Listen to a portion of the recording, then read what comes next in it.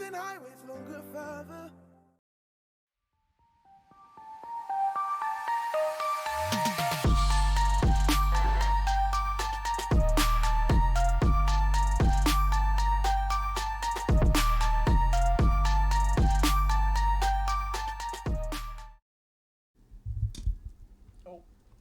Hey there, travelers. My name's Kai. Welcome to Probably Radical. I was literally going to let another song go on the roll, but then, but then whatever the fuck that was came on, and right out of the gate, I was like, fuck that. Jesus Christ. I'm not happy with Pretzel Rocks either as my music provider. Dude, all this fucking non-copyrighted shit sucks, to be perfectly honest. I wouldn't give to just be able to play my own music.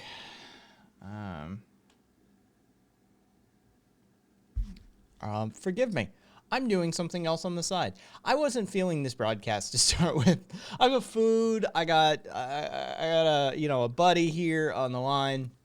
I honestly, I was debating. My hands are fucking miserable with my neuropathy.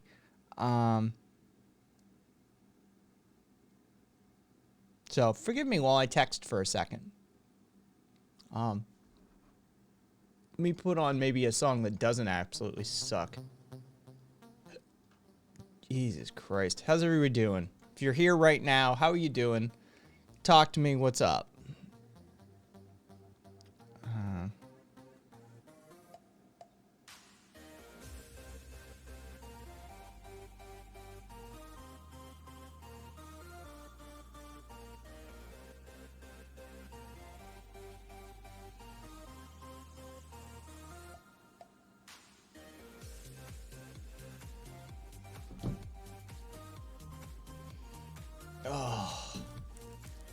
I had a bunch of weird ass dreams too.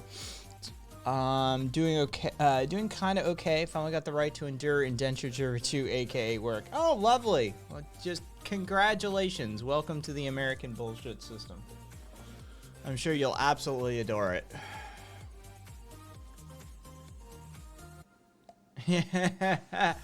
The catch on that one, huh? Now you just need to find a job.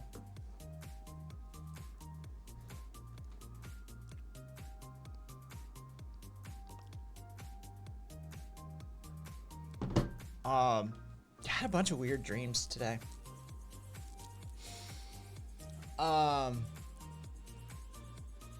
Most of them involving, like, murder and fleeing and revenge. Yeah, it was a fucking weird day. A weird thing entirely. Yeah, another, pain in the ass in this day and age, or fleeing murders. I had a pair of dreams that both involved murder in one way, shape, or form, and then me having to flee it. The second one though sort of fucked with my head a little bit more, based on the fact that it was like high school age. Like, I was back in the day, and my boyfriend was there with me.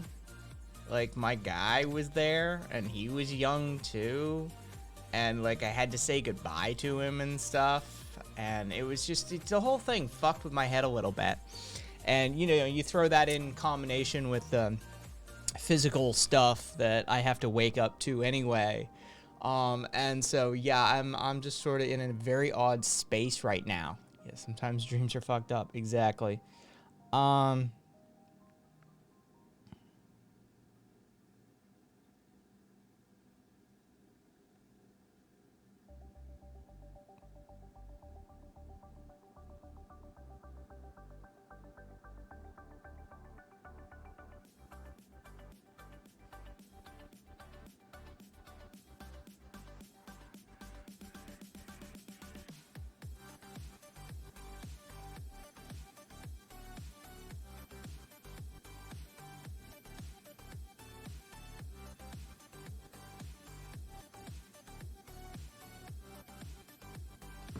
right.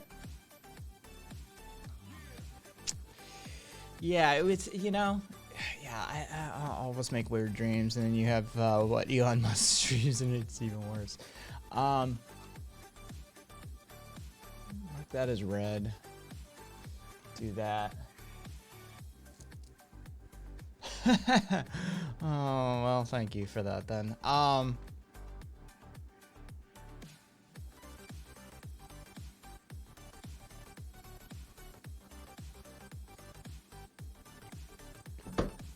right. Let's see. What do I have here? Got that a mash bill. Justin Amash has how do you you two fellow anarcho-Stalinist Bidenists? Hey, premarital. Honestly, still maybe my favorite username. Truly. I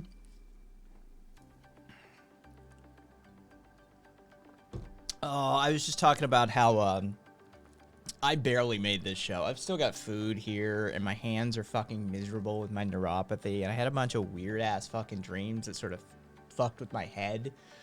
I mean, up until like 5:31, right? I'm supposed to start around 5:30. Up until 5:31, I was debating whether just putting out a notice that like I'm taking a 3-day weekend. Yeah, I'm in a weird space at this moment in time.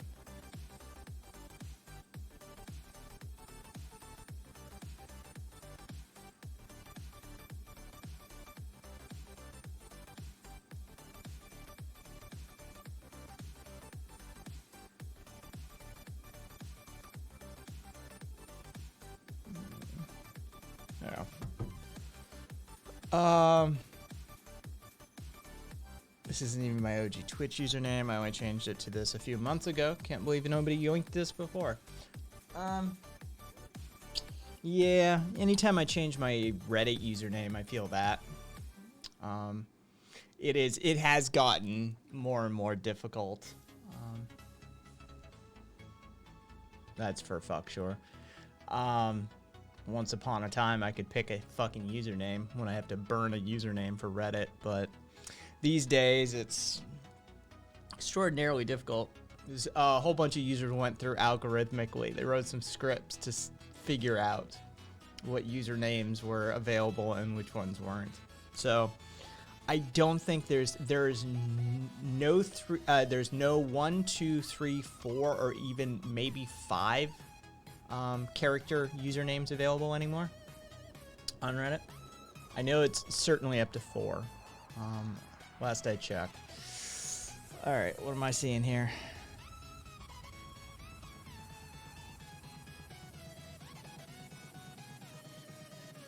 All right. Oh, toggle that back. I don't need that up there. So how was your day, premarital? I know what Pastique got up to. I know what I got up to. I know what somebody else got up to. That's confidential, though.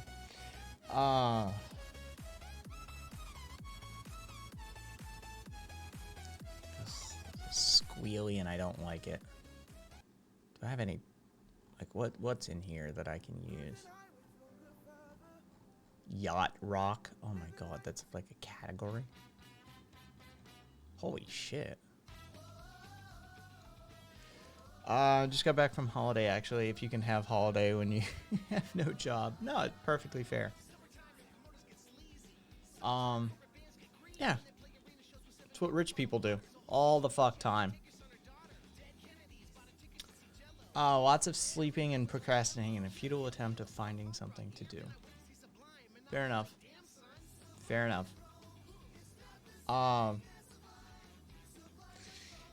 Yeah, I slept through most of the day, but that's pretty typical for me. I don't do the daytime, unless my sleep schedule is fucked up, which a few days before today was how it was looking. I was up during the daytime and having to stretch it at night, but today it was, you know, a return to the normal. A sort of waking up an hour before stream and that sort of thing. The sun is a deadly laser after all. Exactly. Yeah, waking up an hour before stream and stuff like that. So yeah, that is the 5:30 I traditionally barely awake for when I take to the air. But like I said, today I was not feeling it. I drug myself into this chair. Oh,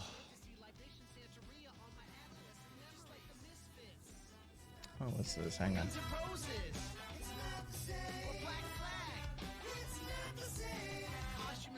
United bands are so disappointing.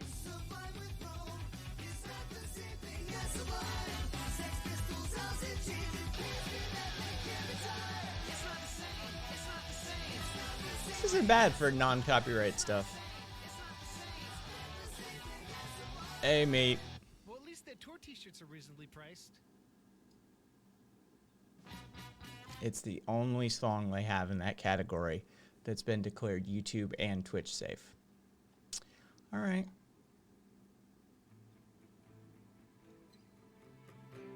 I'm exploring the, I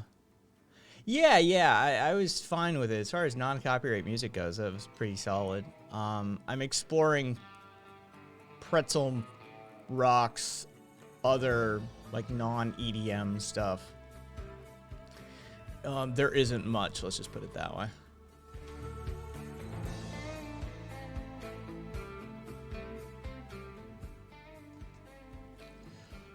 Anyway, yeah, so for the people in the U.S., fucking Justin Amash has put forward a bill, to attempt to end civil asset forfeiture nationwide. Oof, look at that.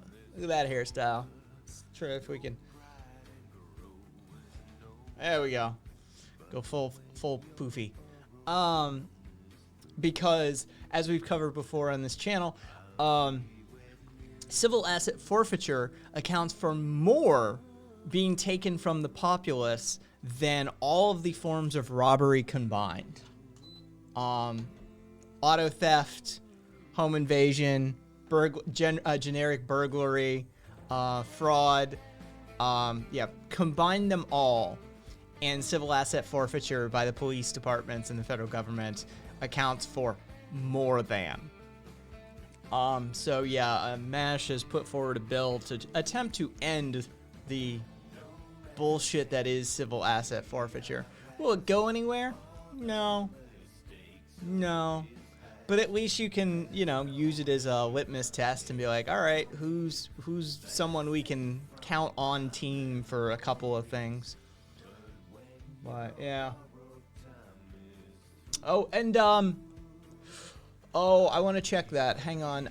The Bessemer Bessemer, Alabama warehouse was supposed to, I think, vote today. It was the 18th, right? Today's the 18th? Yes.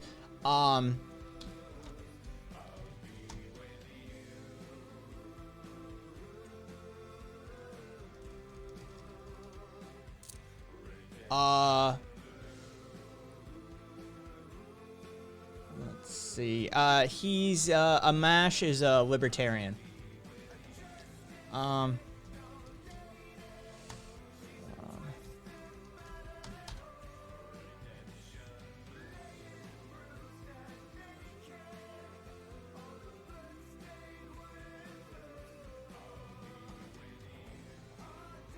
See if anybody has updated it.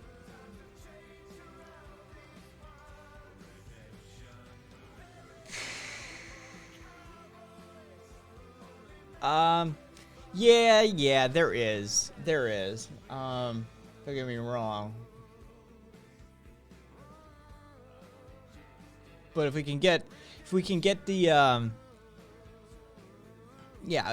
get, if we can get a position in which the federal government and the local municipalities and the states aren't allowed to steal your shit legally, that'd be great. I don't care who, fine.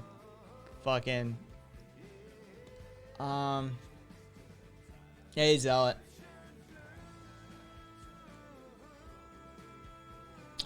Doesn't look like it has been updated yet.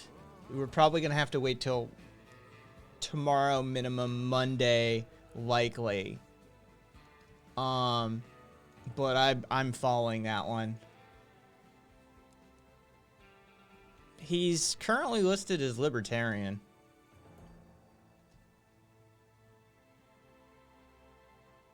Yeah, April 2020. He became libertarian. He was listed as independent before that, but no, he's libertarian presently. So yeah, the Bessemer, Alabama warehouse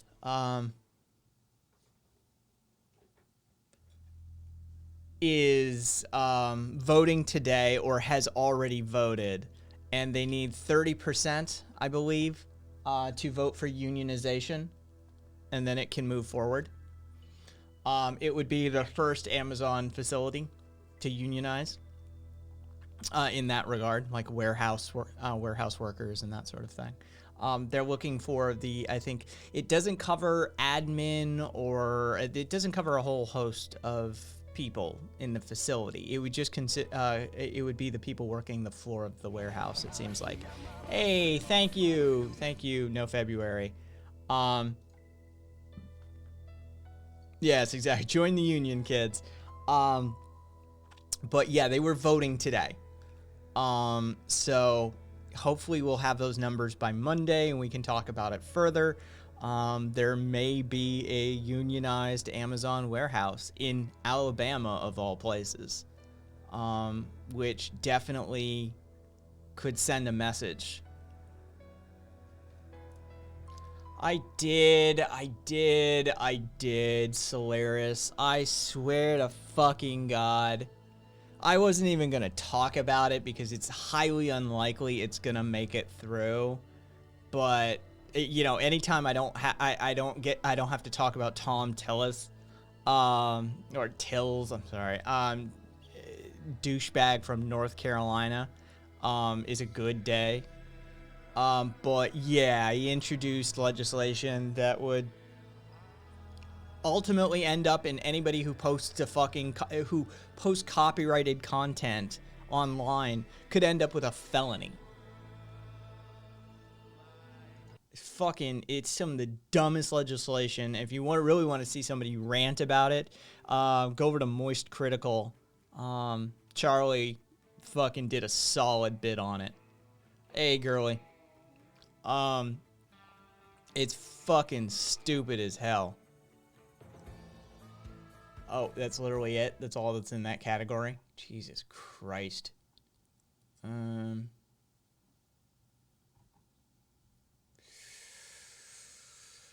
What do we got? Let's do some of this. We'll see where we end up. Whose pocket he in? Oh, whose pocket isn't Tom in?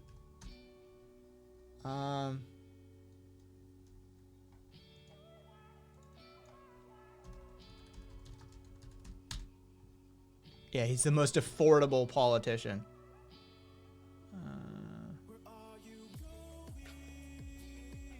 Pharmaceutical, prison industrial. Hang on.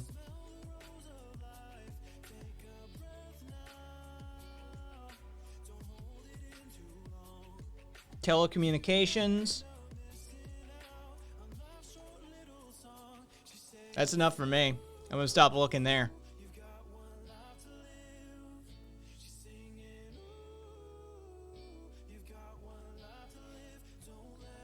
Oh, I'm not even looking at a single website. I'm literally looking for scandal headlines.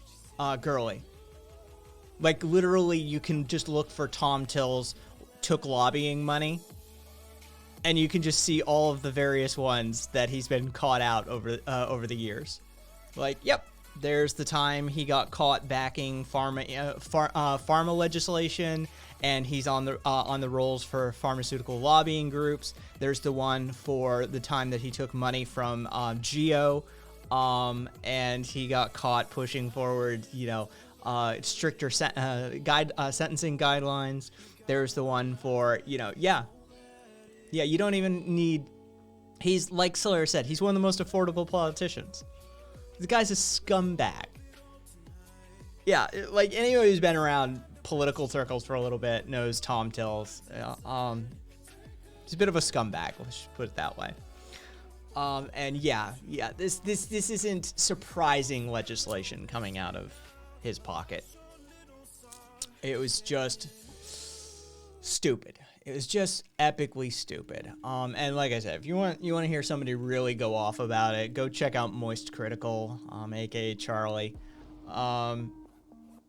He did a solid rant on it. Like, he did a solid rant. I think it was like 17 minutes or something. He just went off. But I mean, that's a dude that makes $1 million off of his channel. Charlie makes $1 million a year. Moist Critical, he's been very open about how much he profits from his channel, and you know what he makes and what he spends on charity and how he spends his money, and you know how you won't catch him in anything other than like the same sort of things as me, t-shirt and shorts. Like, he's like, I'm not into that, I'm not into this. But yeah, he makes $1 million a year off his channel. You could probably make a publicly funded lobbying group and he'd push for geese rights. No, he would.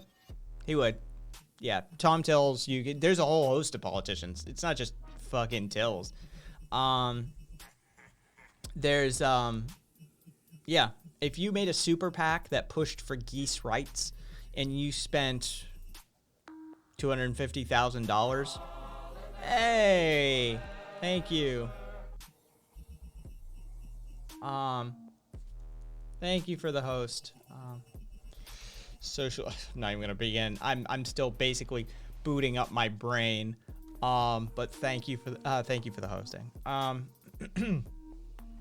Yeah, if you spent $250,000 on each of these politicians, you could get them to be out there in front of the fucking camera talking about how geese need rights and how the honorable goose has, you know, valuable contributions to the ecosystem and how it must be protected. These guys are just for sale.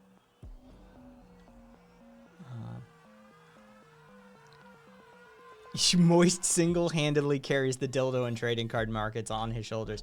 He spends a lot on trading cards. He's been very open about that. And yeah, any of the dildo routines are fucking hilarious, by the way. He takes them very seriously. It's always classic. Yeah, I enjoy Charlie. I do. I enjoy any time he's reacting to like TV and stuff. Those are always really good bits for him, as far as, in my opinion, for me to watch. Yeah. Stanford Hospital staff is protesting in the lobby, by the way. Basically a whole bunch of the admins and doctors, like chief surgeons and shit like that, that aren't at work, but especially administrators who are literally working from home, were put on the list of priority vaccination schedules for the Stanford Hospital, and they downgraded some of the frontline workers. So there was priority given to, you know, like the president of the hospital and that sort of thing, and, you know, some of the secretarial staff and that sort of stuff. You know, it's the people who had the connections. It's me and my assistant, you know, we're going to get the vaccines, that sort of thing. And so the hospital staff literally did a protest in the lobby. The hospital, of course, fell back on the good old-fashioned blame the IT guy stratagem. They said, well, we utilized an algorithm to decide who would be prioritized to receive the vaccines, and clearly the algorithm was, mistooled, and we apologize on behalf of, it was like that. They blamed the algorithm, rather than say, hey, the algorithm shot out a list, and we ran with it. So, you know, it's on us, ultimately. No, you made that list. You weighted the list. So,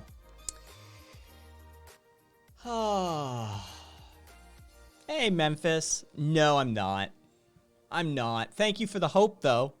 But I'm not. My neuropathy is pretty bad. I had a couple really weird dreams, one of which kind of fucked with my head a little bit.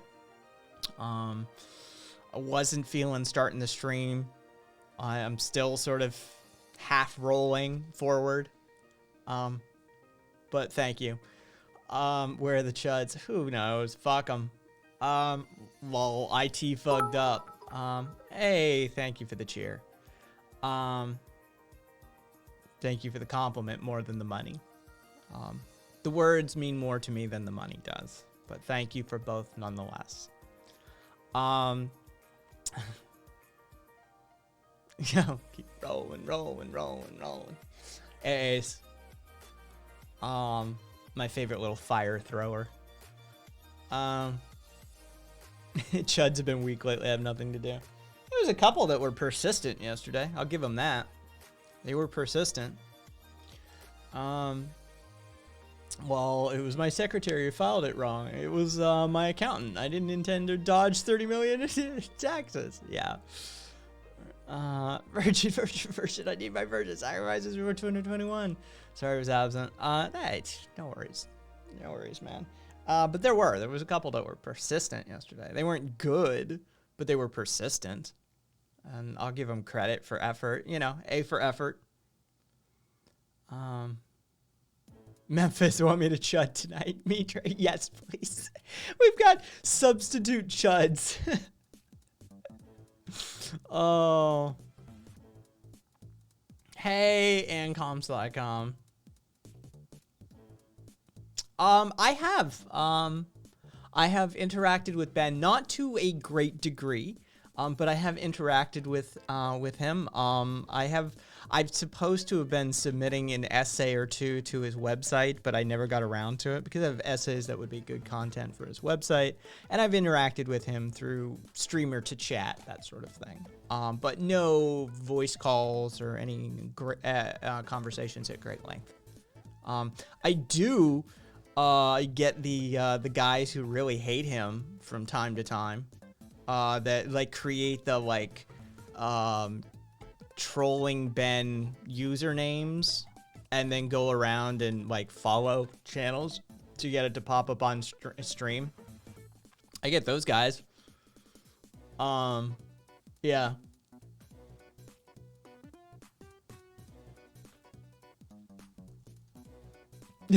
Memphis, take it up. But the Radcliffe report.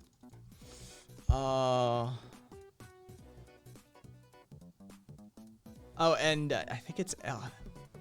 I think it's, but either way, why do you ask? And yeah, why do you ask.com?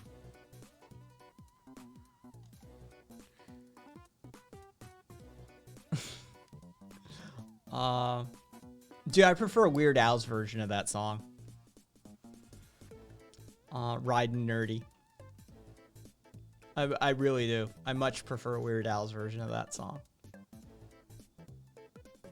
This song is terrible. Dude, Pretzel Rocks, I'm still not sold on. You know you have a good friend when you don't die when you drink coffee he made. However, I think he's working with the FBI. Hey, Catboy. Are you winning? No, I'm not winning. No. Some parodies are better than the real thing. That is all. No, I agree. Me neither. Well, welcome to the team then. Premarital quote, Lefty Streamer H banned me. Time to go to Lefty Channel's VWXYZ and bitch about it for 15 minutes straight without contributing anything to the conversations happening around me. Yeah, we get a lot of those. And yeah, that's definitely what we sort of encountered with the Ben people.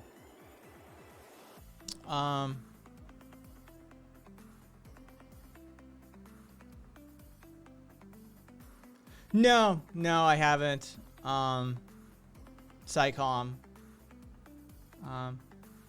Yeah. I understand their position. My argument fundamentally, I mean, it is an organizational argument in primacy, but it is also a moralistic argument as well.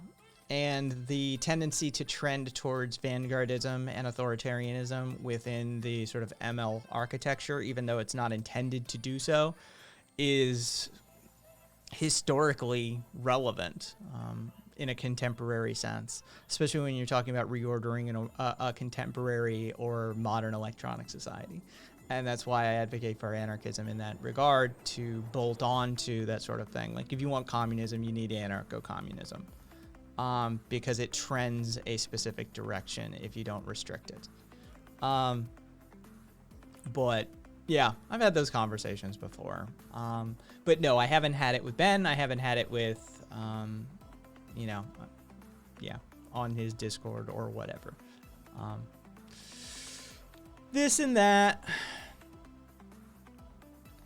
Psycom. Psycom. I agree, but I'm definitely not always the best at making the art. It's, yeah.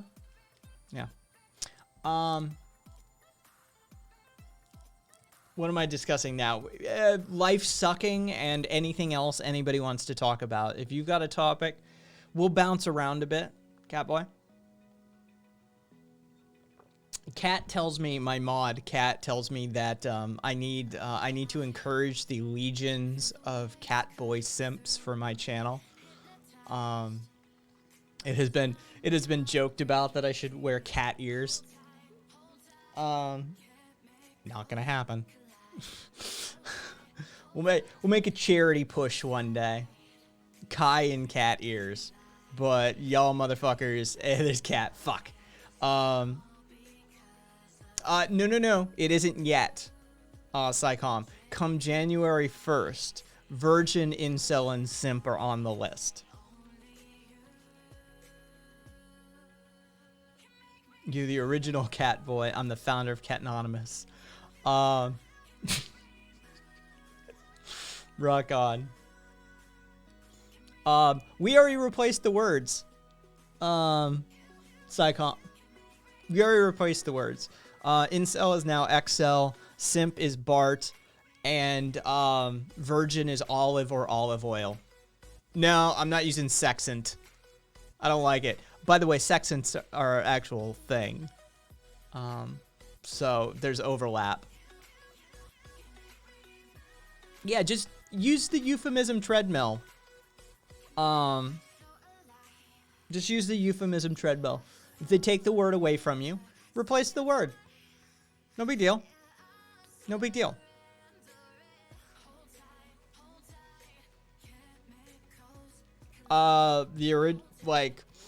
The masked hacker loose association of individuals or group, that anonymous Catboy. There you go. I guess I'll have to settle for barding my favorite streamers now.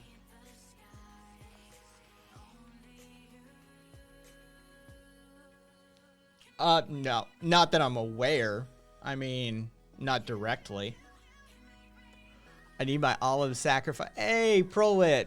No, not that. Again, not that I'm aware, but that's the whole point of an anonymous organization, is that you're not really aware of that sort of stuff. I need my olive sacrifices. Just doesn't hit as hard as my Virgin sacrifices. Well, Twitch has caved to the pressures of their hashtag gamers TM crowd. Yeah. Exclamation Twitter isn't a command. Holy shit.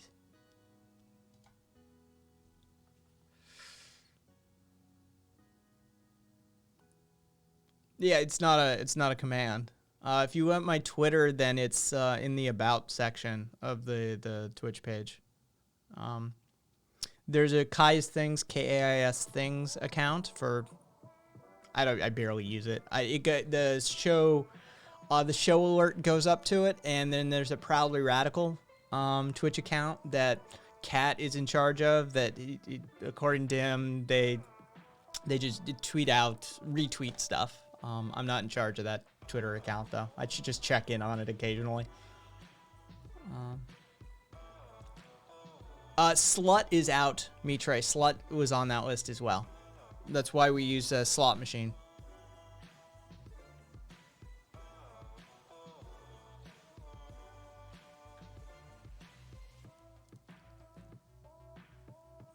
You have to, Pistique. You have to. You gotta have a mod team. You gotta have somebody to handle. Like, you drive yourself insane. You would. Yeah.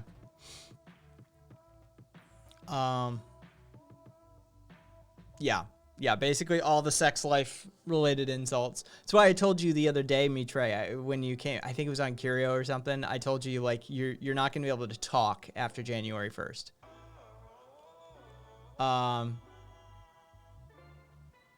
Yeah. Yeah, you're basically one day I'll have a mod team. I'll call that success.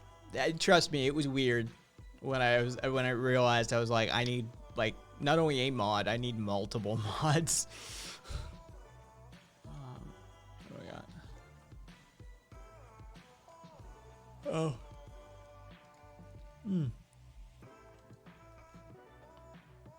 Even Twitch chat has a cursed middle management. Yeah, because, I mean, if I'm in the middle of a conversation, no, cunt's out too, I think.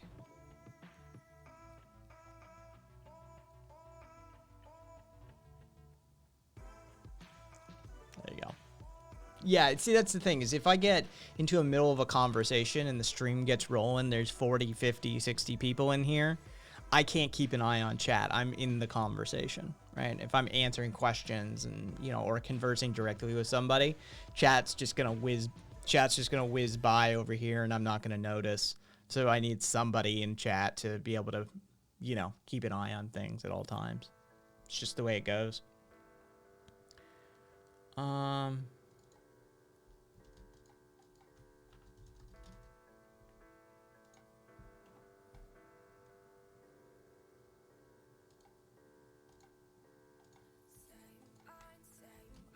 Followed.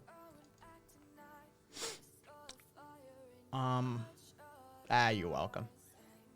It's the least I can do. A little solidarity. Oh, man. So what's everybody up to tonight? What are you doing? Those of us that are still in the past and in Friday, because some of our people live in the future, what are you going to do with your Friday?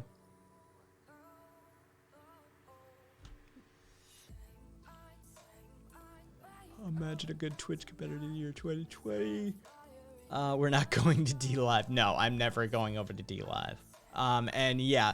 Yeah, I heard you mention that. Let me check that out.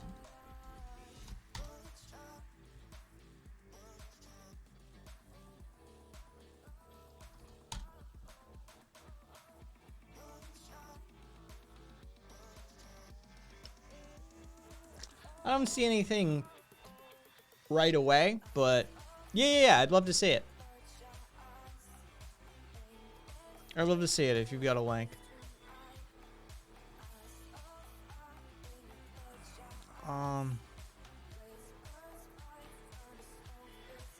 Hey, SJ.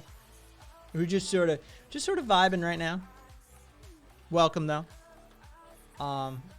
Just sort of, you know, tapping on this and that. Do you have any leftist friends who've revealed not so leftist? Yeah. Yep. In a few hours I have left in my Friday. Probably just pissing my time away, watching Twitch, maybe playing a few games of Overwatch on my other screen. Fair enough, Psycom. Fair enough. Yeah, I've yet to go back to Cyberpunk. I was hoping to acquire dopamine to shove up my nose, but that might not work today. At this rate, I'm amazed I can't still call people crotch licking, booty sniffing, douche canoe motherfuckers. Oh, got something going on here.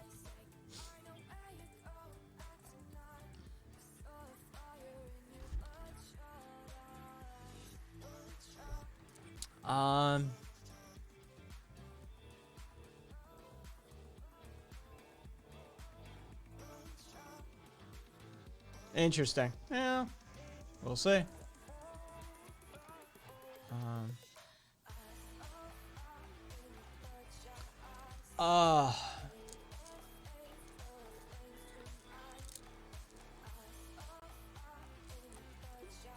Yeah. Yeah, maybe not exactly bankrupt, but yeah, it seems that they're having, financial issues of some sort.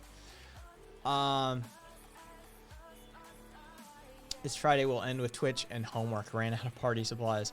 Yeah, I don't know what I'll fucking do on that regard. Scaring away teenage fascists. Yeah.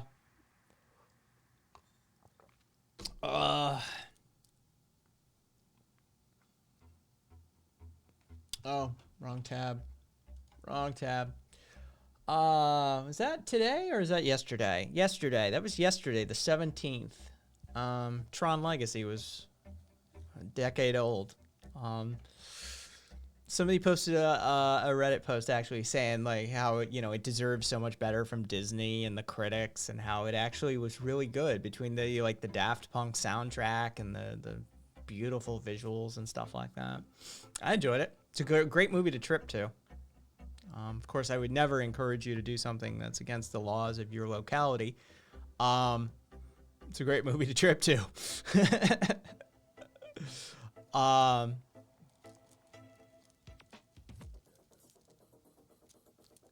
Oh yeah, I talked to Ghost last night. SJ. He's on my air.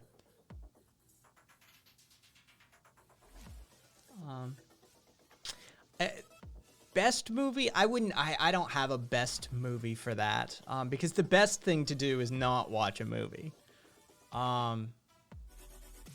Yeah. But depends. Do you want to mind fuck? If you want to mind fuck while you're tripping, I've got a movie for that.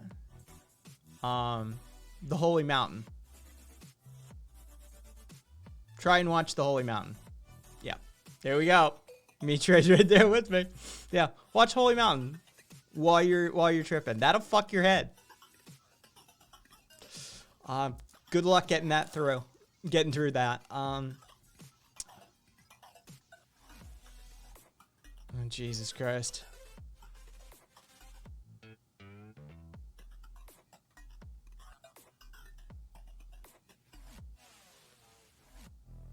Already seen The Holy Mountain. That is a mindfuck. Yeah, it is. It's one of my favorite all-time movies. Maybe my all-time favorite movie, to be perfectly honest. For what it packs in that amount of time. SJ, if you don't have a burger in your mouth right now, feel free to join me on air and we can just go back and forth about our experiences with them and we can have the conversation. So you're welcome to. But I'll go through it. No, I haven't. But I will add it to that list of shit I should see. Give me one sec. I'll keep it in a tab. No, I haven't seen Koyaanisqatsi. Either way.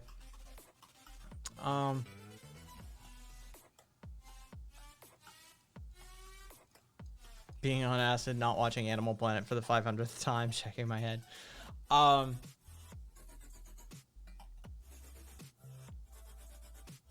Yeah, I'm not a fan of watching movies when I'm in that sort of altered state. Given the fact that with the level of neuropathy I have these days, it would be a nightmare tripping. So I don't do that anymore. I wish I could. But ultimately it's yeah, I wouldn't recommend watching a movie anyway. Hey, SJ. Hey, what's up, man? Let me play around with your volume a little bit. There we go. That feels right.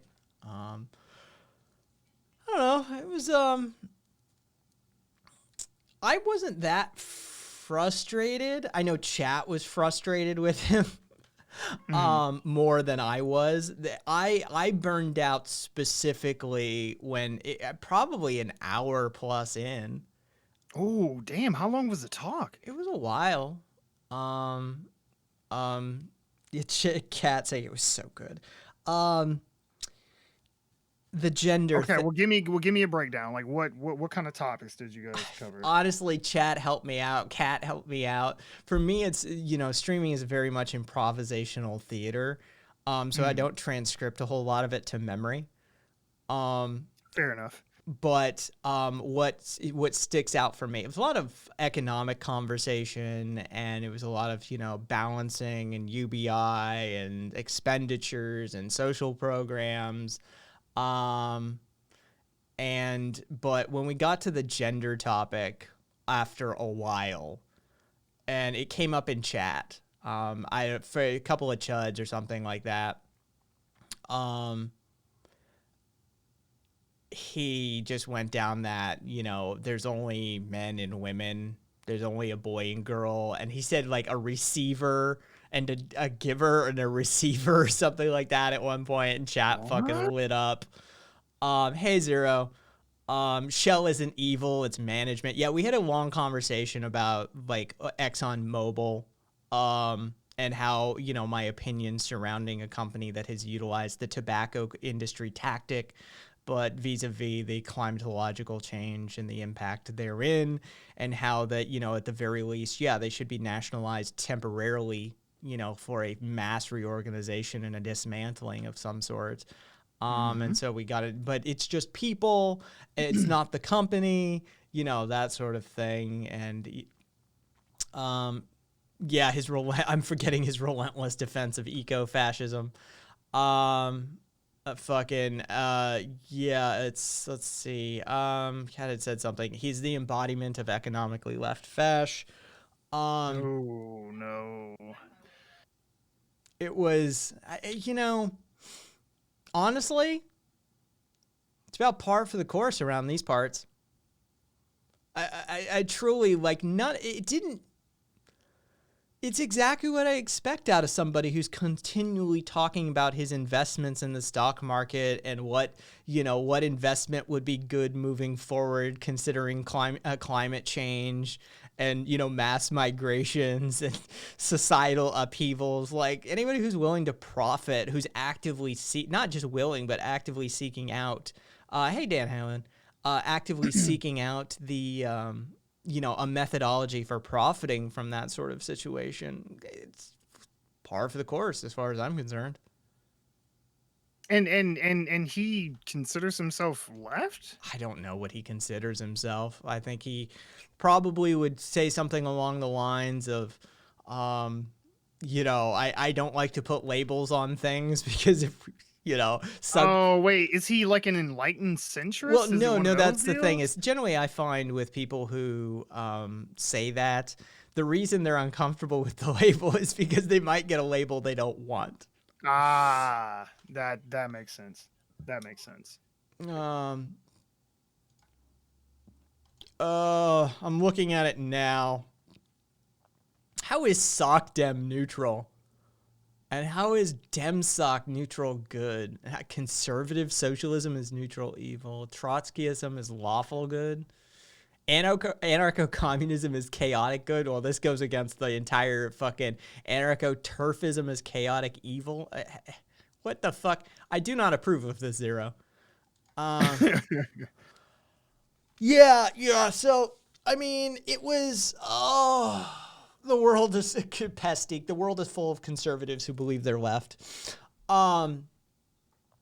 Yeah, the especially the chaotic good. I don't like anarchism ever being used in a context of chaotic or chaos, because that's a battle I have to fight on a daily basis. Yeah, that's a stereotype that anarchism gets. It's when you bring up the word anarchism, what people hear is chaos. Kai approval denied. Yeah, so yeah, it was just sort of this long winding conversation about how, you know, it's starting off of these sort of investments, and he's like, you know, I have 12 shares of Exxon Mobil. Am I responsible? Because I was like, look, they've committed genocide, right? Like, they've been caught murdering indigenous peoples for their land. Like, at what point do you say, like, not only am I contributing to, I'm profiting from? And he's like, well, I only have 12 shares. Well, you have 12 shares of responsibility. Like, Right, it's like, you don't have to have shares in Exxon. like, you know, and he's like, well, they're divesting their interests into solar and wind. I said, oh, great. So they're going to bootstrap the illegal, ill-gotten, immoral gains that they made off of all of the oil and bootstrap it into fucking renewables and establish their place in the future. Great. That's even better. Wonderful. Yeah, they'll use their blood money for the, technologies of the future. Yeah. It's a win-win. I don't see what your problem is here, Kai. Exactly. You know, yeah. And I talked to him about the tobacco industry, a He tactic. sounds like a well-rounded, very logical, level-headed individual. I'm not picking up what the issue is. Yeah, exactly. And that's the thing is, it's okay, Ghost. The government will buy your 12 shares of the Guyanese genocide. Yeah, Prolet, there's plenty of stock to own. You don't need oil stock. I explained the tobacco industry tactic, right? Like they knew decades prior. They knew what was up. They funded the studies. They hid them. Then they paid for lobbyists and think tanks and counter studies to fight this so they could eke out as much profit as they could before the hammer came down. And, he's like, well, they know the writing's on the wall that eventually, I'm like, yeah, they knew that was coming. That's why they've been doing all of this other bullshit. And Yeah, but he's saying that like they know now. They've known, they knew if not always, for quite a long time. I mean, there was articles in the papers in the late 1800s about the greenhouse effect vis-a-vis the Industrial Revolution. So we've been aware, and we now know that we've been seeing documents start to be leaked, dating back to the 60s and 70s, that the oil industry had their own internal funded studies that they knew. So yeah. and that's any sound business is going to invest money into researching the viability of their business into the future. Like, believe me, they've known. Yeah, and I mean, that's, straight tobacco industry. And it's one thing to like know that and hide it. It's another thing to fund counter studies. Exactly. Yeah, exactly. It's like to knowingly be spreading misinformation when you know that it's untruthful. Like, that's just fucking evil. Yeah, that's what earns you the tobacco industry moniker. Fuck them. No, Lynx, we're more talking about Ghost, the conversation with Ghost, than Exxon themselves. Because SJ has had conversations with Ghost as well, apparently, or at least a conversation with Ghost as well. So yeah, we were just going over what happened last night. What was your interaction with him like? I kind of have the same issue that you do, where I have a hard time recalling because the conversations meander so much and just end up all over the place. I'm trying to remember. Fuck. I think Kat was in the chat that day. Kat. Yeah, as if you didn't set Kai up, Kat. Yeah, Kat fucking did. Kat encourage it. Oh yeah. I'm sure he probably was like spamming a Discord link in the chat. Yeah, like the whole thing. Fucking Kat. Oh, that guy, Demon Rat. Yeah, that's him. Yeah, okay. That's Ghost. Okay. See, I don't know if we talked to the same person, because if I'm remembering correctly, and the conversation I had with him was much more like unhinged than like anything that you went over. Oh, like, I don't. Yeah. Go ahead. Well, I was just gonna say, like, there is a tendency, there's like sort of this bifurcated tendency on my channel. They either control themselves, they like hide it a little bit because they are aware that what I'll do, or they just go full tilt. He might have grown a bit. He's just something. Maybe. Yeah, he's using MAGA as his new greeting. Yeah, because he was saying something about like the MAGA life and all this other shit, and I was just like, "Are you okay?" like seriously, like it's funny because Iris, he always tells me that I'm the Chud Whisperer, because apparently I have some kind of way with Chuds. I'm not really sure I understand it completely, but when I'm talking to him, I'm trying to like, okay, like I'm not trying to debate you. I'm not trying to, like have an antagonistic conversation. I'm just trying to understand like what is going on. Like, are you okay? Like, is this like a level of like grief where you just haven't gotten past the denial stage? Is it like do you have like a mental illness? Like, and I'm not even making fun of you. Like, I just want to know. No, yeah, he is a little bit all over the place. I mean, if you talk to him about Trump, he voted for him, but just because he hates Biden more. It's like He'll, we were talking about Trump being racist in chat because we had a couple of chuds at that time who were like, sure, Trump's not racist. And we just started iterating everything. And, he's on board with that. He's like, yeah, of course he's racist. Like, yeah. It's so wait. So he openly admits that Trump is racist and then still admits that he voted for him. Oh yeah. Biden is Cool.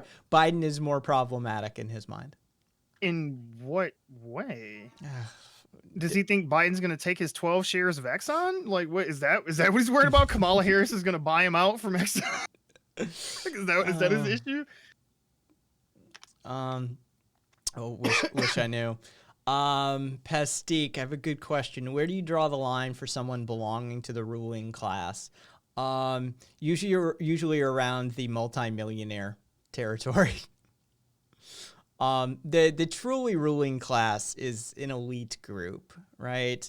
But, to be off team and to be suspect, $3 million in the bank. Generally, you notice right around there, their opinions and their positions start to turn pretty quickly. They get very Republican pretty quickly at that point.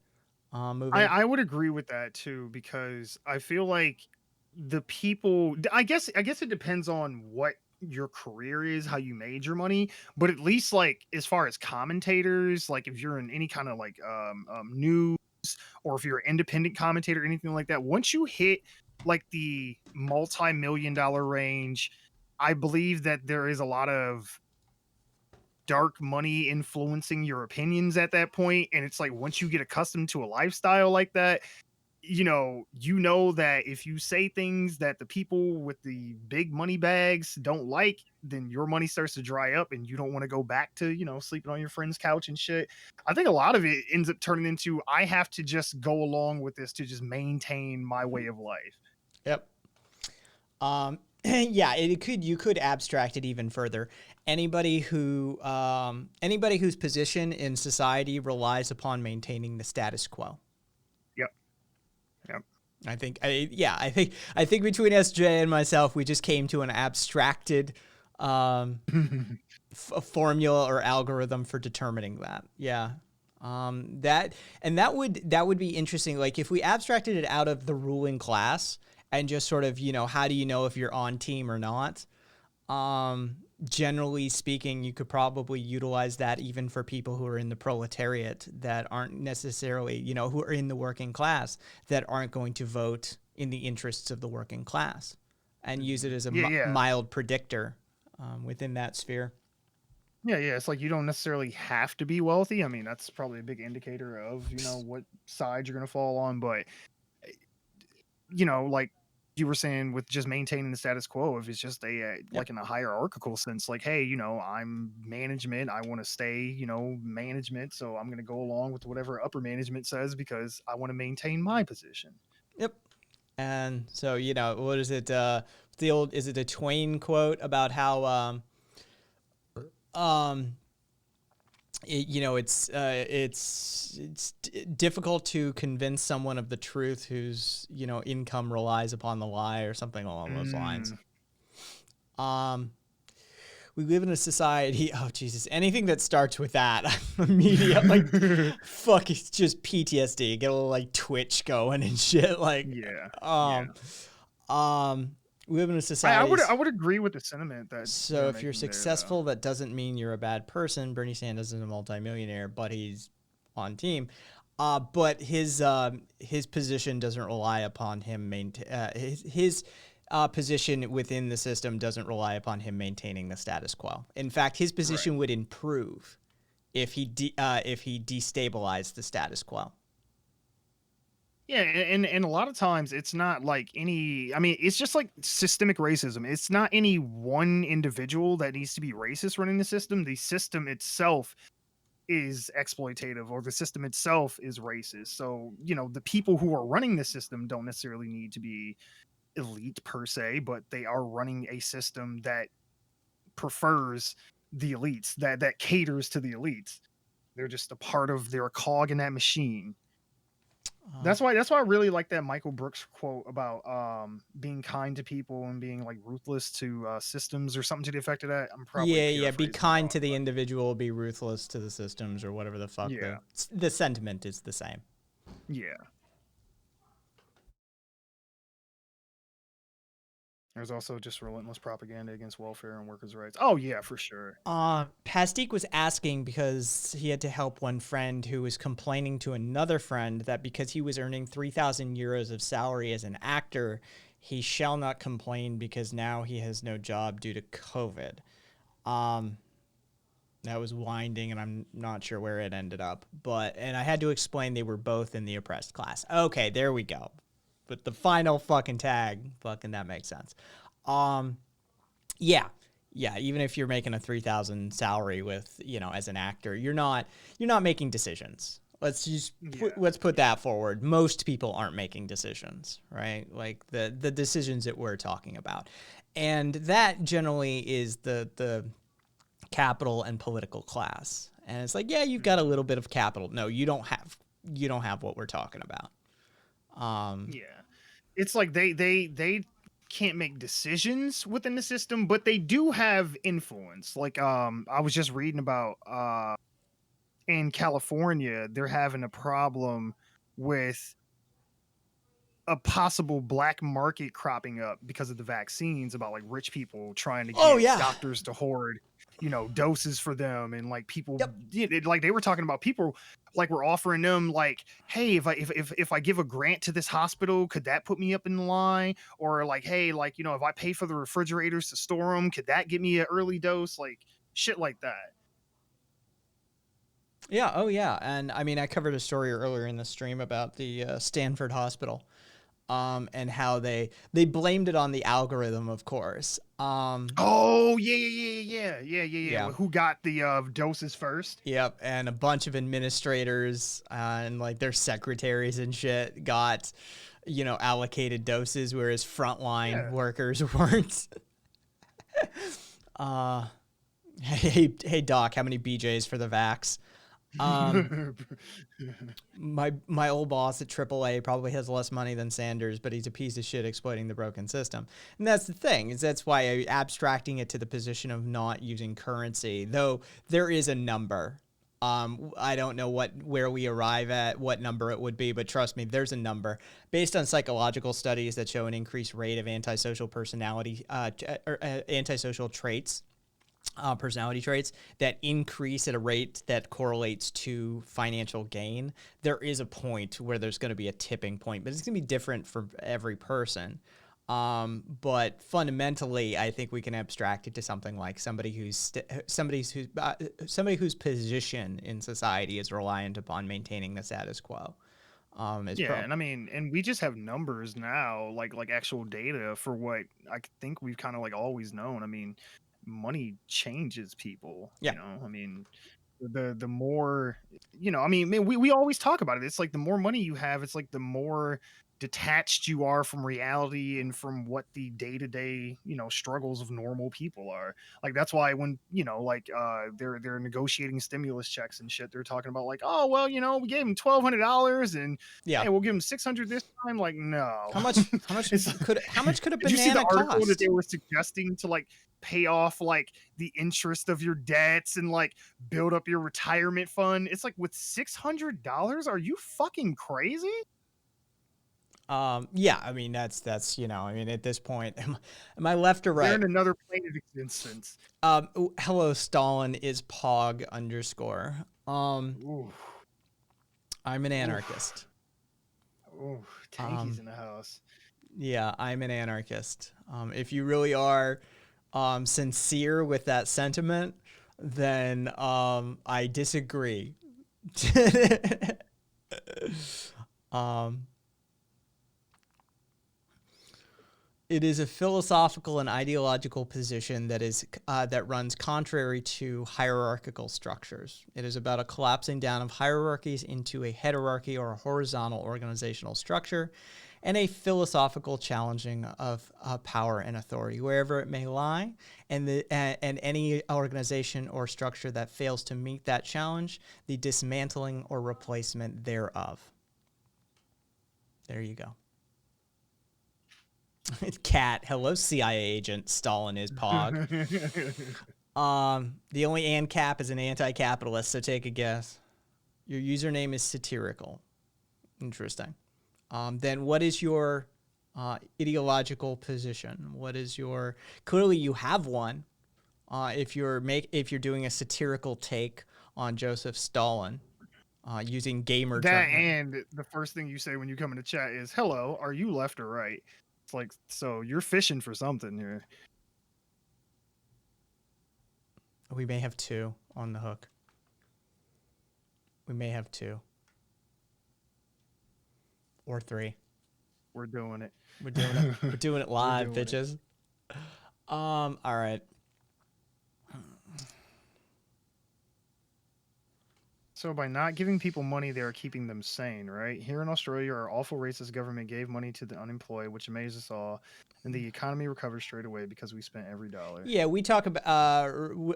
Wilso. We talk about it fairly regularly. At least I do. The fact of the matter is that the majority of the economic spending actually occurs at the lowest level of the economy.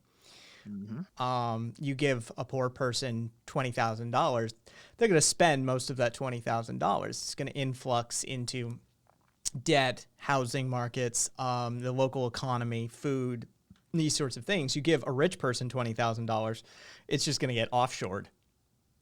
Yeah, or invested into, capital that, has, value, but isn't like liquid, currency. Yeah, exactly. That's the thing. It's like you would think that people would understand. It's like, hey guys, rich people can only stay rich if they hoard money. So it's like giving rich people more money is not going to stimulate the economy. They just won't spend it, or they'll spend it in ways that won't stimulate the economy. On housing, Stalin, pay attention to words. Words matter. On housing, which means rent or a mortgage, right? Not on a house, as in you can buy outright a house. Yeah. Also, you must live in a city and have never been to a rural area in this country. There are houses for 20 grand. Now, you might not want to live in that said house, but it exists. Believe me.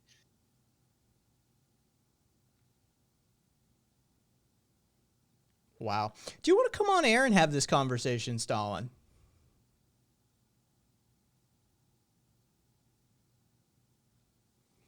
He's like, well, no, I didn't want to do all that. Nope. Oh, wait. Yeah. Oh, I gotta see a yes.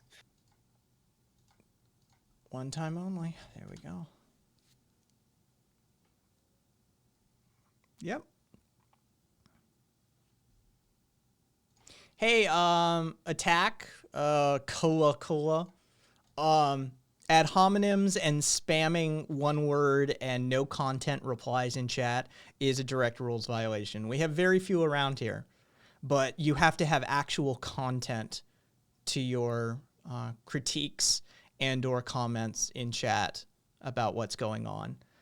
So here's your warning. As for Stalin, the Discord link has been put into chat.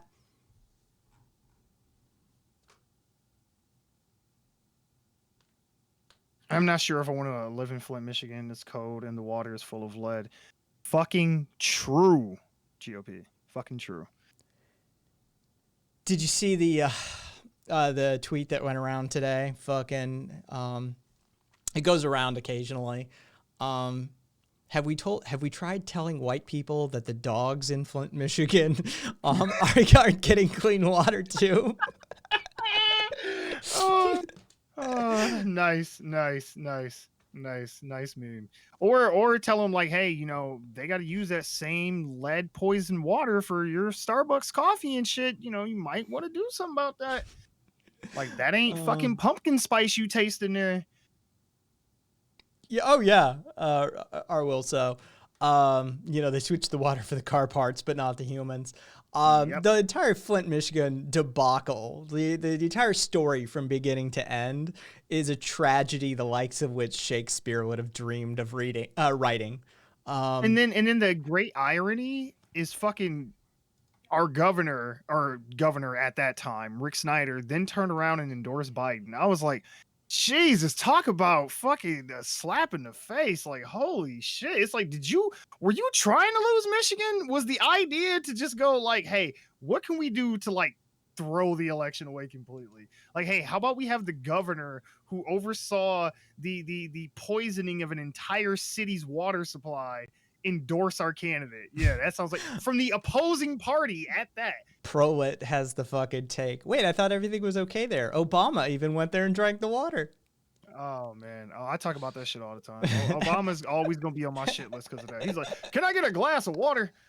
Now you see what the problem is here is that they dropped too many number 2 pencils into the water supply, and we got them all out, and everything's okay. And I'm gonna drink this filtered water. This is totally not an Aquafina bottle that was poured into this glass. This came right from a tap right here in Flint, Michigan. I always loved what Lewis Black had to say about Aquafina. He said, what the fuck does Aquafina mean anyway? I think it means the end of water as we know it. Oh God, I was gonna say Yeah. a visionary. Like, oh God, if you would only known. Yep. And you know, God, that was a while back. Like, hey man, hey, shit, we should have started buying futures in water back then. Shit. Well, we can now. It's on the stock exchange. Mm-hmm. So, Stalin is Pog. If your name is Laura Verras, get into chat. Move over to voice chat, and I'll move you into the on-air channel. Oh no. Is Aquafina the Marine wing of Antifa? No, they would very much be opposed, but I like the wordplay. Let's see.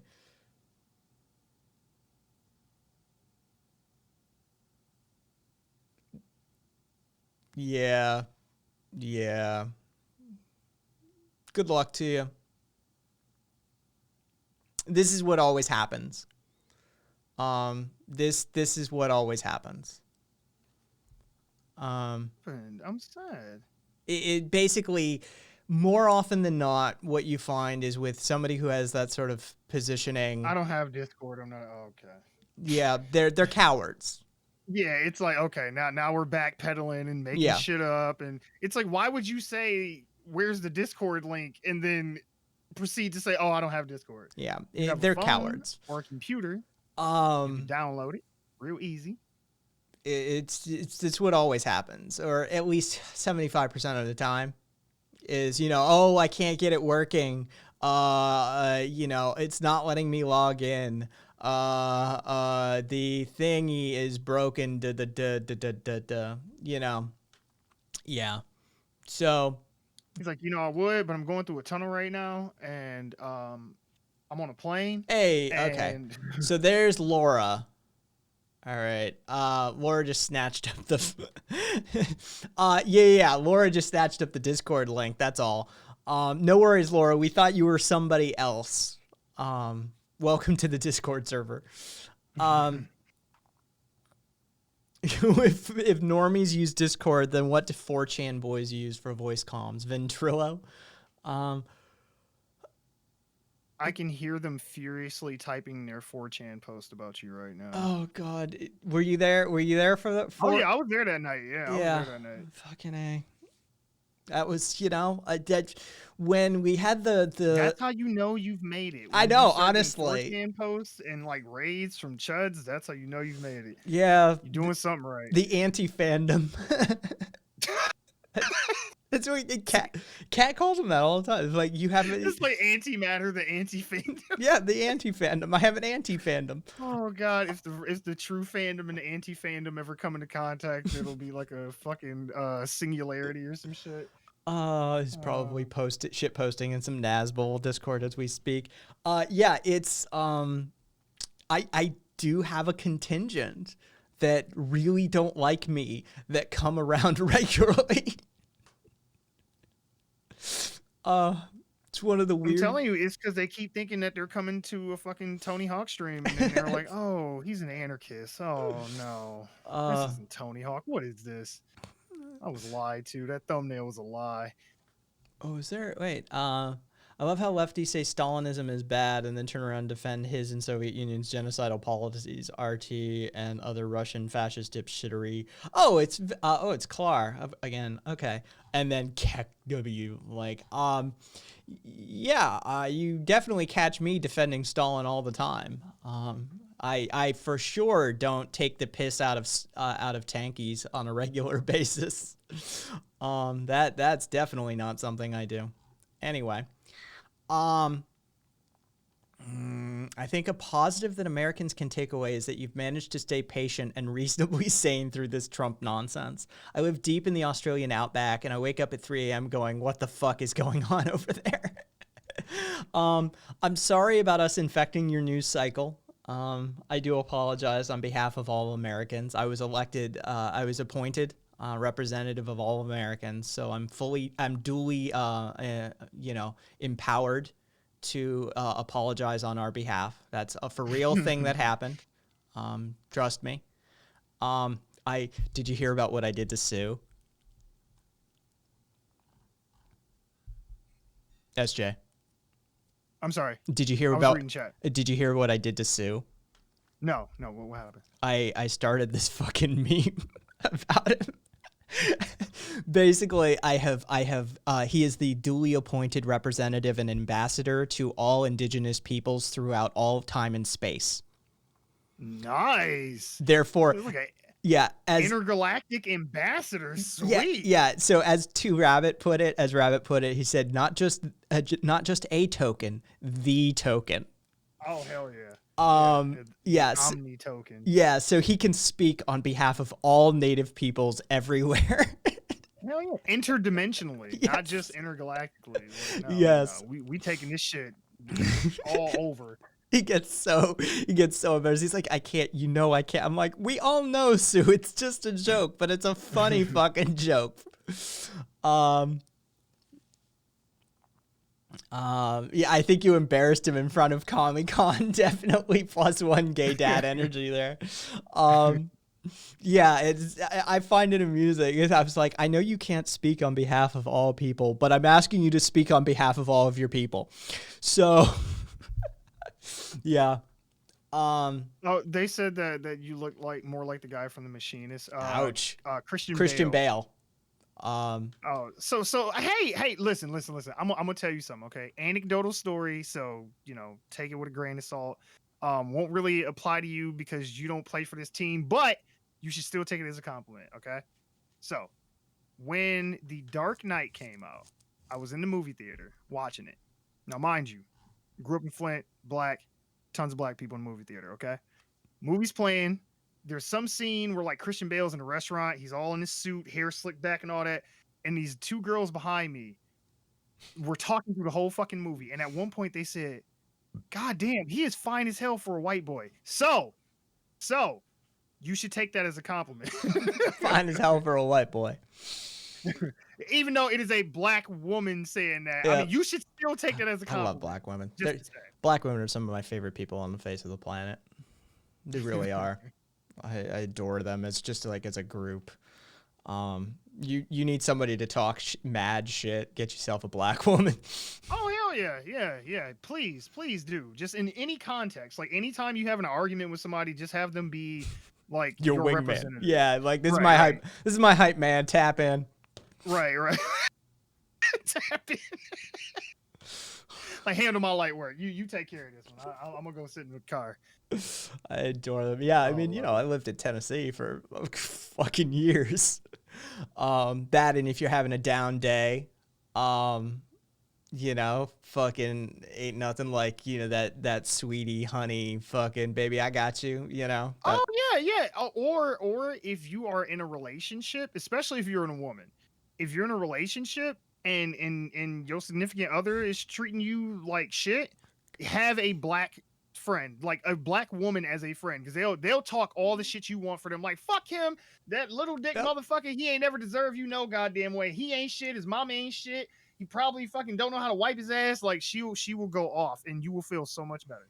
Yep, I adore. Would I choose a random black girl or Aaron Brockovich? Hey, a lawyer that'll fight to that degree for you, probably better to have. Dude, she went to the mat for those people. Yeah. She baller. Big fan of Aaron Brockovich. Let's see. Catboy, I'm an anarchist, and Stalinism is shit. You know. So you live Condoleezza Rice. How you feel about Condoleezza Rice, SJ? No.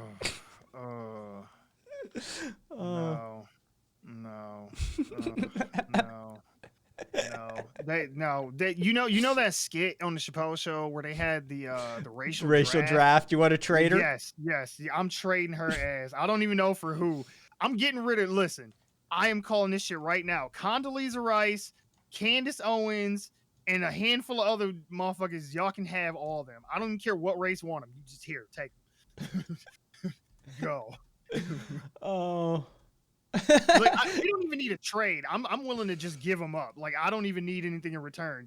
You can just have them. Left control fan. He said no leftists will debate him. I don't debate. I'm not a debate bro. I'll have a conversation with him. I don't even know who left control fan is, to be perfectly honest. Oh, does he have a Twitch? I'm guessing he YouTube does. He's live right now. I'm an attorney that loves politics and computer games. Conservative lawyer, attorney talking politics, law, Donald Trump, MAGA. And he's a lawyer? He's playing Flight Simulator. Yikes. The original OG of right-leaning Twitch. Condoleezza Rice for Oprah. Wait, who has Oprah now? I thought we had Oprah. I didn't. No. We'll take her, but you have to give us Oprah too. Okay. I got you. No. We keeping Oprah, at least for now. The founder of conservative politics on Twitch. How long has he been streaming? Since 2014, 2015. So, I would love to hear his thoughts on the Trump team's legal proceedings. Oh, God. AM Talk Radio. He literally calls out AM Talk Radio. What the fuck? What does he got? Some kind of hard on for fucking Rush Limbaugh? Of course he does. He's like a middle-aged white dude who's like a fucking MAGA head. I forget. Rush is like granddaddy conservative. I forget. He's got the American flag, the Gadsden flag, and I forget the 13 colony shit. Anyway, not supposed to restream. Wait. Is that a TOS thing? Yeah, I do believe it is. Ooh, okay. Yeah. You're supposed to get permission first. Otherwise, it falls under like some weird harassment clause or something like that. Oh, what the fuck? They're ruining the fun. Let's see. I don't know when. I don't know when's the next racial draft, but I know a few Puerto Ricans we need to drop from Team Latino for saying Spanish is a lame language. I've never heard any Puerto Ricans say that. I've spent a decent time there, but hey, He's my favorite meme right now. Dan. He's my favorite meme right now. So it was Dan that brought it up. I'm the founder of Cat Anonymous. He can shoot off. Pastique. Yeah, we're talking the racial draft from Dave Chappelle. That was the cultural touchstone that we were using. Spanish is what? Still on. I'm still ruminating over this comment. Like, what do they mean? Spanish is a lame. Like, what's a cool language? English. Is it? I don't know. I like it. I like it as a language. It breaks your brain. It's 3 languages in a trench coat trying to pretend it's one, and it's completely ass backwards from everybody else's. But the level of dynamism and willingness just to steal the word out of your language. Oh, we don't have a word for that. Yoink. I adore that sort of the level of creativity and artistry that one can achieve with English. I'll stand for English. I suppose. But it is ass backwards, and I mean it breaks your brain. If you speak a native language as your mother tongue, you can shit on Spanish all you want, but discount gringos who only speak English and kind of place to bitch.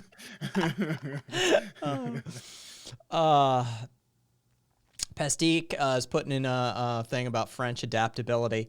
Yeah, but y'all sound funny. It's so funny, just like how similar like French and Spanish is. Like I don't know, like was that just like a geographical thing, or was it just like demographics shifting over time? Yeah, exactly. It shares a common lineage. Not just Latin, but also sort of an Indo-European sort of thing going on. But yeah, it's a geographic thing.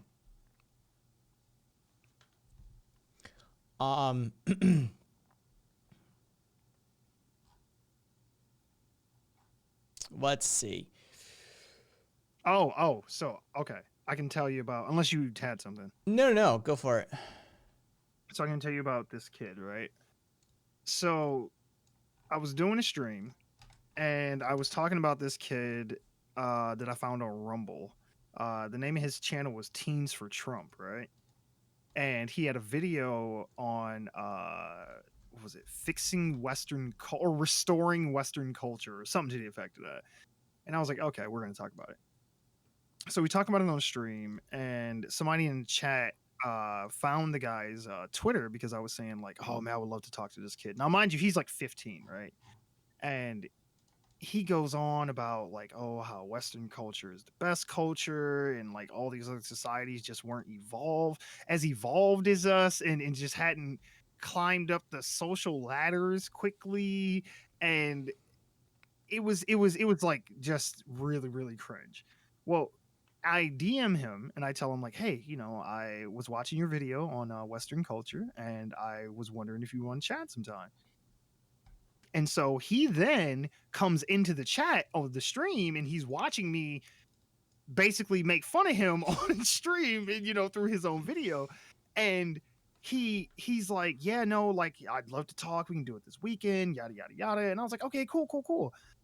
And so I've been like doing massive homework. Like I'm mad that I didn't get a chance to talk to him, because I wanted to tell him like, I've become your biggest fan overnight, kid. I have probably consumed more of your content than anybody that watches you on a regular basis. Probably more of your content than anyone should consume on a regular basis. Because if I know I'm going to debate someone and you are a content creator, I'm going to do my homework on you. Yeah. So I wanted to see, what he talks about. And he was going into shit about how the Native American genocide during the colonization of America wasn't true. Oh, Jesus. And how it couldn't be considered a genocide. Like, I guess there weren't enough Native Americans killed for him to consider it a genocide. I was like, what was the clause on that one? I was curious immediately. Like, how did he opt out of that? It didn't meet his quota of scalps, I suppose, being taken. Oh, shit. Yeah. That's the thing, is that's a white man thing. Like, Sue will go off if you talk about the fucking Indian scalping shit. He will lose his mind. It was a white men demanded the scalps, actually. Yeah, I was Interesting. gonna say, like, it was crazy. And then like he has this whole thing because like I said, he's 15 and his channel is called Teens for Trump. And he reaches out to like other kids in school and he like tells them to like record his teachers and take pictures of like their curriculum and shit, trying to see if they're teaching Marxism or inclusion or anything about BLM, just basically anything he doesn't like. Yeah, And yeah. he's like reporting these people and like harassing them and trying to get the teachers fired. It's fucking So crazy. he's a 15-year-old narc. Man. And so I was like prepped and ready to go. I took notes. I went and pulled up research and shit to like have talking points. I was fucking ready. I was locked and loaded. My dick was so fucking hard for this debate. You have no idea. Probably don't he- mention a 15-year-old boy and your dick in the same sentence. Yeah, that's probably a good point. And then he backed out on me. Of course he did. He's So- 15. Yeah, so I go to DM him today and I'm like, hey buddy, just checking on you, want to know what day would work for you this weekend.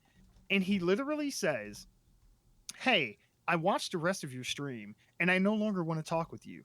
Yep. You are sadly too far gone to have a reasonable conversation with. Yep. Calling people Nazis and fascists without realizing the impact that could have is wrong. I would be open to talking after Christmas if you could try to rethink things. But until then, I am not going to waste my time on a conversation that will go nowhere. I hope you can understand. Have a good day. And I was like, oh, the malding. That is like so much copium. I'm like, seriously? And I've been editing clips from that stream, and I'm like, I'm pretty sure I didn't call anyone a Nazi or a fascist during that. And if I did, wouldn't that give you more impetus to argue against me while I'm wrong? Nah. No, it's like I said, we have them all the time. All the time. I mean, this is why it's Cat's favorite game of fucking get on here, get on here, get on here, get on here. Fucking immediately, Cat just starts stirring that pot because honestly, most of them don't. Because if Cat didn't stir that pot on a regular basis, there wouldn't be any. Because the percentage is, like I said, maybe 1 in 4, maybe 1 in 6. Hey, Clydeson, what's up? It's maybe 1 in 4, 1 in 6 territory that will actually put up. More often than not, it's, excuses and backing, moving goalposts or exactly what your guy did. The sort of... It's so frustrating too, because it's like you're a content creator. You put yourself out on the internet.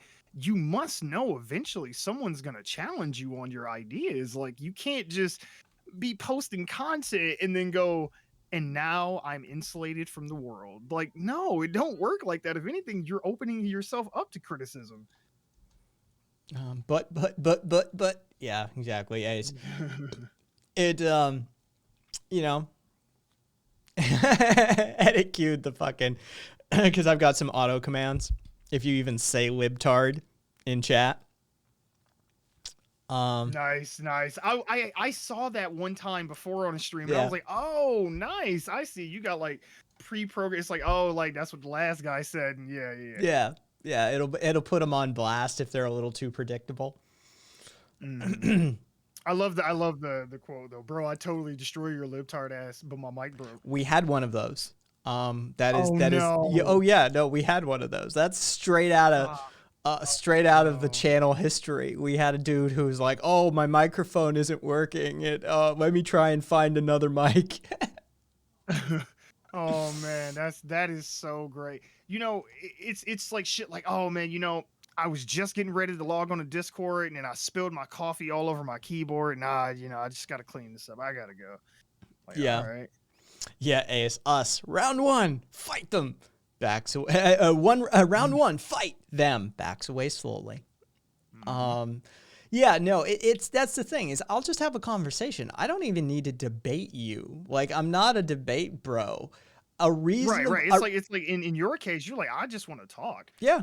A But the reasonable problem is conversation they will don't want show their you that. ideas challenged. Yes, a reasonable conversation will show them out. Like it will, it will show exactly what you're up against. That, they lack empathy, that they lack, they lack compassion for their fellow man, that they lack understanding, fundamental understanding of either political science, civics, or economics.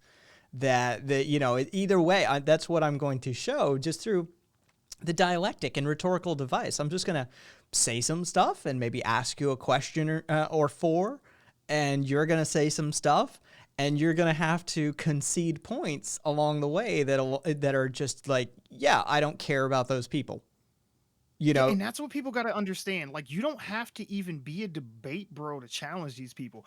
Once you start asking enough questions, their whole ideology just starts to break down and fall apart. It's like once you actually question the things that they say, a lot of it is just empty talking points. Like, it's wrong to begin with. The dialogue so it's really tree. hard to defend it. Yeah. So yeah, exactly. It's a dialogue tree. It's like you say this, and then their response is this, this, and this. But if you actually press them on the responses, that's when it starts to fall apart.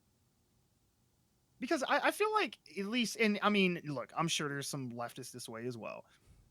And definitely liberals. But I feel like a lot of conservatives don't actually understand their ideology. Like, they don't really know what they believe or why they believe it.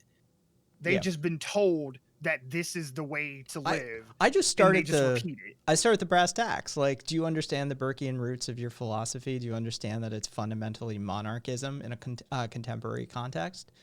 Have you, looked into the philosophical or ideological underpinnings of the political position that you're espousing? No. The answer is always no.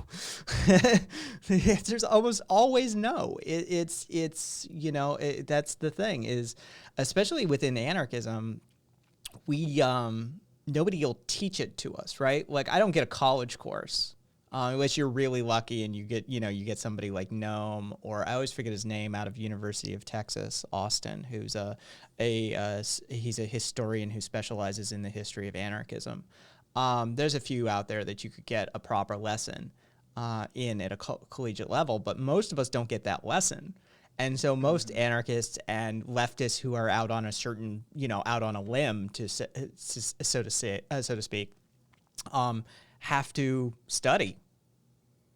Like, they got to learn. Like, they got to hit the books. Yeah. And guys in the chat, I maybe I misspoke or you misunderstood what I was saying. I'm not saying that liberals are leftists, obviously. I'm saying that liberals also don't really understand their ideology. I'm like, I know liberals definitely don't, but conservatives, for the most part, in my experience, they just say what they've heard other people say. They don't really understand the intention behind a lot of the words they use. I miss classical liberals. I'm pretty sure, like, there's more classical libertarians than there are classical liberals walking around. And that's not saying a whole lot, but the fact of the matter is I miss classical liberals. They're pretty much a dead breed at this point, not even a dying breed. Those motherfuckers are on the watch list for extinction. It's an ideology of void and love for the status quo. You guys are you. Well, thank you, Sia Type. Thank you for that. Thank you for those words. That was deep. Like, I don't even think you even grasped how deep that was. Welcome to the channel, by the way. If you've got any questions, if you have anything that you like to discuss, by all means, you're welcome to put it in chat. You guys are you. That's some like existential crisis shit right now. I am me.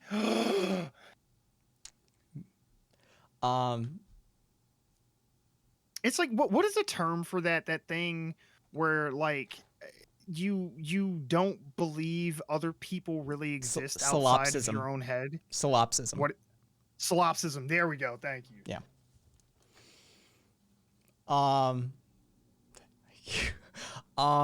Yeah, that's solipsism. I'm a cat. Yep, cat boy with I'm a cat. Yeah, Ace, them facts, us, show us the article, show us the facts, them Google and post first 5 results, us, predictable. It is interesting the amount of times that I've had somebody that will say something, and Cornhusk After Dark says Curio, that will say something, will be like, that doesn't sound like a thing. Can you produce any results for that? And 5 minutes later, there's still no results. It is. Hey, what's up, Curio? Cat guy's our cat. Yeah, we had, I forget, we had one that made a claim the other day that I was like, yeah, that doesn't sound like a thing. God.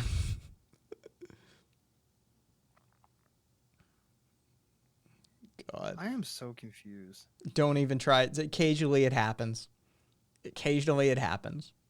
It's Like, is it a troll or is it just like some like spiritual like plane of existence I haven't tapped into yet? And they're like Could be both. speaking from like another. Could be both. Maybe you go so deep into the trolling lifestyle, you hit this sort of like singularity.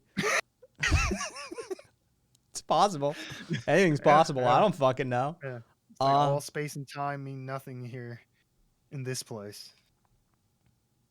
Deep state guys are deep. All your base belong to us. Isn't there an R? All your base are belong to us, or does it belong to us? Either way, love the reference, Catboy. Trying to build a Catboy army. Legion of Catboys.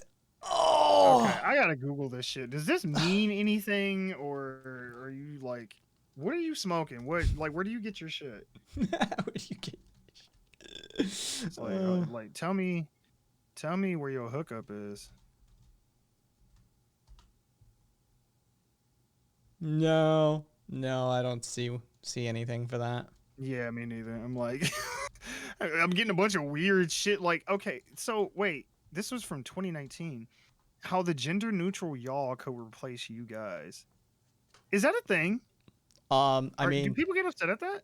oh yeah. I have to preface that, like, you know, I'm on the West Coast and shit like that. Like, I'm technically in the Southwest, but out here in the West, like, guys and bro are gender neutral. So sorry.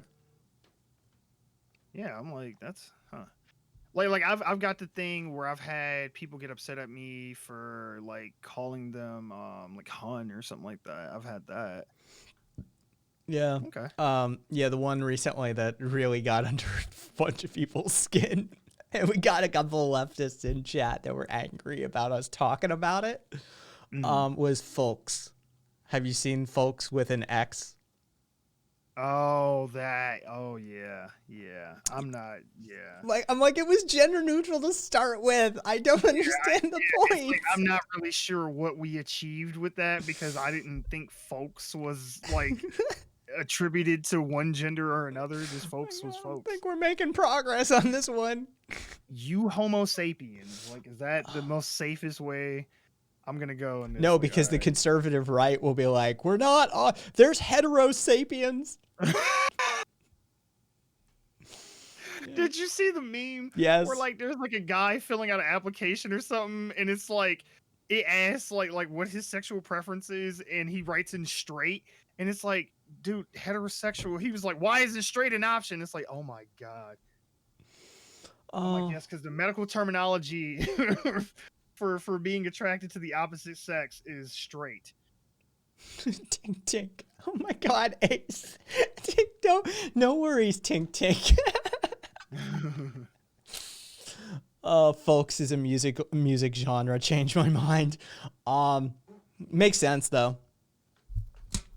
Yeah, no, we. Oh, is it like when Garth Brooks became Chris Gaines? Oh, there you go. Is it that? No, you know, yeah, I think those sorts of battles we need to pick and choose, not just go all in, you know, on them. No homo is sapien. Yeah, because I mean you're gonna expend political capital. Folk, straight edge folk music. Nice. Hey, Arizona. But see, that's the thing though too. I'm having to learn because I'm no spring chicken and shit. I'll be 35 next year. I know, bitching about my age. I know. Hey, I do it all the But time. I I would probably be considered by most people today a chud for the majority of my life growing up. I was never a conservative. I was always raised in a liberal household, but I was very, you know, crass and resistant to, changing terminology or being sensitive to other minority groups life experiences and things like that. And it's taken time for me to learn and change a lot of those habits, but I know that there's still things like I still use the R slur. I still will say, like, things that probably will upset some segments of the left. But I try to make people understand, like, it's not because I'm an asshole or anything like that. It's because I You have come from a different you have time, you I have guess. 3 I don't sound decades like of a joke. using it under your belt at this point. Yeah.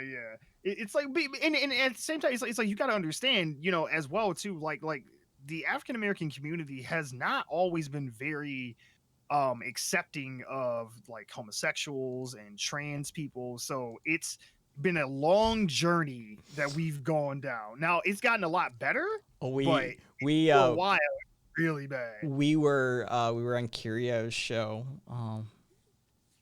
That's kind of gay, dude. And one of his people, or one of his listeners, or someone who goes back to the Podbean days with Curio, was on there and fucking got torn up by Taz, CEO of Curls, for his homophobia, and he is a fellow member of the black community. My people, chill. Yeah, exactly. I immediately gave you distance. It's your main dude. It fucking Taz just tore him a new one. Fucking, because he got all weird about shit. And he's got a whole bunch of stuff. Ableism and homophobia, and Oh, sure. yeah, Ace. It was hilarious but necessary. Yeah, Taz fucking tore him a new one. Just straight, right on air. Just laid into him. Like, what you need to understand is, fuck, she took him to task. But that's the thing, though. It's like, there's always going to be those growing pains and shit. Like when you're trying to be more inclusive and adapt and change, like what's normal, quote unquote, to you. And like I try to make people understand that it's like I will always be an ally to every group that isn't fucking Nazis and shit. But I won't always have the finesse that I probably should when it comes to interacting with said groups. And it's like I don't want people to take it as, oh, he's an insensitive asshole or he's a turf or he's whatever. I have to learn more and get more comfortable accepting and opening myself up to different ways of interacting with people. Is that sort of like, no, he's got the spirit.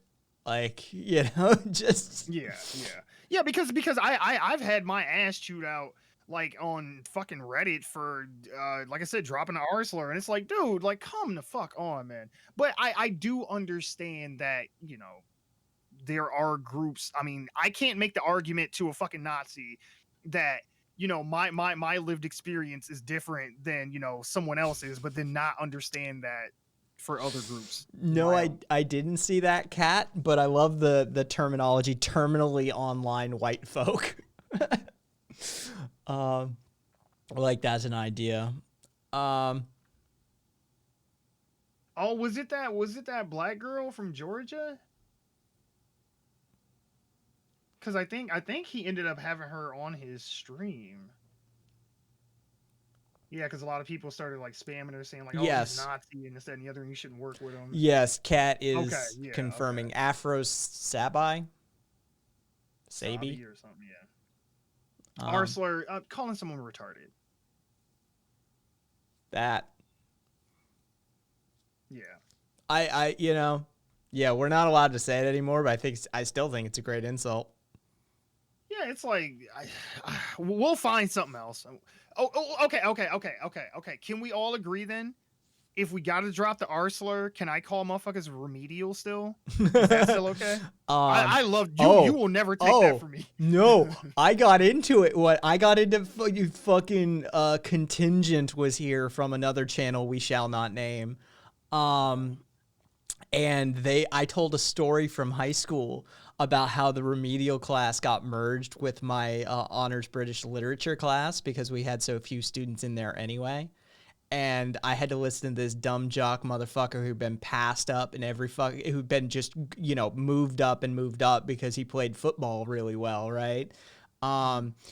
Attempt to pronounce the or the as tihi. And immediately fucking just a bombardment of like ableism. How dare you even talk about a remedial class? Oh yeah, you've been there, bro. Oh, okay. All right. Well, shit. I don't know what the fuck then. Dumb as fuck. You dumb fuck. I'm just sticking with dumb fuck then. All right. He said it, Catboy. He said it. But I feel like they're behind. All right, maybe. Like, you might want to refresh your stream or something. Not you. Yeah, you remedial crackerjack ass SpongeBob looking mofo. SpongeBob. Ace brings the heat. Really does. Oh, I love it. SpongeBob. Oh, I love it.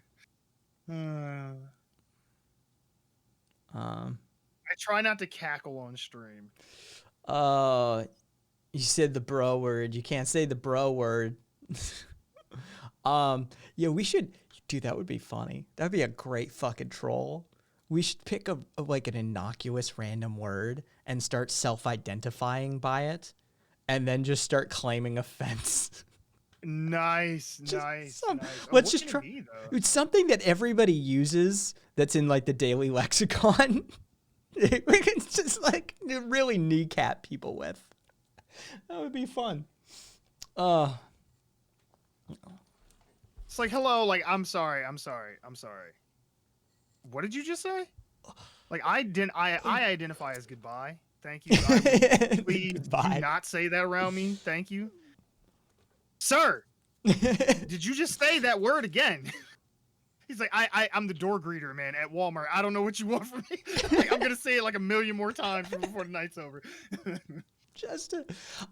See, that's the thing is I totally get but I also understand, people's feelings on these matters, but I also understand that the euphemism treadmill is a very real thing. Oh yeah. And the word's just going to be substituted. Like there's going to be a new pejorative tomorrow. There's going to be a new derogatory term. And you won't have the that one's not as insulting as whatever the previous one was, because that one had been used for 2-3 decades, 100 years, whatever. But so they start using the new one. The clock just resets. Yeah. And honestly, I don't think it takes any more or less power from it, depending on how long it's been used. I mean, for example, Nazis, when they started referring to black people as joggers. That's a fairly recent thing, but it still holds the same strength as dropping the N-word. That was, you call me a jogger? The Georgia thing, right? Like, yeah. The guy who got shot when he was out jogging, right? Yeah, that was in the last, year? Yeah, that's a new one on me. Yeah, it was the, I think Ahmaud Arbery, I think was the case. Yeah. Yeah, when he was looking into the house that was in construction and shit. It's like, yes, this, kid that was in a house that's under construction that literally every kid does at some point in their life if there's a building under construction in their neighborhood, but sure. Tam, yes, I learned, so George Carlin started the houseless thing decades ago. So I have been familiar with the houseless terminology for homeless for quite some time. Carlin talked about that in the late 90s. About how home is a sort of this existential concept, and what these people need is houses. They're not homeless; they're houseless. But I learned the unhoused one in the past probably couple of weeks. Yeah.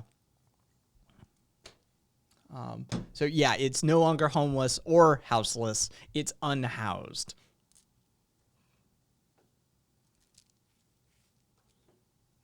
Kira, I have a house, but it ain't a home. And who suggested sorry? Zealot suggested I'm sorry is a good one. You could turn apologies around on people by being a new form of apologist. Damn. That's brutal, dude. You're fucking evil, Zealot. I love it. I kind of like it. We have to. How do we self-identify as that though? Like as an apology. That's brilliant. No, and then you have to do it in a way that is even more confusing. So like if they say I'm sorry, like excuse me, that is very offensive to me. Like I'm sorry, like are you though? Because you keep saying it. It's like, well, I don't know what to say for I'm sorry if I'm sorry. It's like I know you are, but you keep offending me using that word. Like just make it so convoluted and like nonsensical that they end up jumping off a bridge by the end of the conversation. Yeah, it's like, I don't want to be in this world anymore. See, and this is, I think my problem with a lot of this, like, I think my problem with a lot of it is this sort of, I self-identify as an apologist. Lack of action concerning the actual problem. I think the language, yelling about the language more often than not provides cover for people who aren't actually doing anything.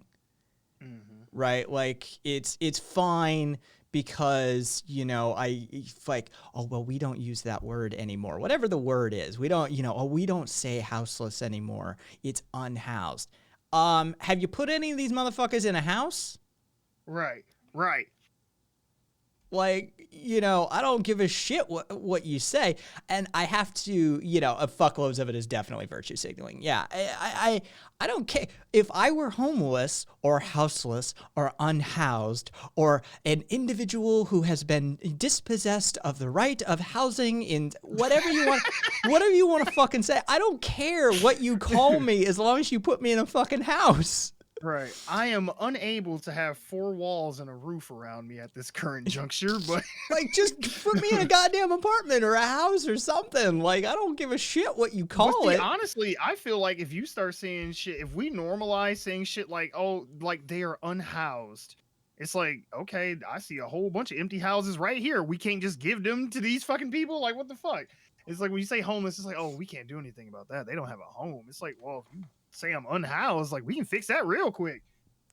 You know, what do we got? Excuse me, as an apologist in 2020, I feel your words were not as sincere as they should be. I'd ask you to be mindful of my beliefs and consider a more heartfelt apology, perhaps a bent knee. That's an Aussie for you. Zealot's an Aussie. They're fucking brilliant at that sort of thing. I love it. Oh, you know what sucks? I mean, this whole year sucks like donkey balls, right? Life existence. Yeah, but what really sucks though is soon we won't be able to bitch about 2020 anymore. Oh, don't worry, 2021 is gonna be just as bad. Yeah, I'm sure, probably worse. Half the fucking populace. But still, I mean, like this year, it's like, oh man, 2020 is a motherfucker. Oh, 2020. It's like, oh, we can't use that no more. Yeah, we won't be able to. It's okay. We'll just be saying 21. Can we just stop the calendar and every year from here on out is just 2020A, 2020B, 2020C, and just go like that? Just iteration. The year doesn't get to move forward until we fix this shit. Exactly. It's like Groundhog Day. It's exactly like Groundhog's Day. Where's fucking Bill Murray when you need him? Jesus everywhere. Christ. Have you seen the Bill Murray documentary? He's everywhere. He just, like, it's shows up amazing. at fucking weddings and shit. Yes, he is a fucking legend. He really does. He just walks into places and you're like, is that Bill Murray? Yeah, that's fucking Bill Murray. Yeah, it's like, yeah, like he was at my nephew's bar mitzvah. Yeah, it was great. Hey, Dan Simpson. And I like Universal Discourse's idea, an act of fine for everyone who argues about what to call no house living people and put it into a trust fund and pay someone's rent with it. True. Oh, and then we can fine people for every time they say I'm sorry as well. Yeah. And that goes towards that also. Wojak. Yeah, it's not like when the year turns over, the material conditions change. Yeah, I say that, you know, I think that I'm with SJ on this one. I 100% think the year doesn't, we have not earned a new year, right? We as a people, we failed. So we don't get 2021 yet. We have to repeat 2020 until we clean up our act. We're being held back. Yep. I've already said I technically get to stay 34 until we fix this. This year I was on quarantine during my birthday. Fuck that. I don't know. Yeah. Next year will be 2020A. Exactly. And Curio, I love the deep cut reference to C Lab 2021. Good job. Oh, yeah. Underrated show, didn't get enough fucking audience The Mentats, is it Mentats? What was Stimutabs or something like that. Yeah. The Speed episode was probably the funniest for me. It was goddamn hilarious. Maybe the aliens are keeping us stuck in this time till we get it right. Bro, if we find people for every time they say I'm sorry, my kids will own a fully furnished island already. They haven't even hit their teenage years. Damn. Oh shit. Okay, I got it. This entire year has just been one super elaborate saw trap, and we can't escape it until we do the right thing. We have to admit our faults and promise to do better, and then we'll be released from this hell. Again, you know, so we'll be repeating this. You're right, exactly. So it'll never end, basically. Yeah, we're strapping bitches. Like the puppet is gonna like come out on the fucking front lawn of the White House on his little tricycle and shit, and they're gonna put the microphone up to him, and he's gonna be like, "Would you like to play a game?" And it's like, "No." Wojak. So this is life. Did you see that Twitter conversation that like just quick exchange went around? Somebody said like, how they put it. So just quick question. How did Bill Murray get unstuck in Groundhog's Day? And somebody replied, actually, it's relevant. Once he stopped concentrating on himself and started helping and being concerned with the needs of others and helping others, the loop was broken. Fucking god damn, and we are going down the fucking like rabbit hole tonight. Holy shit, that was some deep shit. Yeah, that's actually how that was resolved. It's fucking true. God damn, if that's not analogous to our current situation, I don't know what is. Curio. So we're fucked. I know what is the right thing, throwing stuff in pizzeria's windows. We ain't breaking the loop. Ace, nope, this is a lab rat experiment. We the lab rats. This shit don't end until we find the cheese or die. It's the same in A Wonderful Life. No, yes, it is. When the second fleet came, there was a huge scarcity in food. The convicts who came to Australia in the first fleet had not created enough crops or found enough game to feed an entirely new fleet, so people starved. They swindled and they stole. Despite this being a crime, it was applauded and eventually considered a part of our culture. The first police force was so small and comprised of the best behaving criminals, so they just did it too. History of Australia from Zealot. I'm still not. Until I set foot on Australian soil, I'm still not convinced that that place exists. I'm sorry. I know you guys say you're from Australia, but I don't. Maybe this is some psyop going on. But how do I really know that you guys are real? Yeah, it's a psyop. Yeah. Yeah, I think you're the only one that's seen Do the Right Thing, Pastor. Hey, Iris, what's up? It's funny. I've been talking about you all night, and you weren't here for it. Let's see. Baby doll. Instances of SCP-2020-A exude hydrochloroquine when in close proximity to conspiracy theories. Love the SCP reference, by the way. Secure, contain, protect. Since we perma-fucked party at my house, bring your own beer or bring your own booze, Ace. Well, hello, Ghost. How are you? Ghost. I mean, I have a schedule. Monday, Wednesday, Friday, 5:30 p.m. Pacific. Tuesday, Thursday, 11:30 p.m. Pacific. All times U.S., of course. So you're catching the Friday 5:30 p.m. Stream, though it is now 7:45. Let's see. Yeah, oh damn. So the cycle of abuse and exploitation was ended when he found out that the best things in life are personal improvement and community involvement. I think we're going to be waiting a while still. Australia's the best argument for anarcho-primitivism. Not a good argument then. Let's see. I was here, just had the stream muted. All right, cool. Oh, that's good. So you didn't hear all the bad shit I was saying about you. I only said I was talking about you. I didn't say it was good, though. You know I love you, Iris. Spike Lee is upset now. What's good? What's good, SJW, on behalf of Ghost? Like, you know. Are you all trying to stay out of prison? Are you?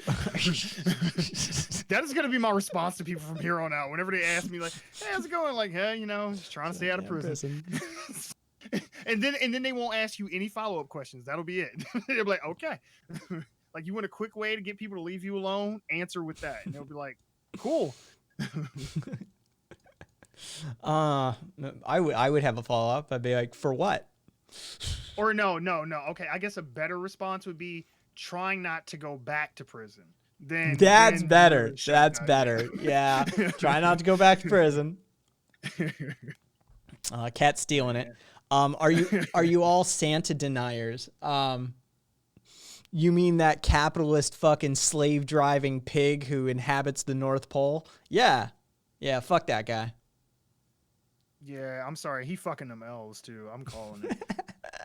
He is raping. They are sex slaves 364 days out of the year, okay? For one night, they make a bunch of fucking toys. And the rest of that, sex slaves. Oh, Santa Claus was the original Epstein. I fucking said it. Santa Claus was the original Epstein. Oh my god. Look, Mrs. Claus is his Ghislaine Maxwell. Like, I'm telling you, it's a whole fucking pyramid scheme. Clipped. Clip this shit out of that. Oh. Someday, years down the road, after I have like a whole library of content, there's just gonna be just a fucking hard drive with just every cringe, horrible thing I've ever said, and it's just gonna, oh god, I'll never work again. For those of you who are around for it, Stalin is Pog sent me a friend request. Aww. Well, see, the thing is that you can't send me whispers. You can't send me DMs. I have them turned off for non-friends. Smart. Yeah. Either. So he's gonna friend request you just so he can berate you. Okay, I got it. Yeah. Accept it. It's content. No, Cat, it's not. Listen, Cat, if nothing else, would be a good manager because he will find you fucking content. He was like, I will get the chuddiest of chuds in here. I promise you. Sorry, Cat. I rejected it. Clips. Yep, got it. All right, cool. Just want to make sure it was there. Nice. Stalin is turned off. Yeah. No, fuck that guy. Well, Ghost, I guess Bezos would be IRL Santa if Santa had a online marketplace where he like scalped a ton of money off of the transactions and shit. Yeah, and he also owned a news publication to spit out propaganda to protect his business. Then sure, I'd agree with that. Cool. Could grab that movie. And Ghost, in case you're not looking at chat, the word is vanguardism.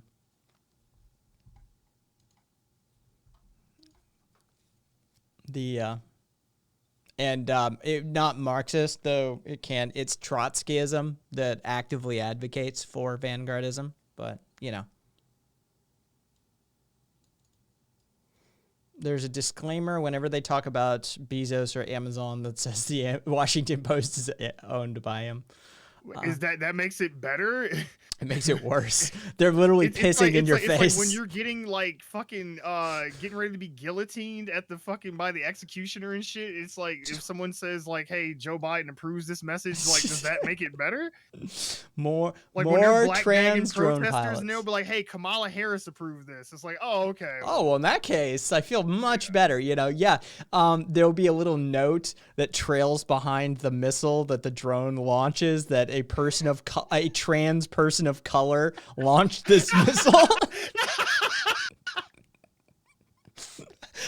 I love it. A trans person of color sent this missile.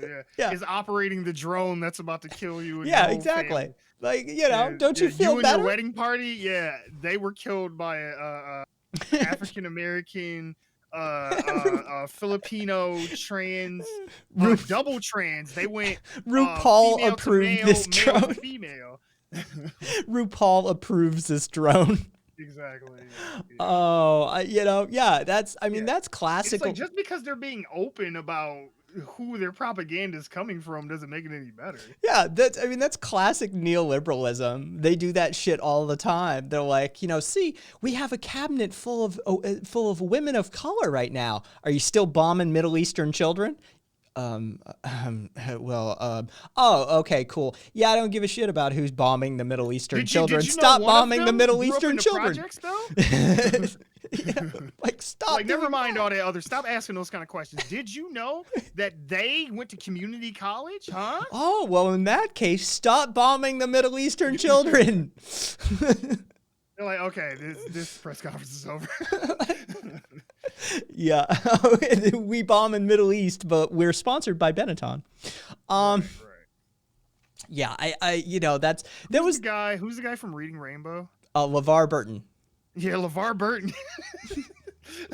Is one of our patrons for this fucking re-education camp. That was right away.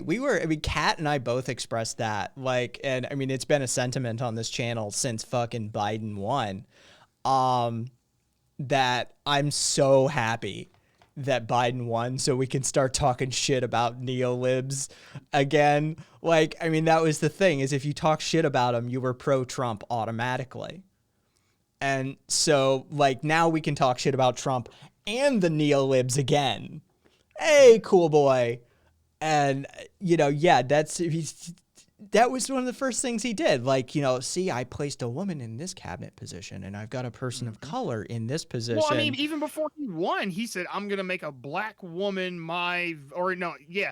he said, I'm going to make a black woman my vice president pick. And oh my God, fucking, I could hear Amy Klobuchar and Elizabeth Warren screaming from across the country. Oh, it was beautiful. And that was the one thing I loved about his presidency, was to watch all that fucking backstabbing Warren did during the primaries amount to dick. And that's it. Of course, who's he pick? A fucking cop. Like, he picks a woman who is actively caused harm to this community. Oh yeah, was threatening to lock up parents for fucking truancy in school and shit for their kids. Oh yeah, it was a good time.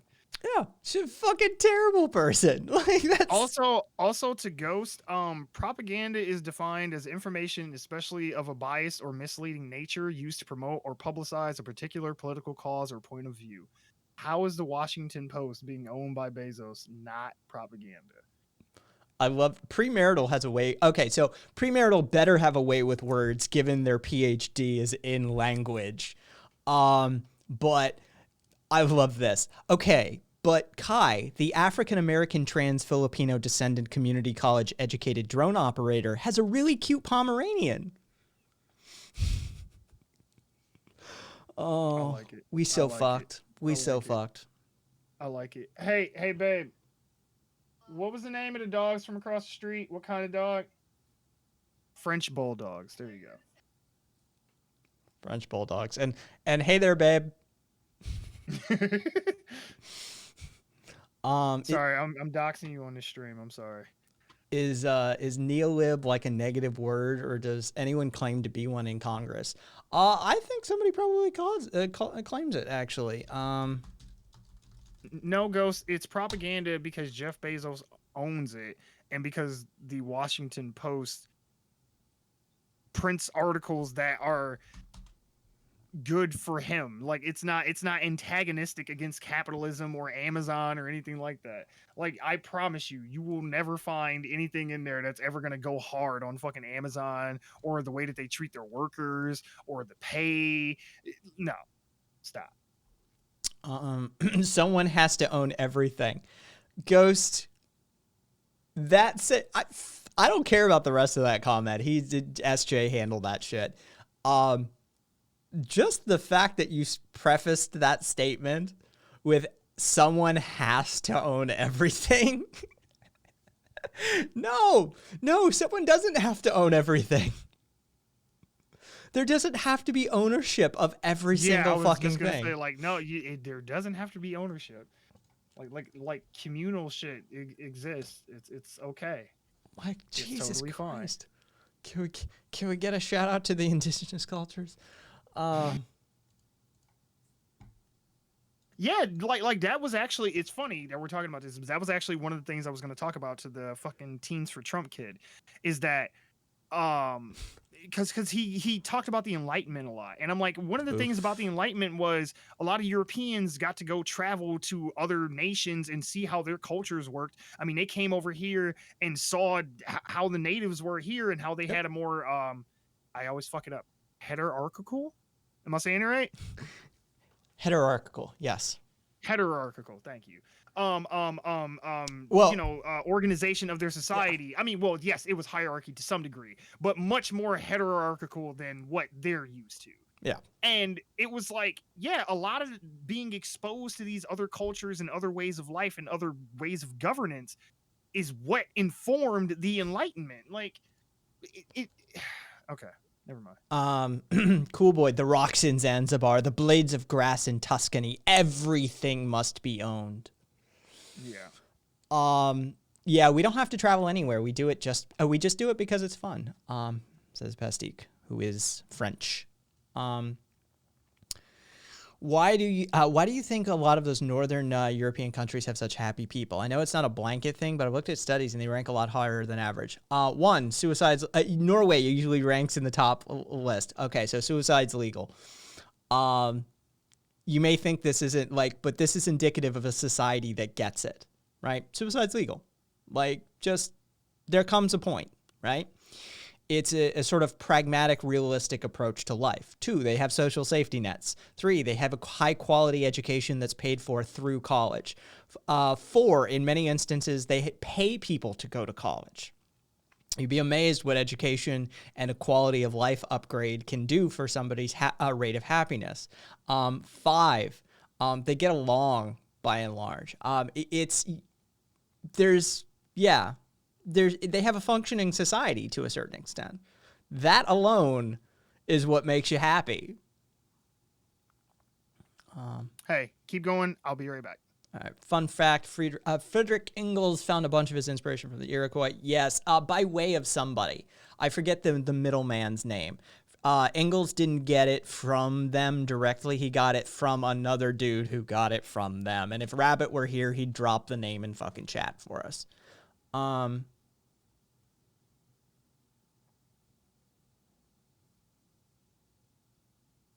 I know someone who gets paid $100 a month to go to college. It's not much, but still it's better than nothing. And if college costs are covered, housing, college, healthcare, if all of these things are covered and you then pay someone on top of that so they have a little beer or weed money, that's a good life.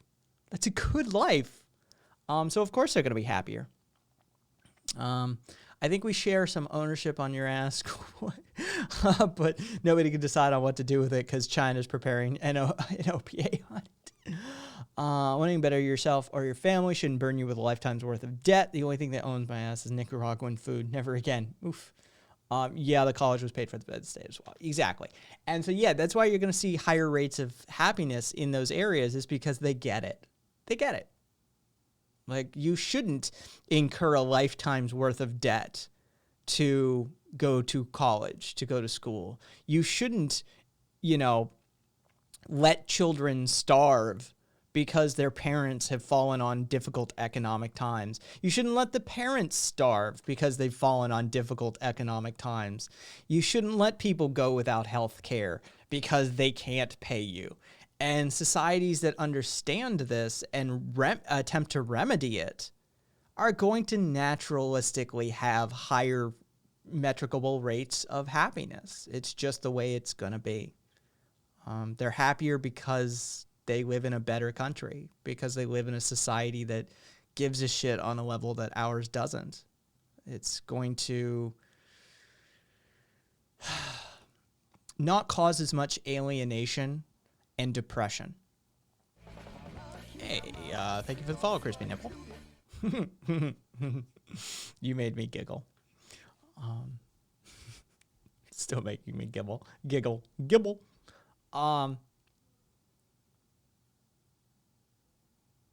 You're underestimating China.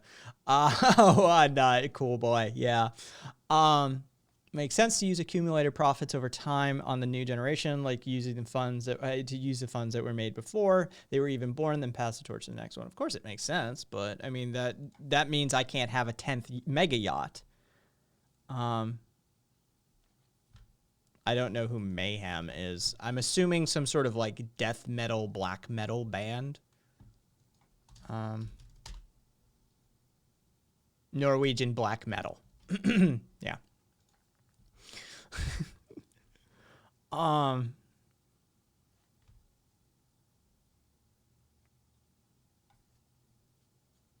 Gibble Turkey Day was last month, Kai. You're a little late. Norwegian black metal legends.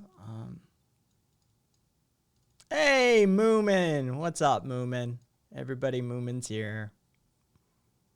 I was just talking about Kirio was just talking about Mayhem.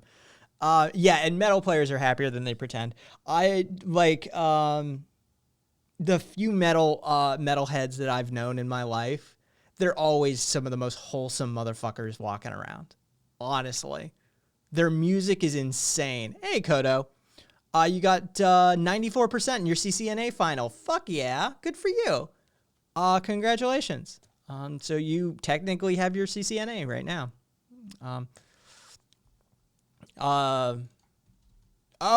Not the actual exam. Oh, I'm sorry. Oh, well then, good luck on the exam.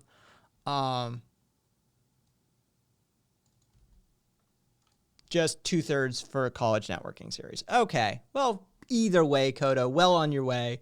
Congratulations. For doing 94%. It's a solid fucking grade. So what'd you miss?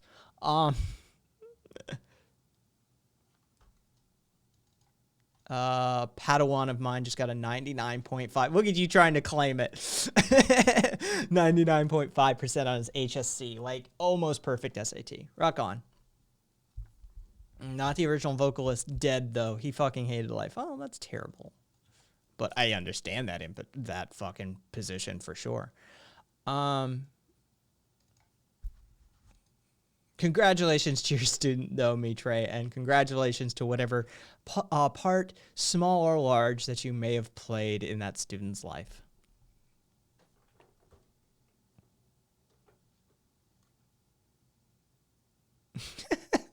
Oh, God.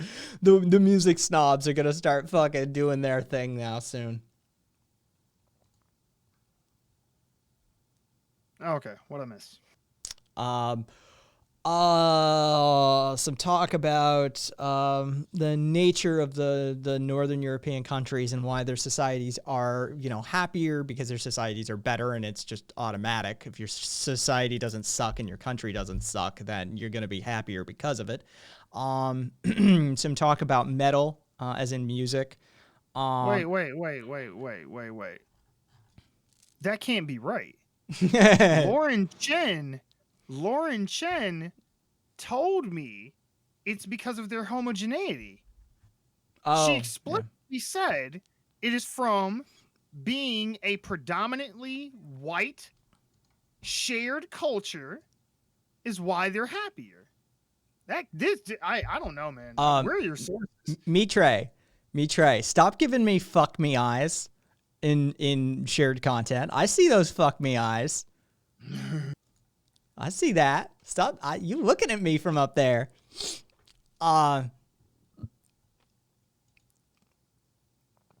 Let's see.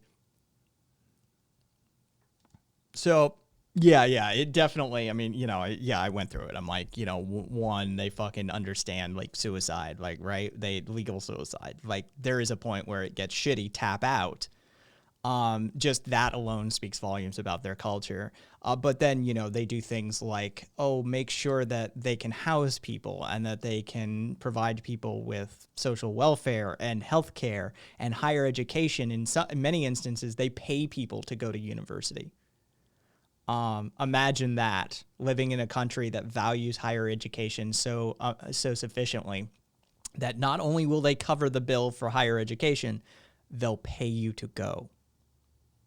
Yeah, because it's good for the nation. Like, I had this argument with somebody. It's like, guys, think about this. How is it a net negative having a more skilled and more educated population? We wouldn't have to outsource jobs if we had people who were skilled in a lot of the shit that we need here. Now, granted, I mean, you'd probably have to be willing to work for less money as well. But if it's like a tech sector, usually, I mean, am I wrong about this? Because I know you're more into that, realm than I am. Oh, well, I mean, tech is one of those fields that we still are distrusting of the academics. It's as much of tech that is academically minded. There's also an aspect to it that is very much a trade. And you can learn about being an electrician or a plumber or a contractor or, a framer or all these sorts of things. You can read it in a book, but there's a difference to actually doing it. Sure. And so as much of portions of the tech sector that are academic in nature, machine learning and these sorts of, high concept things that require a high level of mathematics and mathematical understanding and prowess behind them. It is very much theoretical in its nature. There's also the hands-on. That is the sort of like, okay, fine, you read a book about how to set up a NOC, a network operations center that, is going to service 25,000 people. Have you ever installed a server before? Like, that's the issue is, as much of tech that is academic by nature, there's also a very heavy contingent that is a trade. And so there is still a segment of the tech industry within IT that is distrusting of somebody who merely has a degree. They want the hands-on experience, and they will oftentimes weight that heavier as someone who has a degree. Like, congratulations, you got a PhD in computer science from Berkeley. I've got a guy over here who has 10 years in industry. The job is going to him. So, the academic should be valued. It should. Higher education should be valued, but there are fields where it isn't necessarily the end all be all. But they recognize that as well, right? Like they have the trades in Norway. Like, they don't have, like, they're not like importing plumbers from Nigeria and shit, right? Like, they're not like, oh my God, there's no one in our society who is a tradesperson, right? They just have both. And, you're more free to have the option because if you want the higher degree, if you want to go the academic route, you're not going to have to incur $250,000 worth of debt to do it. But if that's not for you, you're not forced into it. Right. I got a question for you and generally for the chat as well, because I can pull some of this brain power here. Is there actual studies on kids who go to college and what majors they pursue? Because a lot of times when I'm arguing with conservatives about college debt, they will bring up stuff like, oh, all these kids are just going into, like sociology or some kind Psych. of arts degree. I have seen before that psych is one of the most common first-year degrees. So it's like I'm always like, they're like, oh, they're not actually learning anything that would like get them a job, and it's just wasted degrees and this, that, and the other. And I'm like, is there any truth to that at all, or is that just shit that they just say?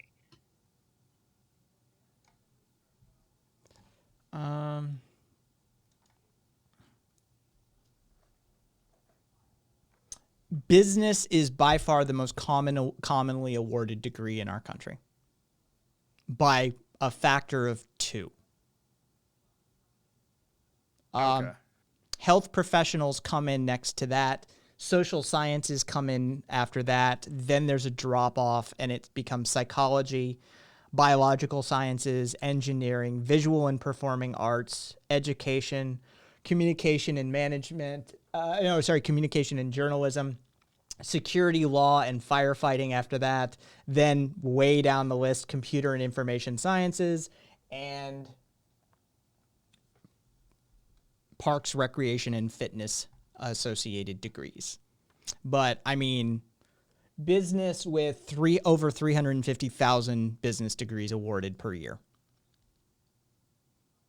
Yeah, okay. That's what I figured. But I just wanted to confirm. And because after, that is a talking point I hate, but it constantly comes up when you're talking about college and debt and higher education in general. It's like, well, these liberal arts degrees and gender studies. And it's like, okay, where is that coming from? And it's like, oh, okay, you're just making shit up. Okay. Yeah, here, I will give you, like, if anything, it sounds like getting these business degrees are fucking more worthless than anything, huh? Yeah, I sent it to you over in your DM, so you have it. Okay. Match College does the top majors, and thank you. They've got a nice little chart for you this year, last year, and the previous year. Now, I'm sure if I bring this up, they'll go like, "Oh, well, they're a biased source," and of course, they're sea lioning you when you do that. Yeah. Yeah. But yeah, it's by far. I mean, you can look at the graph yourself. It's by far business degrees are the number one awarded degree in this country. It's not even close.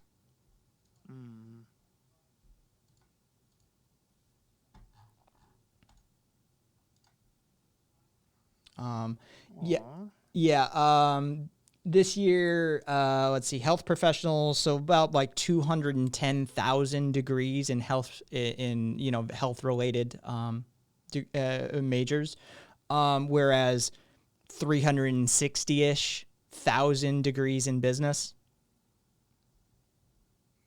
And by the time, maybe social sciences could be argued that, there's your sort of, it's definitely not a liberal arts degree. I mean, I don't think sociology, psychology, or, are, liberal arts degrees of classic type, but like what they're talking about, at least, I would argue that what they're talking about is like visual and performing arts and English majors and that sort of thing.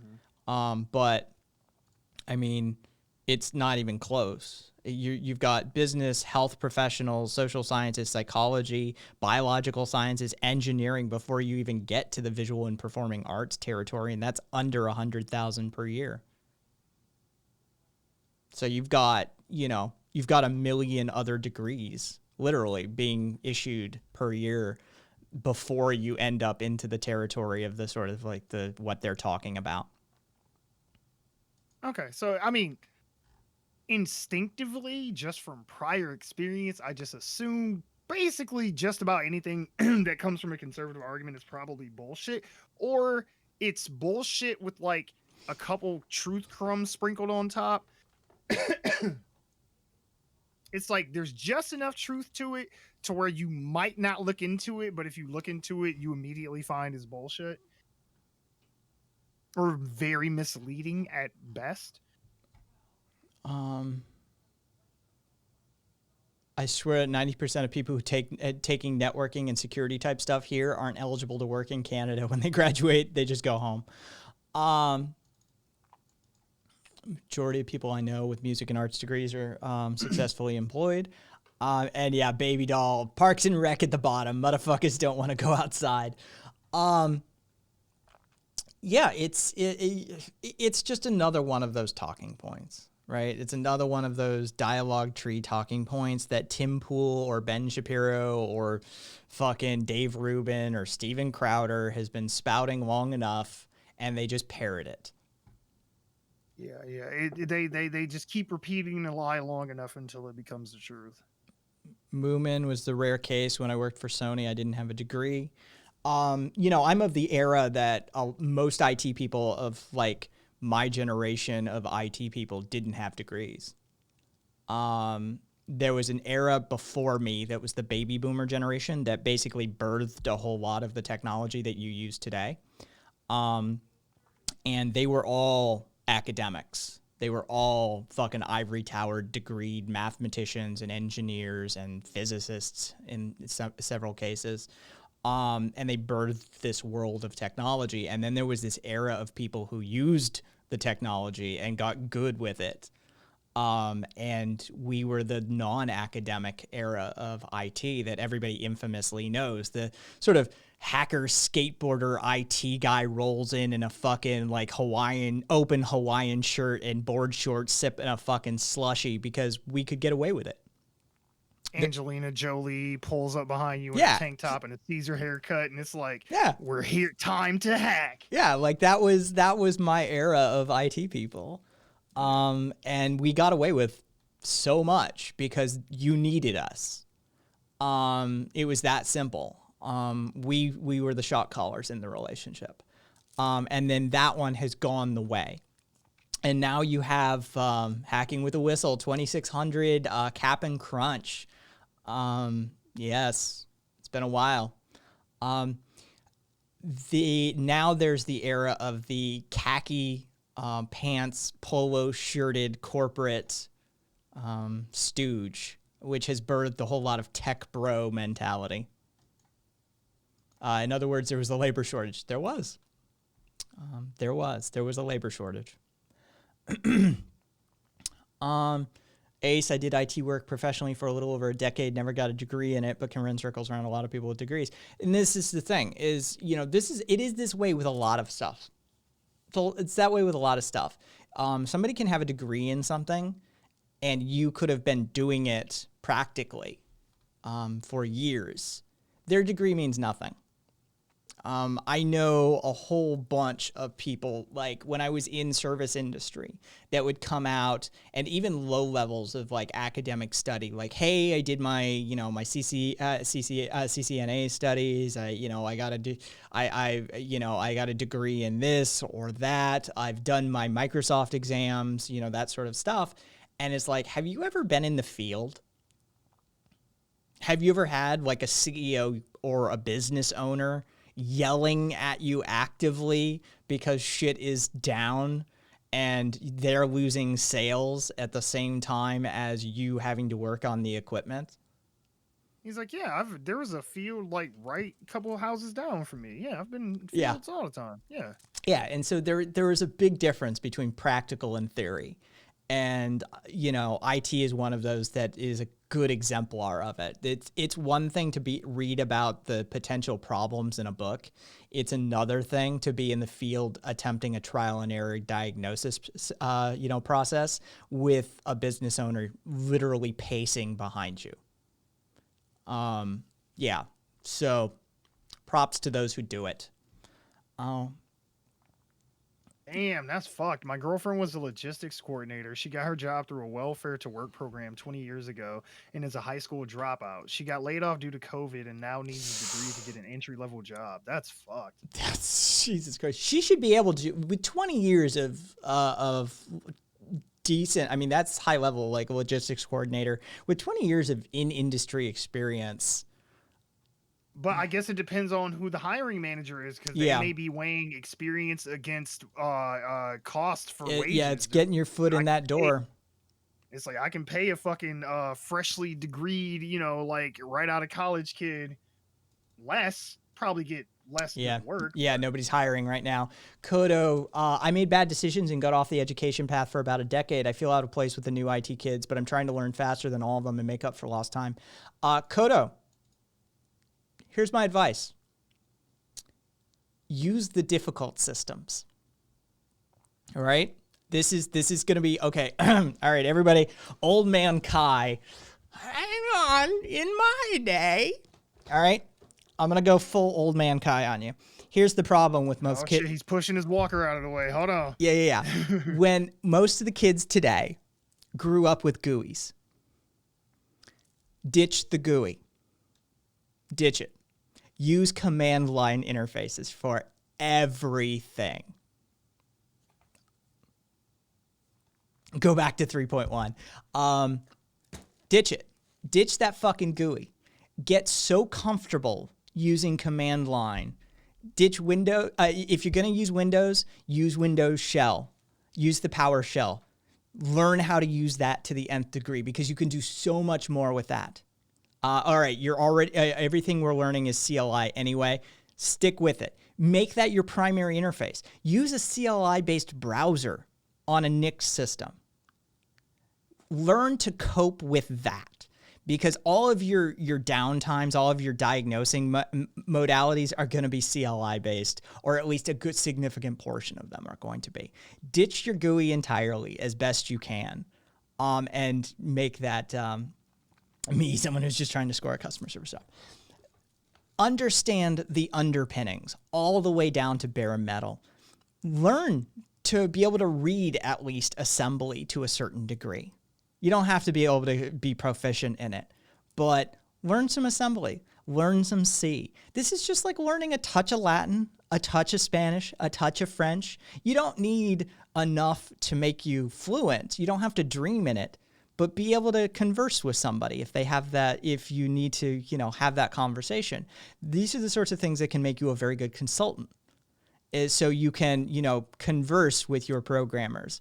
So you can converse with your graphic designers, right? Learn these subsystems. I know how to make a HTTP with basic text. Would you hire me? You know how to make a hypertext transfer protocol with basic text? Hey, Sue.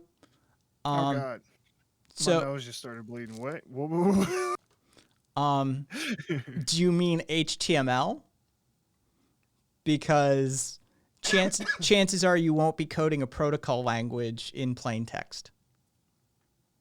Prolet.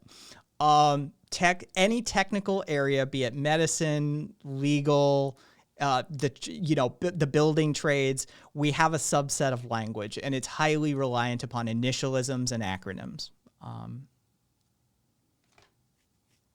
Yes, I did one day of YouTube learning a few years ago. Yeah, it shows. No, I wouldn't hire you. Let's just put it that way. I know how to turn on and off a computer. Will you hire me? Congratulations. You're better with a computer than most of the end users that were ever on the networks that I serviced. Legitimately, there was probably a 12 to 25% that wouldn't have been able to turn on their computer. So congratulations, Kaiser. You're better than some. Let's see. Get off that bashed gear, says Mitre, SJ. Nice. Yeah, good. Bash is, I have done my fair share of Bash scripting over the years to do all sorts of things. There is a world of fun shit you can do with Bash scripts, because remember, you can call Bash scripts from things like PHP and Python and other iterations of web accessible scripting on Kodo. So you can then interact with the hardware more directly utilizing that Bash scripting. Yeah, I built a home automation system out of just PHP and Bash scripting, and then electronics. So building my own circuitry and stuff like that on top of it. But yeah.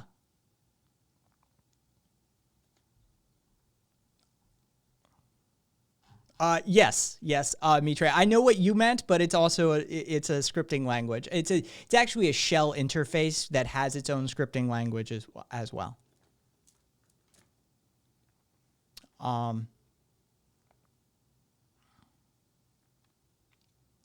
Or using batch scripts. We haven't gone, we've had intro to Perl and Python, but haven't gotten too much into them. Over the break, I'm going to try automating some tasks. Bingo. That's the old traditional, that's the IT tradition. Spend 3.5 days attempting to automate a task that would have taken you 40 seconds to do in the first place. This is the grand tradition of people in IT. It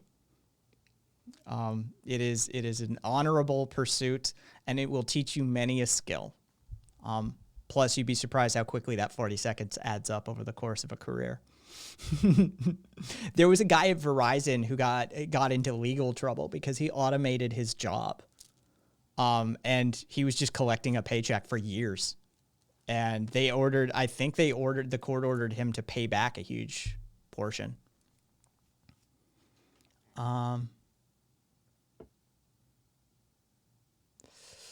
Let's see. Yeah, I would be worried, Kat. I mean, Linus Tech, well, you're doing help desk stuff. Linus is useful for help desk level stuff. You know, if you want to actually learn, you should be listening to Linus Torvalds, though. He's the OG Linus. I don't know, this Johnny come lately Linus that everybody talks about. But if you want to build a PC, he's fine. All right, so that's... I still need a new graphics card and probably... Well, now ain't the time to buy it. No. Got a book or two you might recognize. They're out of the arc these days. Send them over. Tell me about them. Whatever. Oh, Jesus. Something witty. I never had to do cloud development. I'm lucky. I consider myself lucky, never having had to do cloud development. That sort of thing I would have outsourced. But I would probably choose Azure. It depends on your needs, right? I mean, it really does depend on your needs. Are you going to have to move a whole host of data over to the system, like to the point where you need a truck to transport it? Because AWS has a system for that. But if you can do something to supporting analysts, I would probably default to Azure, but so somebody knows AWS is Amazon, Azure is Microsoft.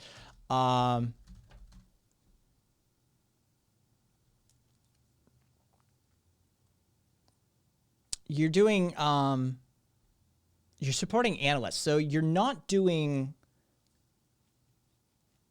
data warehousing, which would be Snowflake, or you're doing data. What level of analysis are you doing? Like, is it just raw? What you're doing the analysis? Are you doing the cloud? Are you doing the processing of the data? Is there a large amount of processing load that you're going to have to take care of? Or is it primarily data warehousing and a minor processing load and a export to structured and unstructured data for a Fortune 100? Jesus. Let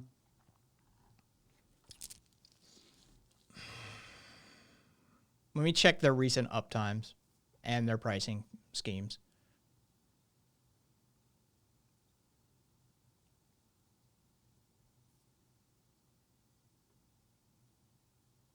Open source, closed source.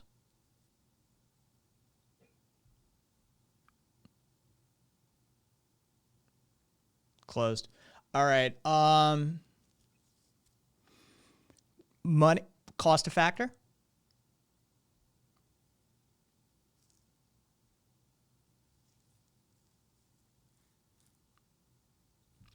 Azure.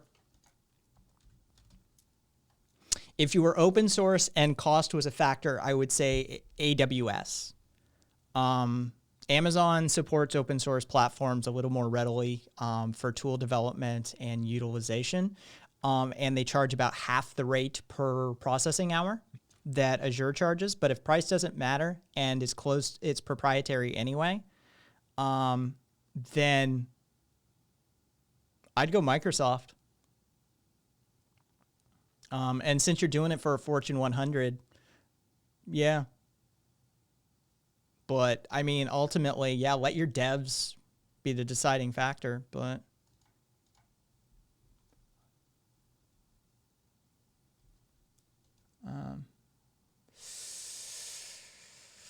Let's see. What is this? A Ryzen 3. Ew. Oh, what do you think of this? The CPU I have, and I was just sitting here going, ew. I think I gave my opinion unintentionally. Oh, I'm sorry. It's good enough. I mean, it's good enough, right? It just depends what you're trying to do with it. That's why I was asking something witty. You know, what are your intentions? What do you use this processor for? Have you ever maxed this processor? Because if you've never, it became pre-made. I'm not tripping. I mean, if you've never even maxed this, then it suits your purposes just fine. You've only ever hit 55 probably, then you're fine. That processor suits you just fine. That's the thing. People have to understand, you can set up systems to either grow into, or you can set up systems to be what you need, right? And sometimes everybody has different needs and growth rates. So there you go. In the case of something witty, you know, it's... If price isn't an option, it doesn't factor, then fuck it. Go with Microsoft. You know, sure, it costs twice as much. But, you know, yeah. And if that processor suits you just fine, then stick with that processor. Not everybody has the same computing needs as somebody like me, right? Like, you don't need what I need. Quite frankly, I could use a bigger processor. I just didn't want to spend on the Threadripper series of Ryzen. But I would have preferred a Threadripper probably. But I'll wait a couple of generations. This one will last me a few years. But yeah, that's just, you know, build for your needs. Bought the pre-made just to interchange the parts over time. Fair enough. Yeah. What kind of rig do you use, SJ? I'm not a computer guy, so... You're like, I'm pretty sure there's a processor in it. Maybe a mouse on a wheel, I don't know. There's a keyboard inside a cardboard box with a picture of a monitor drawn on the front. All right, one of those. All right, cool. Hang on, I can tell you what I'm working with. Hang on. Kodo Active. What about Active Directory Kodo, which is nothing more than a Microsoft proprietary form of LDAP anyway. And for those that want to know what LDAP stands for, it's Lightweight Directory Access Protocol. Last time I checked, some of this stuff migrates over years. You're going to get a paragraph in your chat. Cool. Oh, no, wait. I reached the character limit. Told you it was a paragraph. Software Engineering, A Practitioner's Approach, 3rd edition, and Expert Systems and Applied Artificial Intelligence by, who is that? Turbine. Interesting, Moomin. Cool. Okay, I can tell you what the processor is. Glad I never had to do that. Wasn't a software engineer. I wrote code, but wasn't a software engineer. They operate in a different stratosphere of code writing.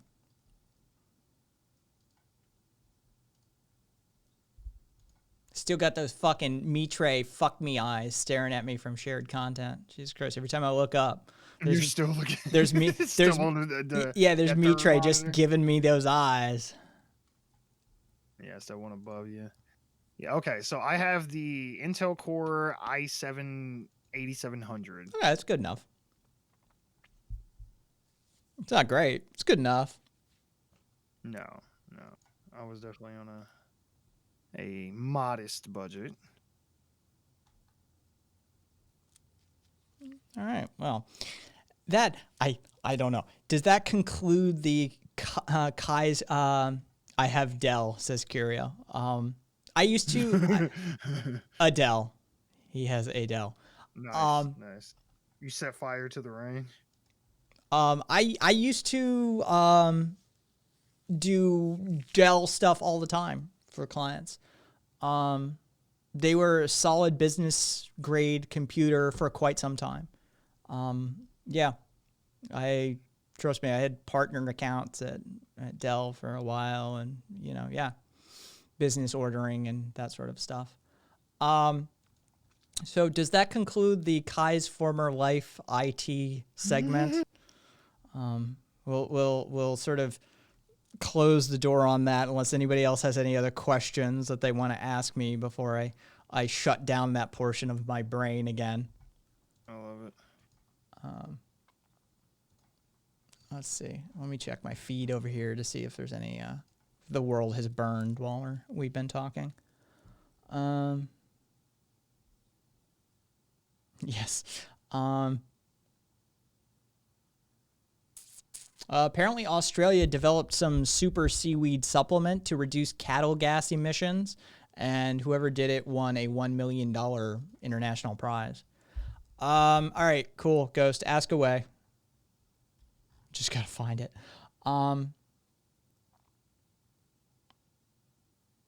Interesting. Yeah, it's additive to their feed. It reduces methane production by 28 times. Oh, no, sorry. It reduces methane production by... Holy shit.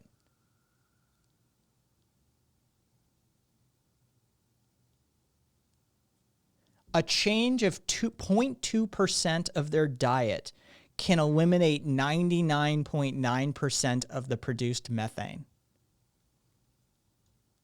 Holy fuck.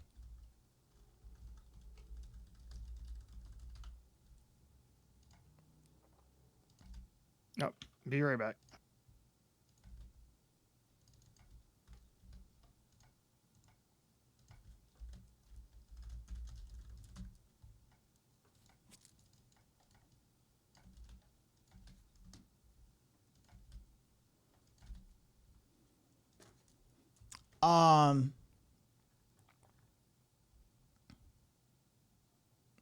Yeah, no, that's an insane result. They deserve the $1 million prize for that one.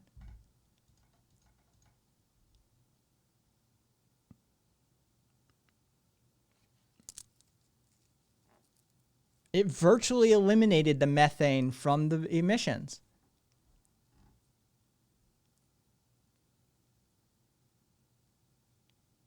Wow.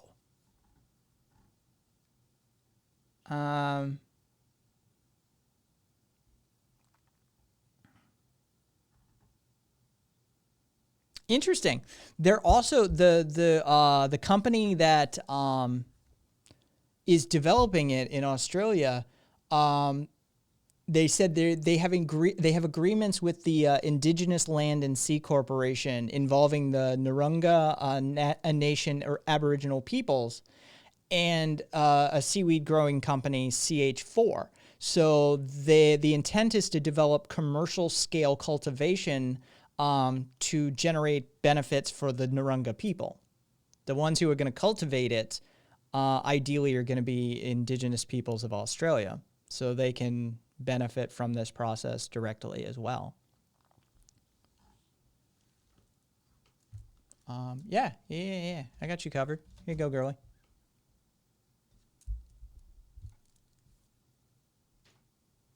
God damn. Future Feed is the company. Chief scientist Dr. Rob Kinley said he discovered it by accident.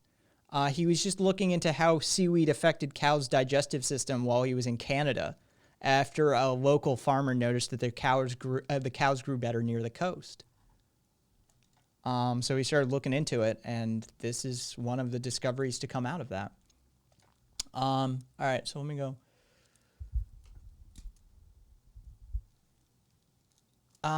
Yeah, except you can't, baby doll, like that's the thing. As long as there's a demand, there's going to be a supply.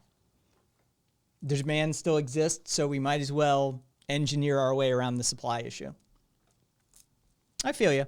I don't eat cows. I do eat bison from time to time, but it's a far smaller population and not cultivated to the nth degree.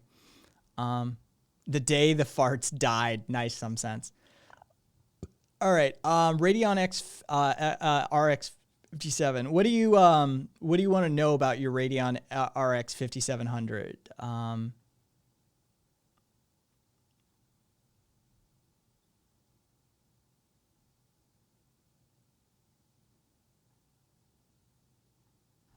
Fuck them kids. Fuck them cows.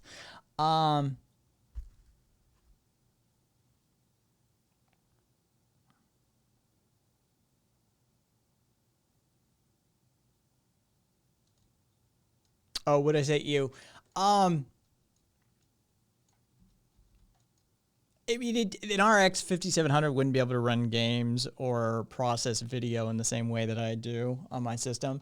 Because yeah, if I do any After Effects work or anything like that, it utilizes a GPU to do its processing.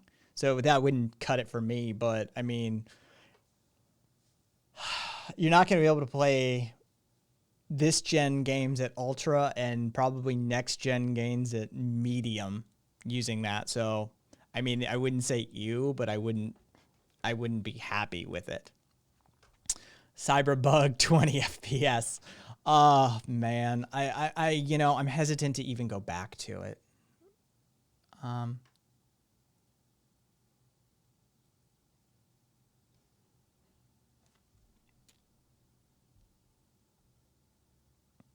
Yeah, your baseline was to play SC2 Ultra settings in a Madden game, yeah.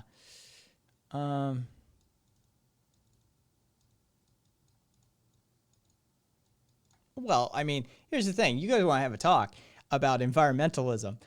The world's 16 largest ships contribute as much pollution to the world as all of the automobiles in the world.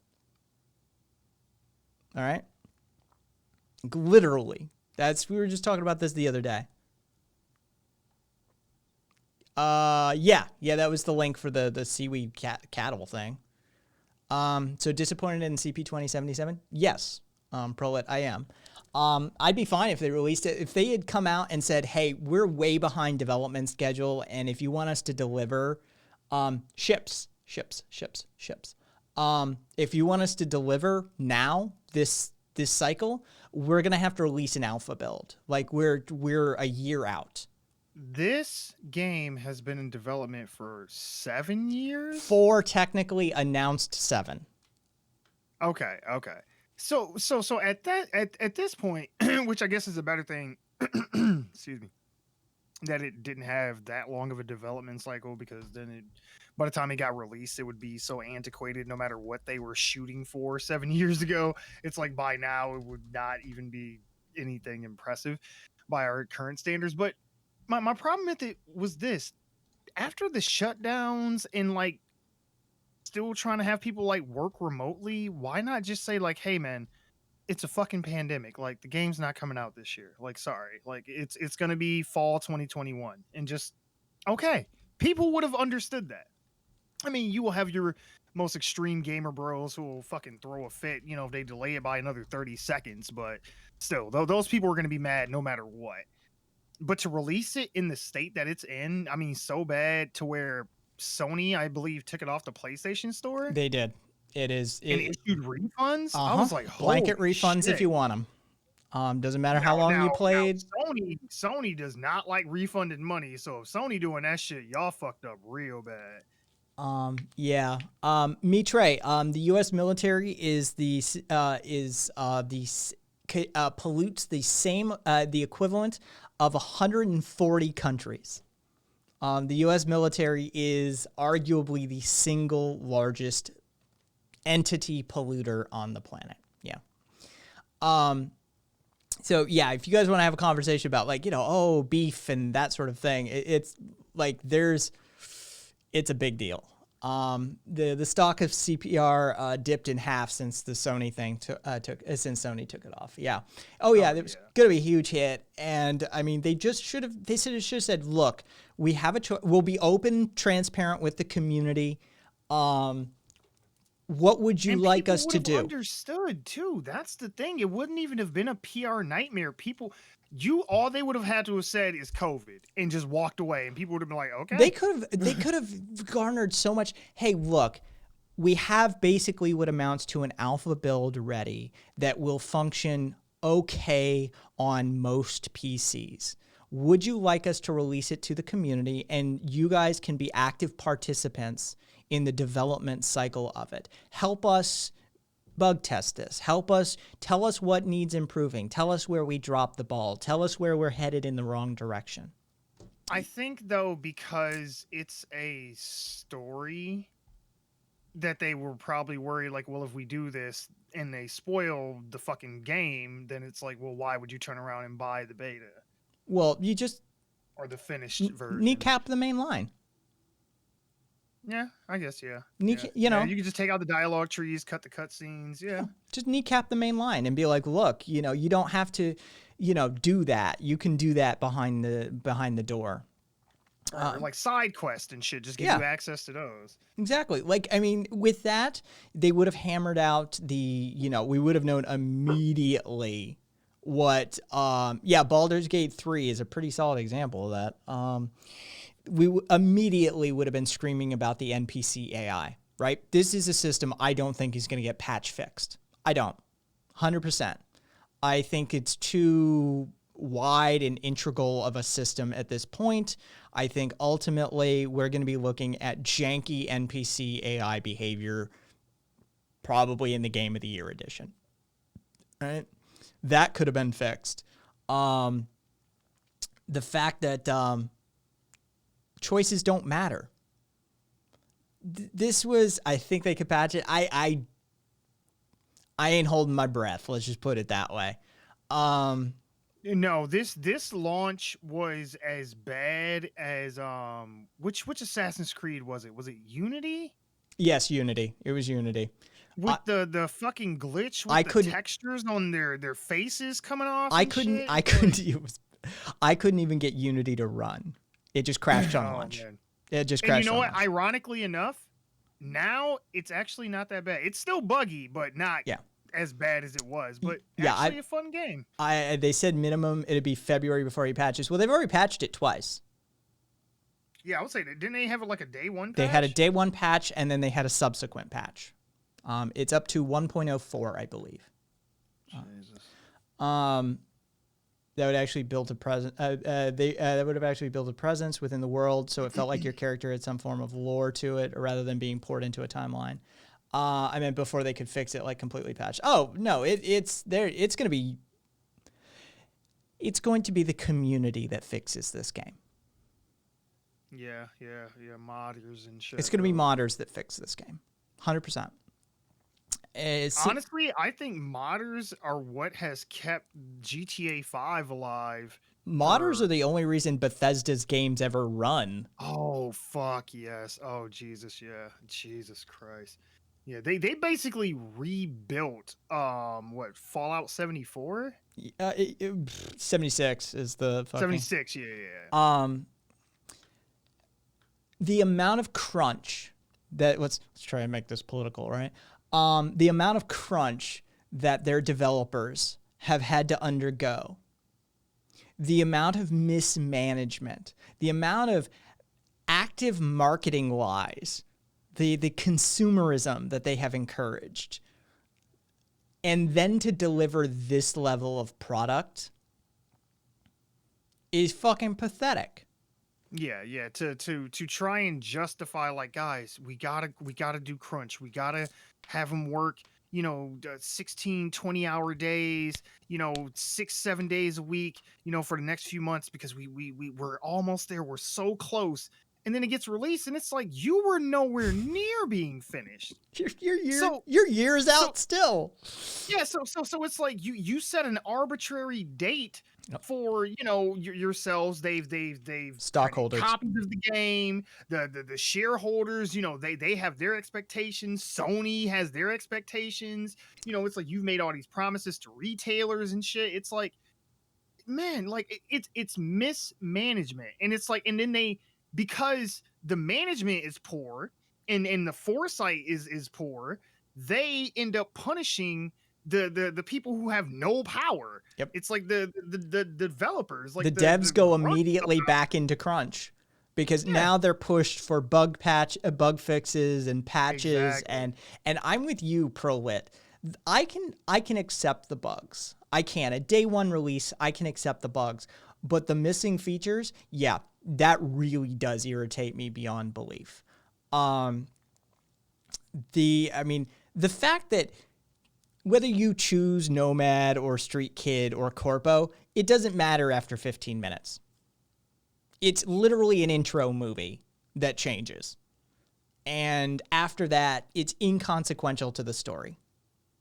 I have a question though, because I've always wondered, or I've always thought at least, that the issue with video game design is that the game managers, or the game directors, I should say, a lot of times they didn't come up in said industry. It's like they're just like project managers from some other business that comes along and does it. But or not now, even gamers. Like that's yeah, but now it's not like that though. yes. It's like the people, for the most part, who are the creative directors and the people who run the show and make the final decisions, they came up as gamers or were in the video game industry, but we still have the same problem. Well, it's because the people who are actually in charge are, CEOs and that C-level managerial sort of shit. Sure. But I mean, like, because I like to watch like documentaries or like making ofs like certain games. Like, I don't know if you ever watched the documentary of God of War, the most recent one. No, but I'm aware of the phenomenon of game documentaries. Yeah, so like it was really interesting to watch the head guy have his vision and then watch it evolve, but then he kept adding things or changing his mind about things, and they're so far into the development process where like the other team managers are like, we're not gonna finish. Like what he's asking for is absurd. There was a joke within the Duke Nukem Forever development cycle, which is the most cursed development cycle probably ever. Their lead designer, there was a joke going around at that time, like in the company, that don't let him play any other video games, don't let him see any other video games, because he'll just be like, we should add. Yeah, it's like no, like like that idea would have been great in the drafting stages, but now we're like release dates like next week, like no. It's just, let's see, like every education minister in my country, never been teachers. Dude, Mitre, our Secretary of Education is just a billionaire heiress. That's her fucking qualifications. Her fucking family did Amway. They were a multi-level marketing scheme that was successful, and she's a fucking billionaire heiress. That is her qualification. Yeah, it's like, I'm rich, so that must mean that I'm good at stuff. It's like, no, you just happen to come out of a vagina that happened to be in a rich family. Good for you. Let's see. I have a list for that. Kodo and Prolit. Oh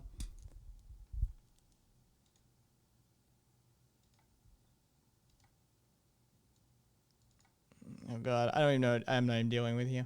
Prolit, it's the same thing at Amazon. The people up top expect us to do things a certain way, but it never works out the way they want when the workers have to implement it. It's that way in just about every hierarchical business structure. Yeah. This is why we talk about redemocratization of the workplace and, hierarchy so often, is because those with the experience and the knowledge and the skill set to set that correctly don't have final say. They don't have the decision-making authority within that situation. And so you end up with that sort of thing. Kodo,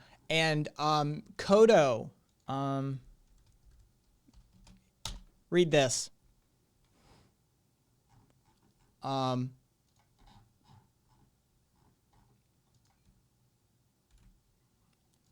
If you want some of the missing stuff. Hey, Betsy has a long history of advocating for a two-tiered educational system. I don't know what's more American education minister than that. Fair enough.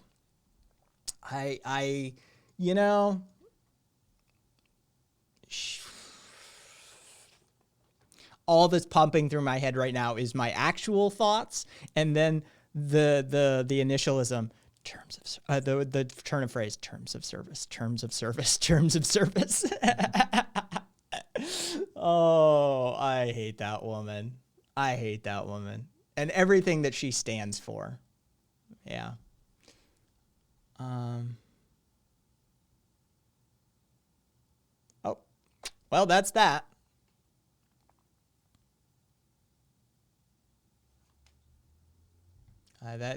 So whatever that was, that ended before I even had to get involved.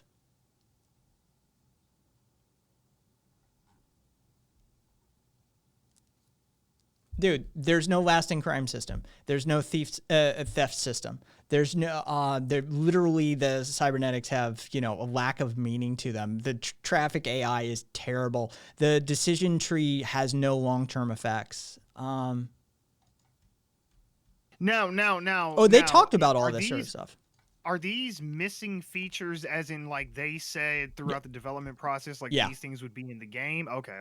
There's a list of, literally somebody else compiled a list of specific things that were removed during development that we know were in, and they were like, we don't have time to even do that. Pull the feature.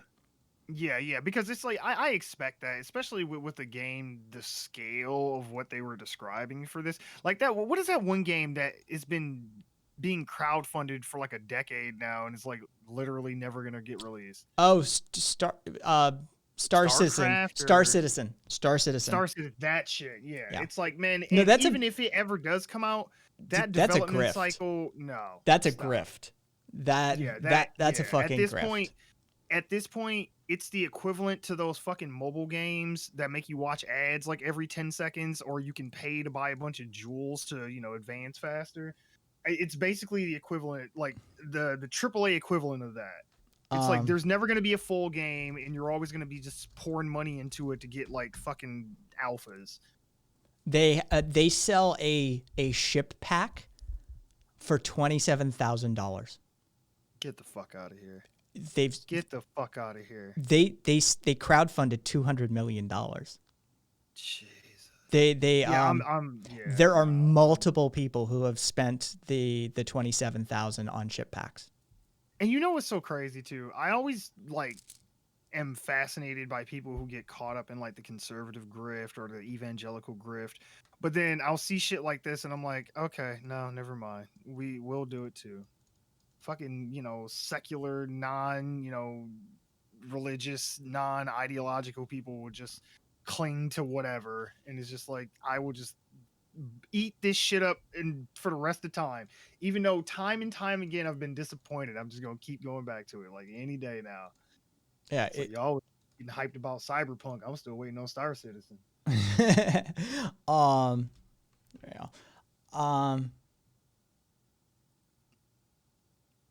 And let's see. The crowds aren't that bad if you turn the crowd density all the way down in the settings. If you get rid of the crowds are fine. Yeah, crowds have a low level of reactivity and awareness in the game world.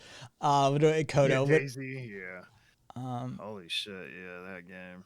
It sucks. Yeah, they mentioned Deus Ex, my greatest of all time game. All I really wanted was Deus Ex Auto.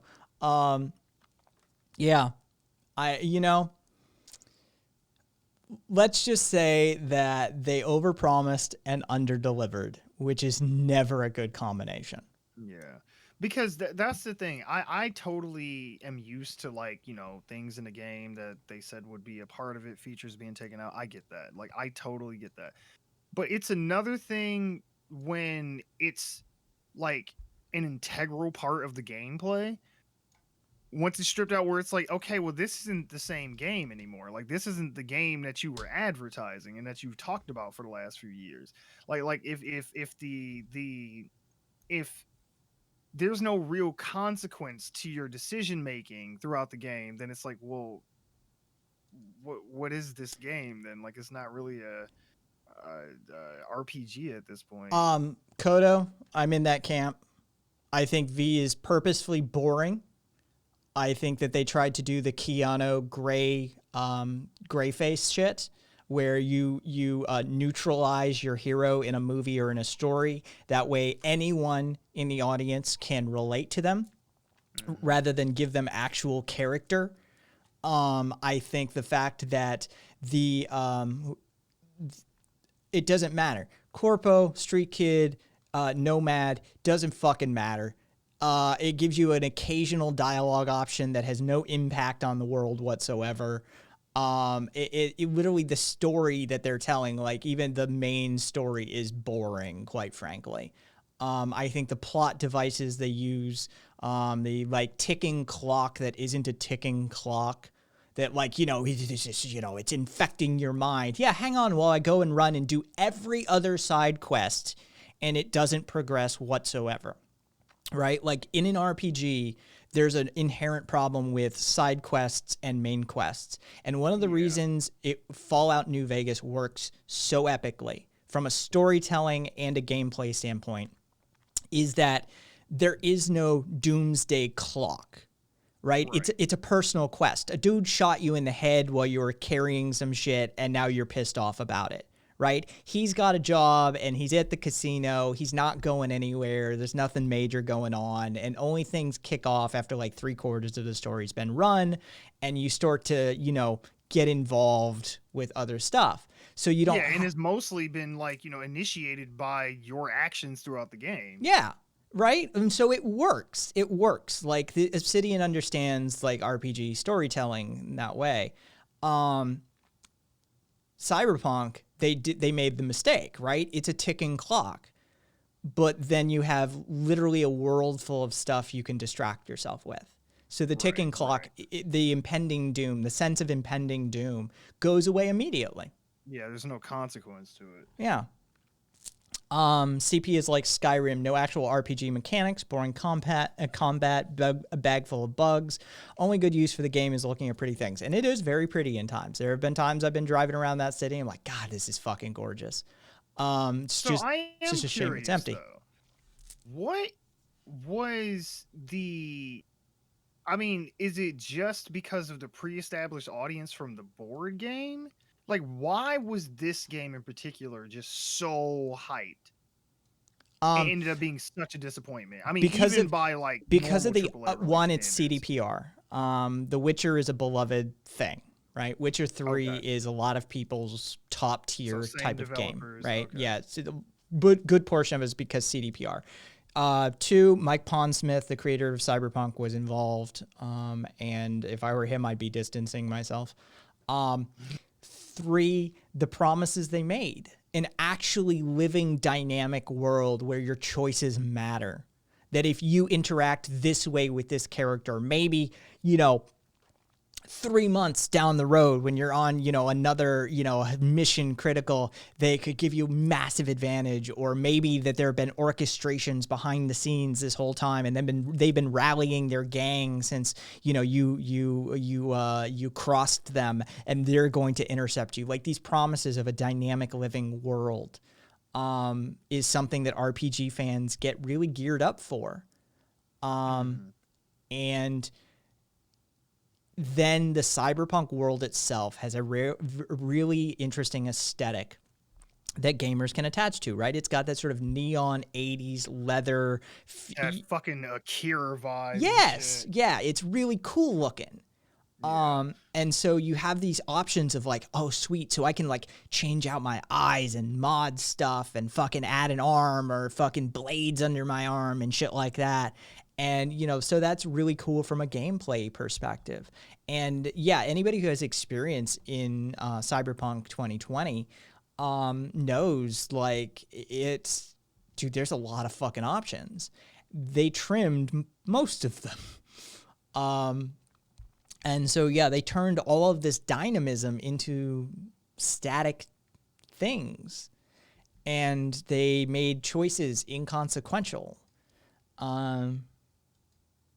It's the dystopian Blade Runner crack pipe, which I love myself.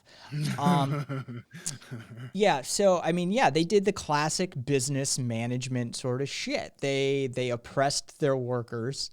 They demanded more of them than they should ever demand, to the point of probably, like, breakdowns and anxiety attacks, for sure. And they delivered a half-assed product, which... I mean, it's one thing if you crack the whip and, you've got people breaking down, but you deliver genius, right? Like Kubrick. Kubrick's a classic example. He's a horrible human being. Stanley Kubrick was a terrible human being, but he gave you works of genius. He gave you masterpieces. And so there was an argument to be made that, like, yeah, he's going to make you do the same scene 127 times, right? But watch what he gets out of you. There's an argument to be made there at least. But if you break people and right, you... and then this is what you got to show for it. Yeah, and you got mediocrity out of it. Yeah. Like, you're the worst of the worst. So yeah, the classic capitalism, classic fucking hierarchical structure, classic authoritarian behavior patterns. There's a guy Yeah. who's a you know, like the head creative designer or whatever the fuck, the manager, and I forget his name, but he's been behind some of like the biggest like gaming flops in the last like 10-15 years, and he treats all his employees like shit. He crunches the fuck out of them, justifies it constantly. Like, I'm pretty sure he has like sexual harassment shit going on with him and a bunch of other like just workplace like improprieties, and he just keeps getting work. Like, people just keep paying him to make games, and it's like I don't understand it. It's like it failing upward is a fascinating phenomenon. It is really is. Let's see. Is it the guy at Blizzard or is it? What's his name? If you say his name, it'll click. Hang on. Yes, I get the Joe Rogan thing like all the time. Yeah. The Joe Rogan thing is regular. All right. Leftist Joe Rogan, as Taco would like to call me. I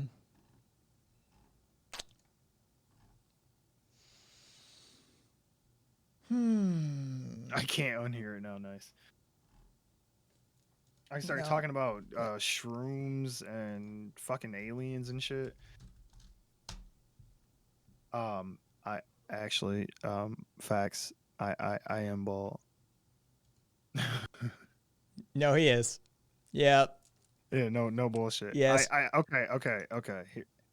I smoke weed, I'm bald, and I work out. I am Joe Rogan. You caught me. Oh, didn't I tell you guys I know Joe Rogan? Yeah. There. Let's run with the bed. I know Joe Rogan. You know, you can deflect while you're on your channel, like, you know, because you don't look like him. But when you're just audio on my air, you can just fucking congratulations. This is Joe Rogan. Yeah. Yo, he's hurt. Wait, see, I gotta hear it in context. I gotta hear how he does it. I can't just say it. It probably won't be the same.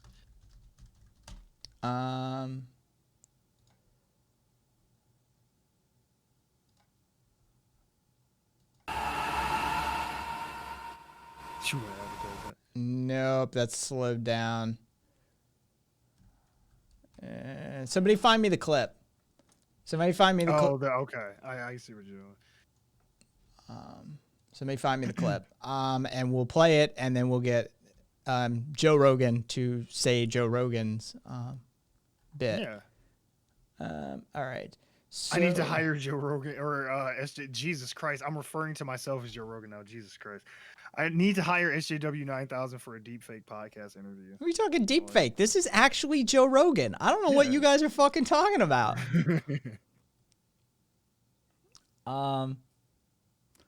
Let's see. Scott Joe Rogan. See, yeah, you caught on. It's a pseudonym, yeah. All right, so it could be Riot Games either. God damn it, why won't anybody name these assholes? Like, in the article, just fucking say their shitty name. Oh no, it was Ubisoft, I bet. Hang on. Because Jim Sterling did one on this douchebag. How does it feel? Trump? Slimy at the end. Wait, is that confirmed? Did Rogan really vote for Trump? Probably, I don't know. Hey, Mr. Rogan, how do you feel about sharing a first name with Biden? It's actually kind of disappointing because his middle name is Robinette, Um, and it kind of just diminishes the Joe.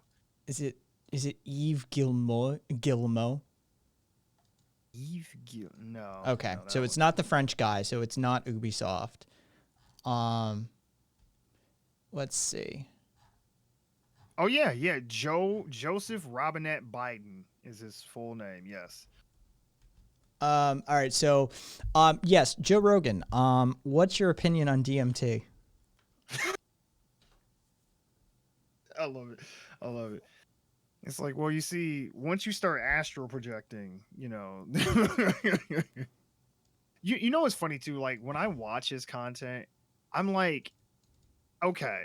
Once he get into like his conspiracy theory, like drug, like tangents and shit, I'm like, You mean his? You mean my? right, my. You'd assume that I'd lose a good portion of the audience, but surprisingly, I don't. Which makes me realize that the majority of my audience is probably made up of stoners, pseudo intellectuals, pseudo spiritual, pseudo, like I don't know. Well, I mean, you've certainly you certainly have done well for yourself cultivating your sort of pseudo intellectual stoner audience for sure, most certainly. True. Honestly, if you haven't smoked Dimitri, you don't know. Oh,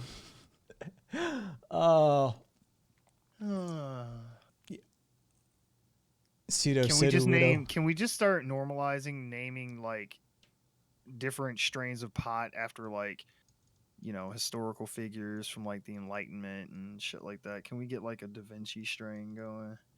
Moomin wants you to know that your ancient alien and origins of man's rants are hilarious.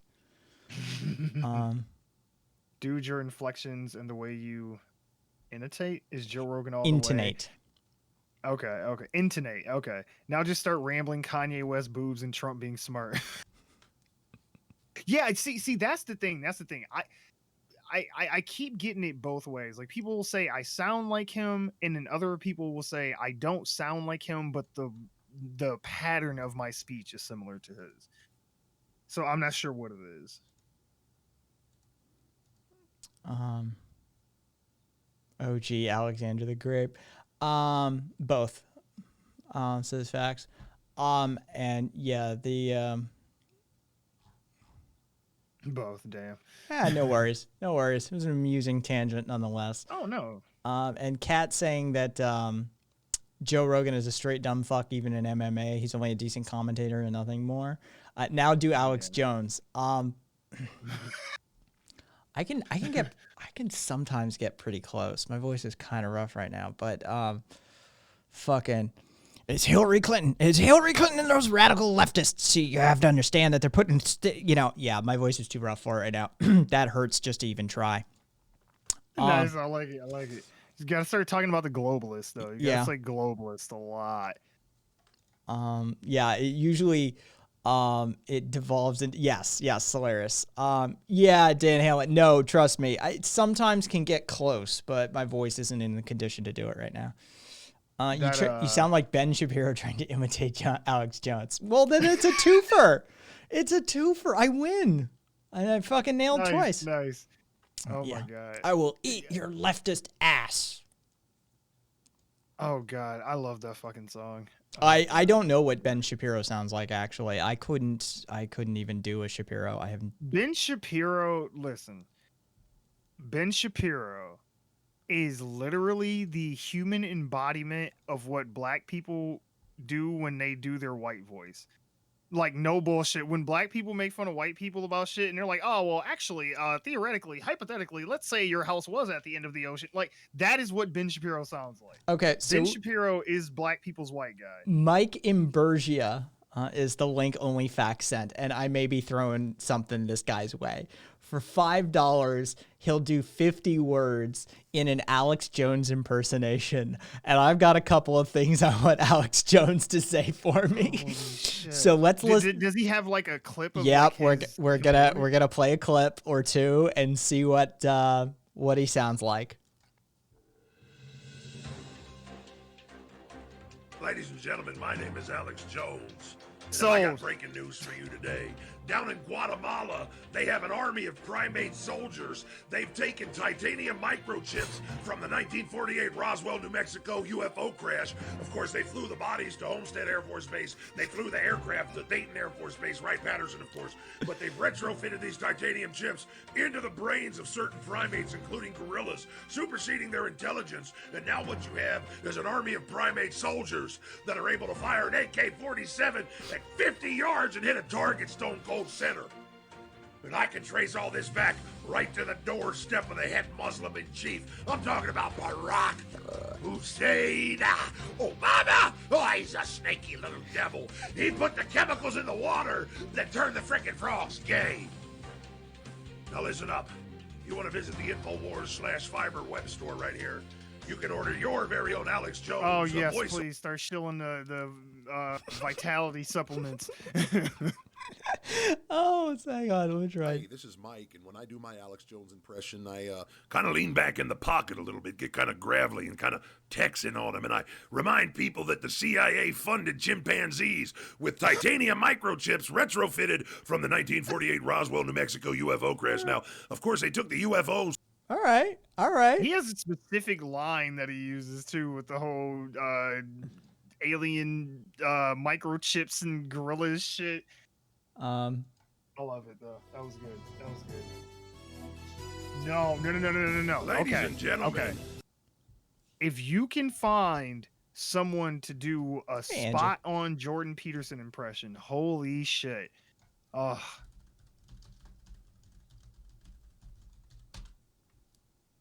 Nope, there's no Fivers for Jordan Peterson impression. at this point, Jordan Peterson's been out of the game for a minute. He might just do it for $5. Could you find him on what's that fucking what's that app that all the Where celebrities will do shit. yeah. Could you find Jordan Peterson on that shit? Holy shit. Oh, I'm okay. So Cameo. Thank That's you, like Fax. the equivalent of like Uber driving for celebrities. It's like a Yeah. gig job. Cameo. So thanks for sending this guy my way. We will have some Alex Jones audio clips for the channel in the future. That shit's going to happen. I would love to have AJ plug some, anarchistic talking points and talk about how capitalism is evil. And, I definitely want to put some words into AJ's mouth. So I'm RV's like, I'll do it. I can do it right now.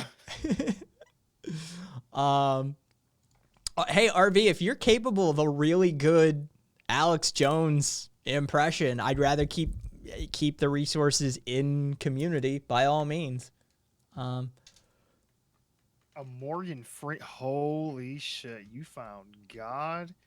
Holy shit. The voice of God. Well, okay. An impersonation of the voice of God, but still. I mean, let's see.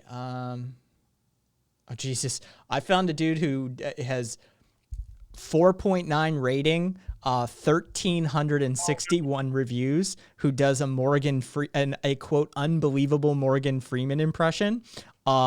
He's a hipster white dude in a beard. Holy shit. Can you play something? I do a great impression of a hot dog. My impressions have been viewed over 100 million times. Okay. Wait, he's British? The voice you're gonna get. Oh, you say, get busy booking me, I'll get busy dying. And that's goddamn right. Well, this is the audio you'll receive with the basic package, recorded on a H4n. This one's for private use only, and Oh shit, this is no good. revisions in this package. And this is the standard package. It's a 7-day delivery, recorded on a Rode K2. You get online rights with this one, and 1 revision. And finally, the premium package, recorded with a K2 microphone in a treated room. There you go. That was good. Holy shit, that was really good. 250 That was, bucks like, for creepy. Yeah, it's for like the use it online. It's 120 bucks. Nice. Okay, RV says that he doesn't do Alex J. He does Jordan Peterson. Okay. Oh, Okay. RV, do you have Discord? Can you jump on air and do some? I do a good Cobain and Waits vocals, dude. Fucking Waits. Yeah, like So you can do the Joker, Heath Ledger's Joker. yes, definitely just Tom Waits. That was basically It's just him just doing Tom Tom Waits. Yeah. There's no getting around that. Heath saw that interview with Tom. There's a very infamous interview with Tom, and he was like, "And there's my Joker." He was like, "Oh shit." He was like, "I could just hang out in a hotel and do cocaine for the next few weeks." RV, just jump over to voice chat, and I'll bring you on air. I want to hear. Hang on. First, I need a baseline. If anybody has like a quintessential Jordan Peterson clip that they think I should use as a baseline, let me know.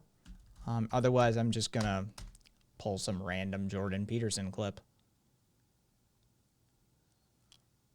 Oh, that one where he talks about women wearing lipstick.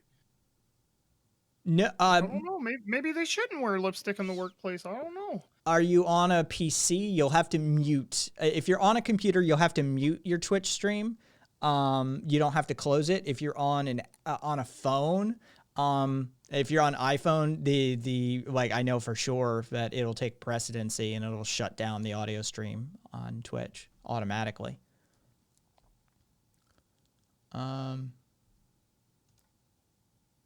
Sounds like Kermit the Frog to me. Phone. All right.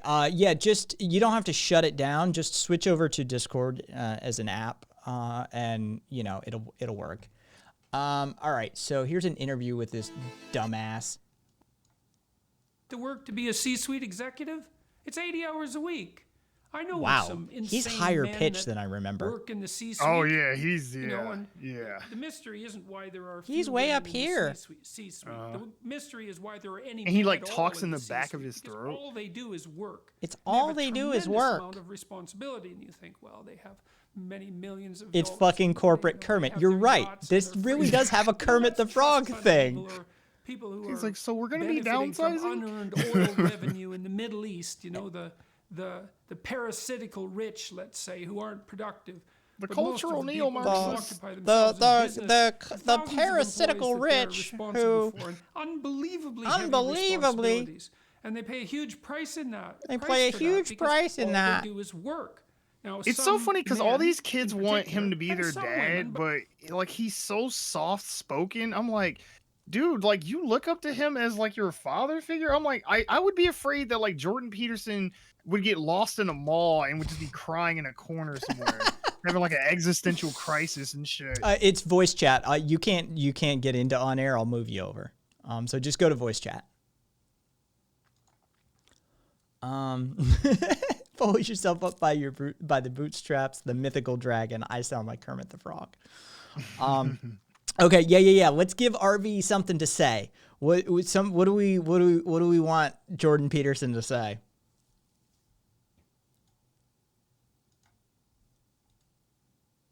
Hey, RV. There he is. Hey, Oh, I'm bummed. I was hoping you were going to be in character from the Immediately beginning. now. I grew up with no dad and then started listening to Jordan Peterson. All right. Yeah. What do we want Jordan Peterson to say? how you guys doing? We're okay. Good, man. How are you? Hey, good to Good, talk good. to you finally. Yeah. Oh, who is this? Because I've been like in and out of the Twitch stream. S- Speaking. Oh, yeah. Well, that's SJ. SJW 9000.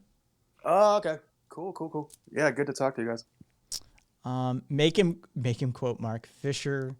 I will be all of your surrogate father. Let's see. You know what? Who would wash your penis? A New York Times bestseller by Jordan Peterson. Oh shit, that was a good one. I just saw it in chat from a while ago. I'm sorry, Gonzo. You know you didn't meet your target this month, so we're gonna have to let you go. The reason why women and men are different is only one makes me aggressively horny, and that happens to be men. I think we have a winner there. I'll send you over the line into your DMs. RV, so you don't have to reference back and forth. Make him read a good filibuster quote like Green Eggs and Ham. And you know what? I like that one as well. So we'll do the wisdom of Peterson.com. Oh Jesus, you really just take Jordan Peterson word salad generator. It's a thing. Okay, so I'm gonna try it out. All right. All right, yeah. Go ahead and practice. You need a couple of runs. Yeah, some kind of like vocal warm-ups here. So, the thing about Twitch's term of service is that, it's like, you can call me an incel or a virgin or a simp for now, but in January, you won't be able to. So... No, that's good. No, that was good. That was good. Okay. I'm just warming up. So, the reason why women and men are different is only one makes me aggressively horny, and that happens to be men. Clipped. From each their ability to each their need. And my need I'm sorry. it's Go from ahead. men. It's for men. Yeah, it's a little like I would. Yeah, if we can give notes, less Kermit. Yeah, no, the Kermit's kind of taken over. Oh God. Yeah. Oh, there was something. Iris, he sent. God. Hang on. I'll put it in the chat so you But can a look at fewer it. proportion of women. God, there's so much Kermit in there though. Okay. In me, in my voice, or No, like no, in in Jordan's? in Peterson, like he fucking. Oh yeah, yeah. Oh yeah. Totally. Okay. you put- Kai, I'm putting it in your chat. Okay. This is a clip from someone's stream, and this guy does a really good one.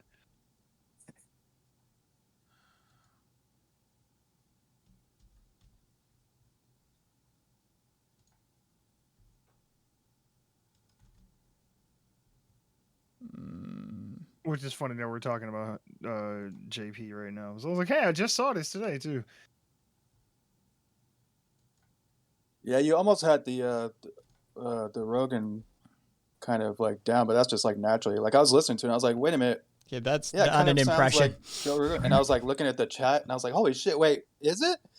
For like half a second. It's like, holy shit! Like Kai, you blowing up? That doesn't pull up anything for me. But is that in your Discord server? Oh really? Yeah, cause hang on, Wait, hang on. No, I'm already a member of your fucking Discord. Oh, here. It was because it was a DM. Hang on. All right, Here's the link. There we go. thank you. Oh, by the way, gentlemen. So last night, I impersonated a Georgian. So basically, I was like leaving, voice messages for like my my centers. So Feinstein and Harris, and then and I was just looking randomly for who else to leave a message for. Just trying to see what the fuck was going on with this skinny Stimmy that's like really skinny at the moment. And so I left a message for David Perdue. So I tried to use a Georgian accent. It was like once I'm like on it and like I know somebody or I know somebody's voice, like I can do it pretty well. Yeah. Once you can hear it enough. Yeah, it's kind of like when you like pick up accents from like living somewhere for a while. All right, so this was over on Dan's show. Oh, let's give these little fuckers some rules. Clean your room, Jordan Peterson. You can clean your room and pet a cat, but also, for some reason, it has to do with Catholicism. The problem with Jordan is that Jordan will say something completely reasonable, like Oh, it's a good idea. Tears, to, he was like, do your clean best your to room take and care pet of a your cat. space. And then he'll tack onto it something completely unrelated. Pure. Oh, let's Like, give that's these who they little target. fuckers some rules. Clean your room, Proud Jordan Peterson. You can clean your room and pet a cat, but also, for some With them, they're going to work 80 hours a week. Dude, that's fairly spot on. I know. I was like, it was good. It was really good. It caught me off guard how good it was. I was like, holy shit. Even like the streamer, like I'm not familiar with who the streamer is, but like the face he makes when he starts talking, he's like, holy shit, that was good. Yeah, that's Dan Simpson. He was in here earlier, actually. Oh shit. Yeah, we've rated each other a few times. Question: Bush did 9/11, or did I 9/11? Because there's an I in there. Either way, random reference to Bush doing 9/11. What's your question? Tell me what you feel about me.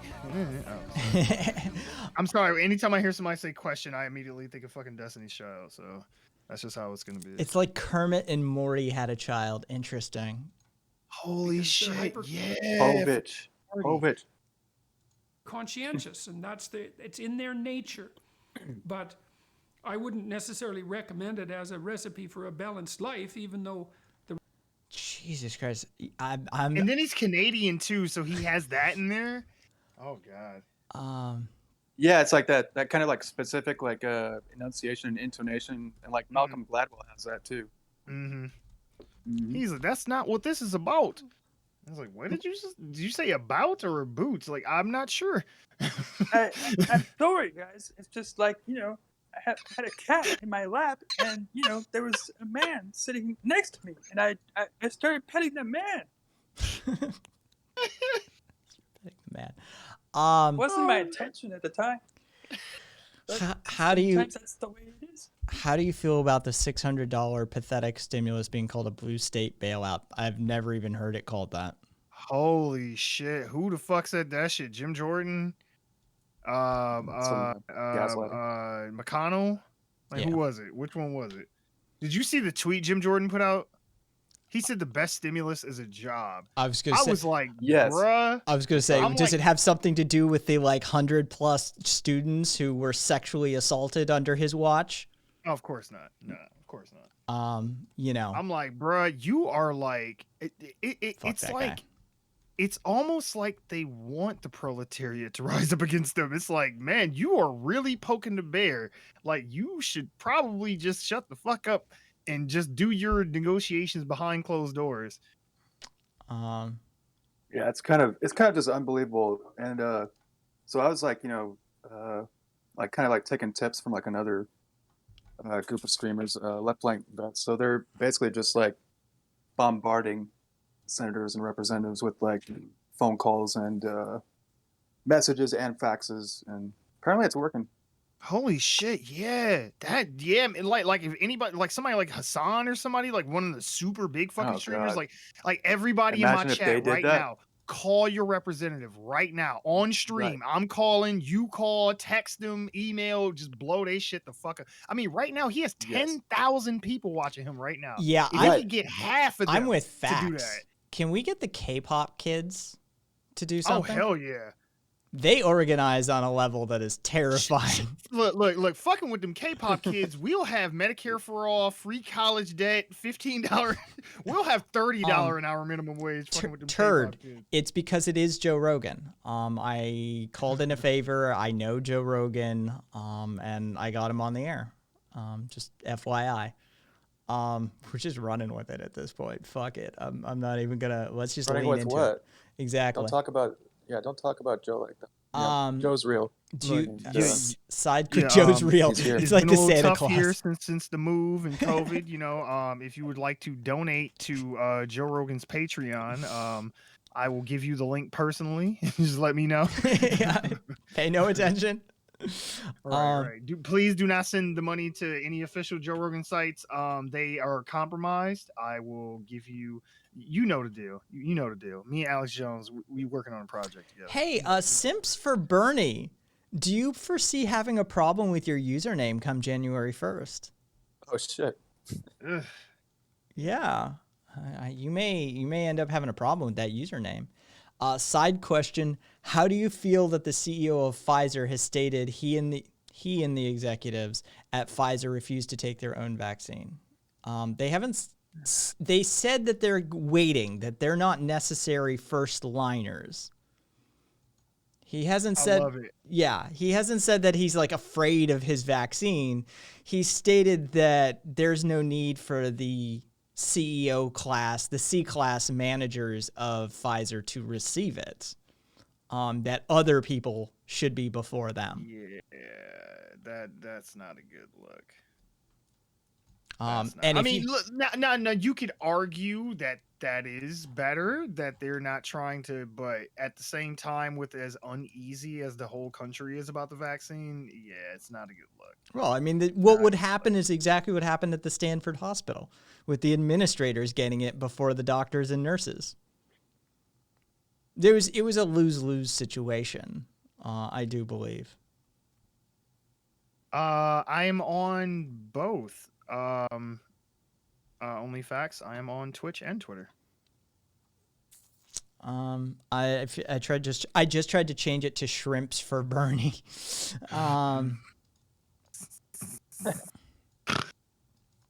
Cool username though. For now, it works. I like it. Yeah. Oh, yeah. Sim's been around for a while, but yeah, I think I've seen it.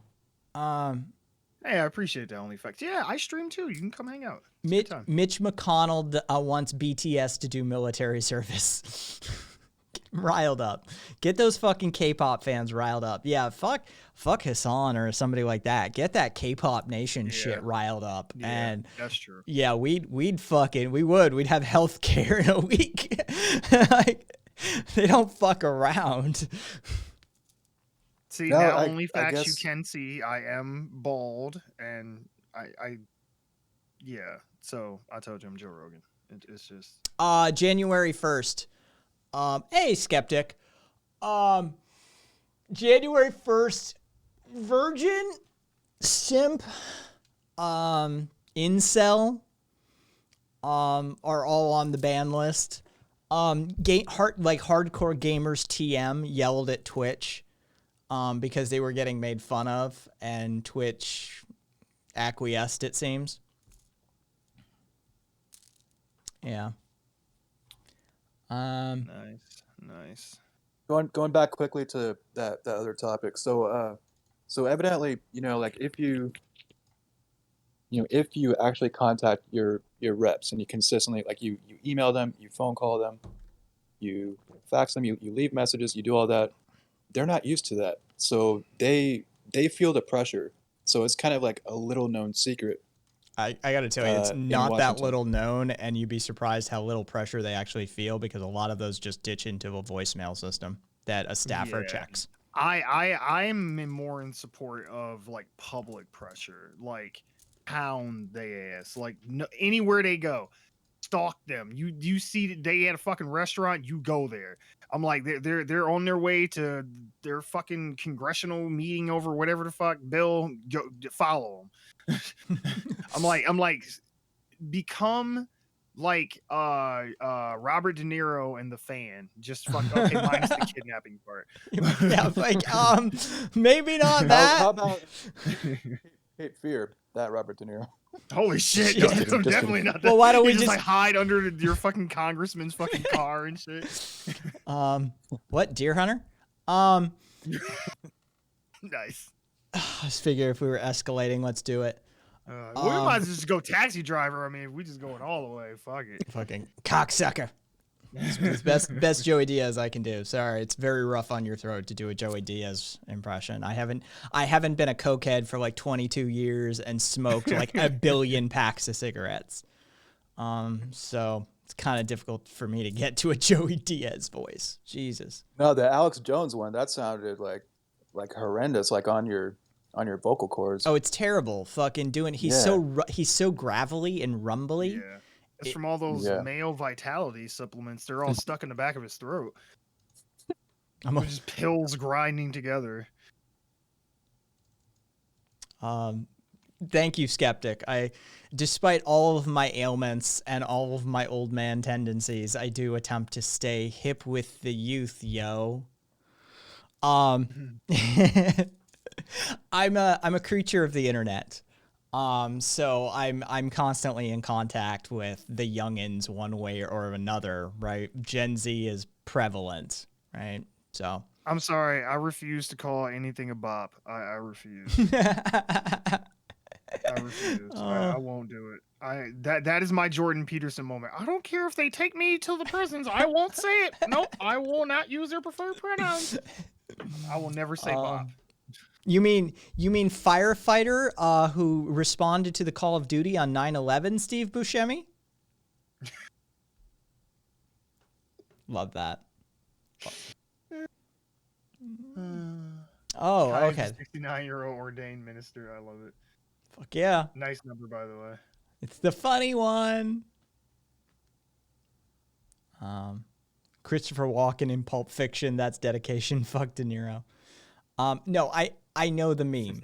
I know the meme, but are you aware of the meme of any time Steve Buscemi gets referenced, you reference that he's a firefighter who responded on 9/11? Because that's the sub meme. We're incepting memes, all right? But yes. Hello, fellow kids. Hello.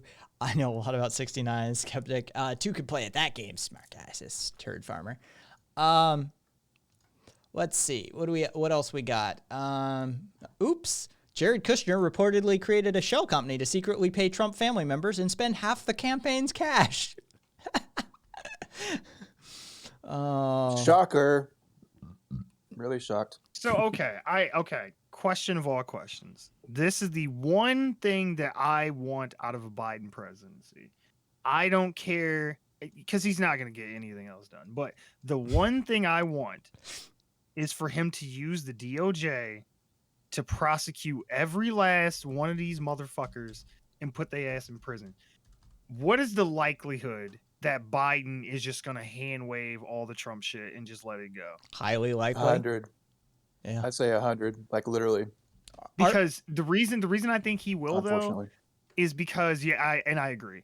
But the reason I think he will is because his whole, unity ticket, oh, we're healing the nation and all that shit. And he's going to make the argument that going after an ex-president and trying to imprison them would be unbecoming of the current administration and would set a bad precedent and would divide the nation even more.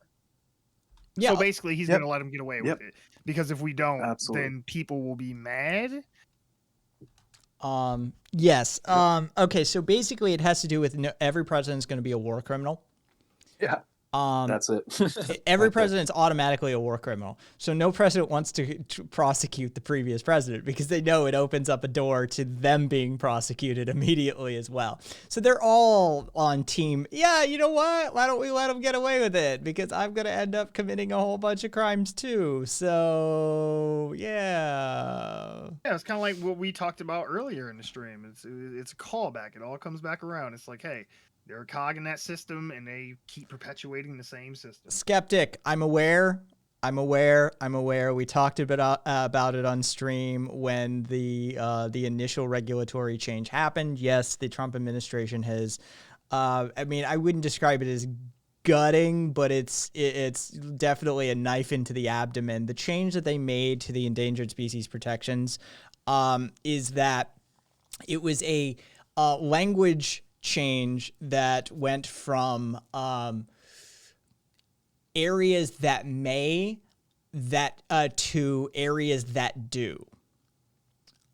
Basically, so a habitat that an endangered species previously inhabited is no longer protected. So say you build a complex and you encroach upon the species habitat and they migrate as a result of this, thus putting further pressure. The fact that they're no longer on any of that land means that land isn't protected. So you get to move further, and then they move further, and the land that they just moved off of gets inhabitable gets classified for development as well. So it's a sort of feedback loop response due to linguistic change. Yeah, just perpetually backing them into a corner.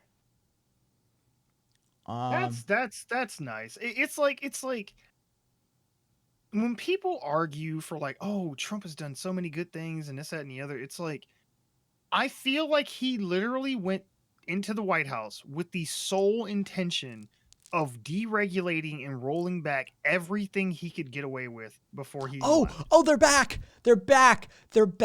Everyone, put your hands together for Enthon Kirsch 1, whatever, with the comment, the 2020 election was rigged and Trump will remain the 45th president of the United States. Oh my God. okay, this season or this series Yes, has Skeptic. gone on one too many seasons. Like, can we cancel this show now? Is this over? It's not over till it's over. The fat lady hasn't sung yet. Inauguration day is 4 weeks from now. We have time. We We're gonna will stop be the like steal.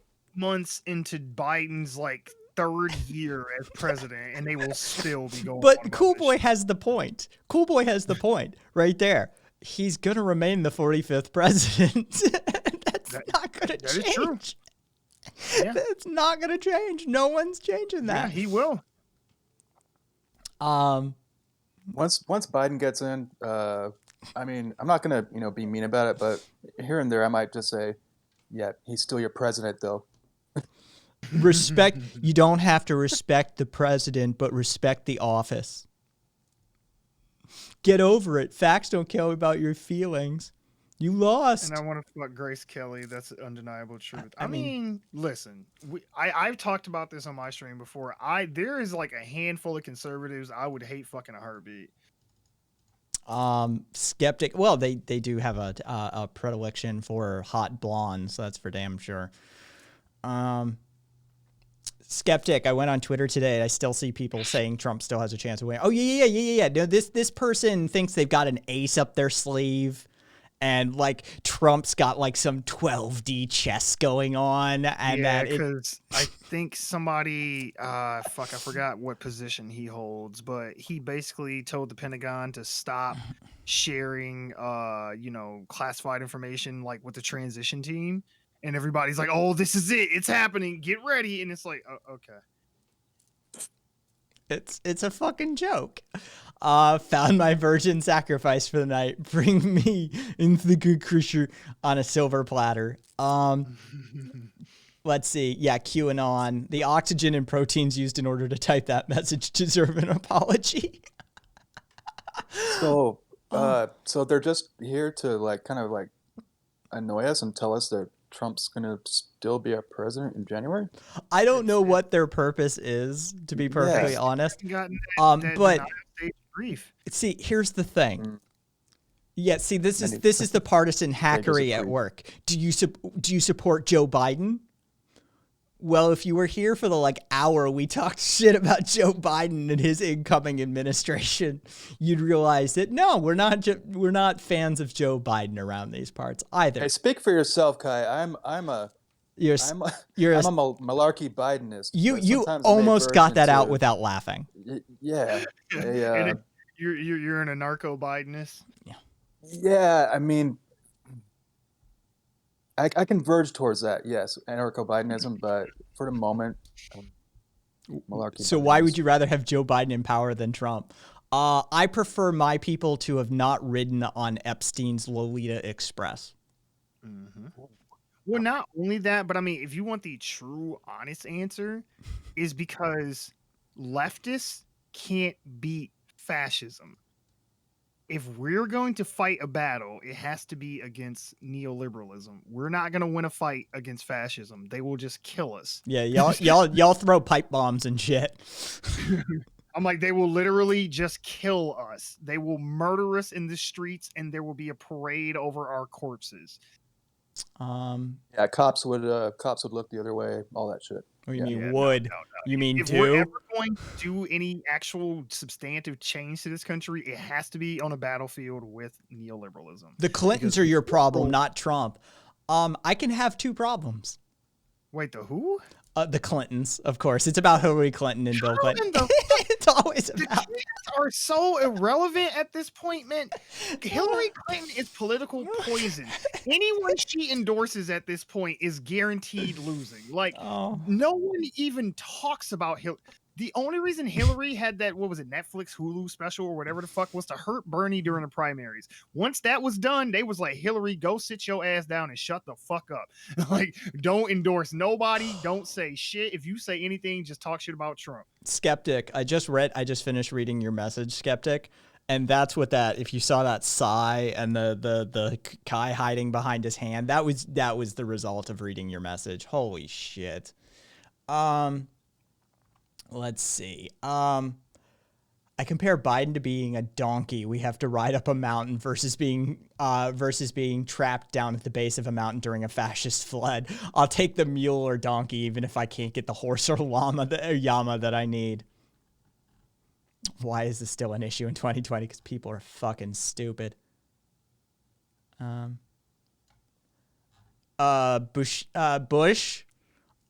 There's a thing called the Socialist Rifle Association. Marx was in favor of arming the populace, and I hate to break it to you, all of the anarchists I've ever known own guns.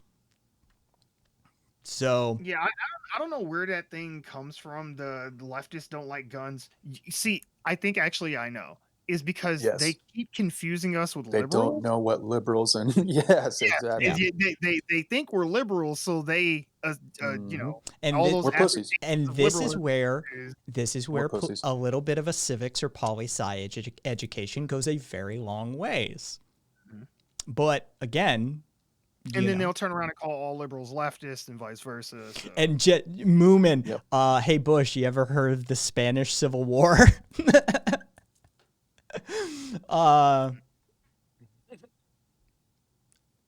Oh, you're trolling. Bye. Oh, he didn't like it, huh? Oh no, he immediately pivoted. No, I'm a leftist and I also hold an NRA expert marksman certification. I was kidding. Oh wait, I'm conflating two fucking Yeah. Bush did 9/11 and the other person. The other person. Have we chased out? I'm sorry, Bush. I'm sorry. Have we chased out the other idiot by now? Stay with us, Bush. I like went in on somebody and I was like, "Oh, you're totally the wrong fucking person." You're the wrong person. I'm sorry. Passes ace, passes popcorn to the fan. Dude, it's never obvious. Sarcasm tag for the win. Well, yes, to a degree in retrospect, but then it's like you got to think like when you're in like the heat of the moment in the middle of a conversation and you're getting like a post from someone else and then something that sounds similar from you, it's like it's easy to just blur them together like, oh, it was that same fucker. Let's see. Yeah, so whatever your fucking name is, person who laid down on a keyboard. Laid down. His cat walked across it. He's like, "Fuck! Now that's got to be my username. Thanks." Guy was elbow deep before he looked him in the eye. And the name, fucking. So. Yeah, you still here, bro? Mkhitaryan. His name is Henrik Mkhitaryan, the soccer player. There you go. It looks like that, Mkhitaryan. Let's see. The Marxist-Leninist position is every worker should be armed. Did Kropotkin state his position on guns? Not off the top of my head, but hive mind this shit.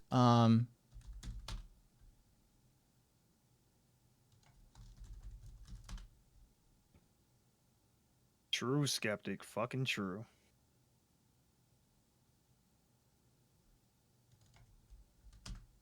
I wish I wasn't so, America-centric because don't ask me about. I don't even give a fuck about American sports, let alone about fucking any other country's like main sport of choice. St. Pauli, that's my team. They're my football team out of Hamburg, Germany. Sports ball, okay. Sports ball. I literally strategically picked one. It's the anarchist team, by the way. Right. That's why. Yeah. They're like, go to a St. Pauli game. It's a bunch of fucking anarchists and communists hanging out. There might be a riot afterwards, but it won't be because of the football game. Yeah, that's my sport ball team, St. Pauli. Rep.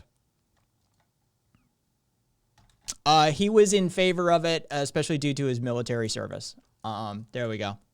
Had to check, skeptic. Cool boy, forced gun ownership. Oh, well then, wait. Cali? It won't. It's Biden's stance. This is the thing. You don't have to worry for shit.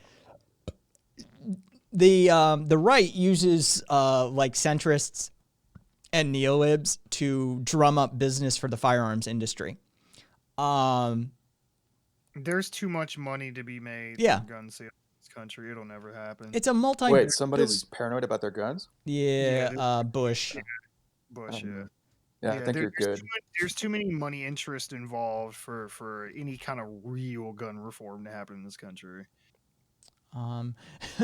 Skeptic says, I'm in Canada. My friend grew up in a small town in Alberta where Jordan Kermit the Frog Peterson grew up.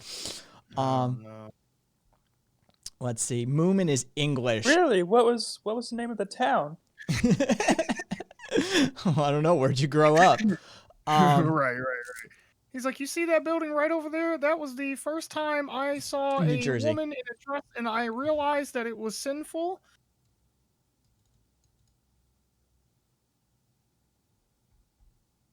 Jesus Christ, stop spamming the tag, Skeptic. I understand. You and I didn't have a conversation. Every fucking other line is my name highlighted.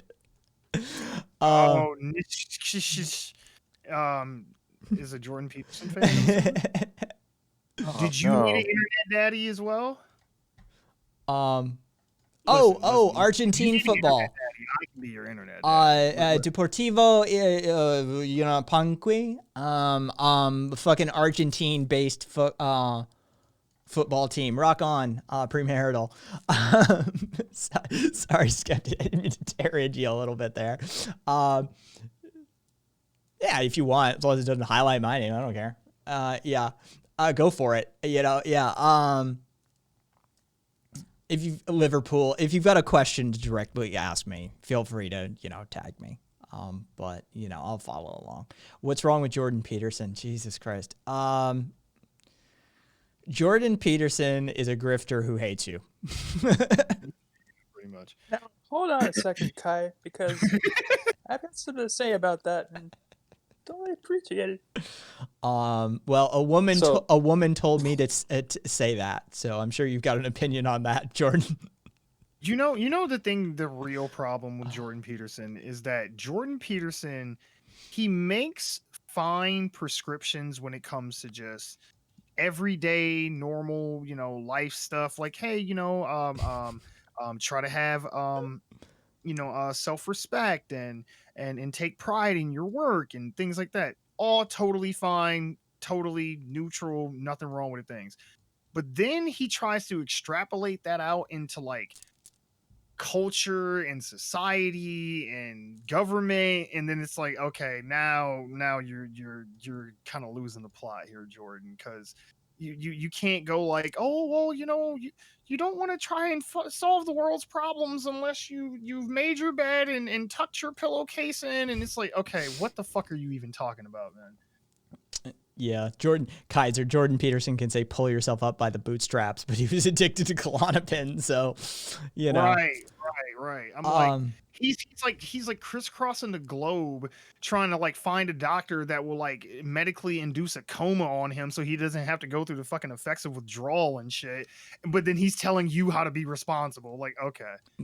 Moomin, rock the fuck on with that assessment. St. Pauli is just a sport event bolted onto the side of a punk picnic.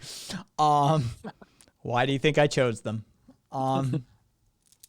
They're amazing. For the punk picnic, probably. Yeah. Oh yeah. They're fucking amazing. Like, you look at some of the shit their fans get up to. I dig them. Yeah, it was a conversation with Heart Joe. Heart Joe the Second. You'd probably see his username. But yeah, he sent me this like documentary on Berlin football because he's German. And it's about just the insanity that they get up to. Like, you're like, oh yeah, European and UK. No, seriously, you need to see some of the antics they get up to. It's insane. And I'm like, this is fucking fascinating. And one of the things that you learn along the way is that the way German football works is like all of the different groups have their football teams. Like, it's not just necessarily this neighborhood that supports this football team. Like, the Czech immigrants have their own team. The socialists have their own team. The communists have a stadium, for fuck's sake. The anarchists have a team. Like, it's literally divided by ideological and philosophical lines sometimes. And I'm like, wait, they do? He's like, yeah, they have St. Pauli. I'm like, wait, so the anarchists have a team? He's like, yeah, it's St. Pauli out of Hamburg. I'm like, my team. That's fucking cool as shit. Could you imagine if we did that here? Like if NBA teams were like split up by like ideologies? That'd be we get fucking pepper sprayed, mace, baton shot. The referee just shoots you as you're going up for a dunk and shit. It was justified. He was running at me real fast. I didn't know what he was going to do with that ball. He could have killed me. Go ahead, Skeptic. Yeah. Question for you. I'm not seeing the question, though. Did it go by earlier? Jordan Peterson was, if the right loves guns, then why did Pinochet take away the guns? I mean, is that the question? Not because he was an authoritarian dictator who brutally killed 100,000 people. Oh, sick burn. Jordan Peterson obtained degrees, helped many people, became a professor, and have done more things in his life than you will ever achieve in this Twitch stream. Cool, but that doesn't negate the fact that he doesn't know what the fuck he's talking about when it comes to anything outside of psychology. He made 24 rules. At least I won't have caused the harm he's caused. Yeah, exactly. Net gain. I won't Net take gain. Gender relations back with my Twitch stream. I'll be right back. Enjoy the air, boys. Okay. So RV, tell me, Yeah. what's your deal? Tell me what's your where you come from, like ideologically. Words. I speak. Yeah. Born and raised in California. Oh, you didn't literally have to tell me where you're from. I mean, you know, I just meant like where you coming from as far as like Yeah. Go ahead. That's just I'm just You like going long with it. walks along the beach. You know, you listen to show Yeah, tunes. as an infant. No, right. I so, remember like, first seeing the light. Yeah, most of my life, like I always, like I felt like I was kind of like, leaning towards the left. And I kind of like heard, stuff like about socialism or anarchism and communism and all that. And, didn't really know too much about those things. And so I just kind of was more or less complacent with like either the Democratic Party or Green. Just kind of grew up in a liberal household. And then like over these, basically these, let me see, these last few years. So Bernie, right? 2016, 2015, kind of woke me up around that time. And then like over the last 4 years, I've just been kind of, focusing on making a living, getting promoted, getting more stuff to do, work, make money, save money, all that. So I was just kind of asleep for the last, 4 years ish. This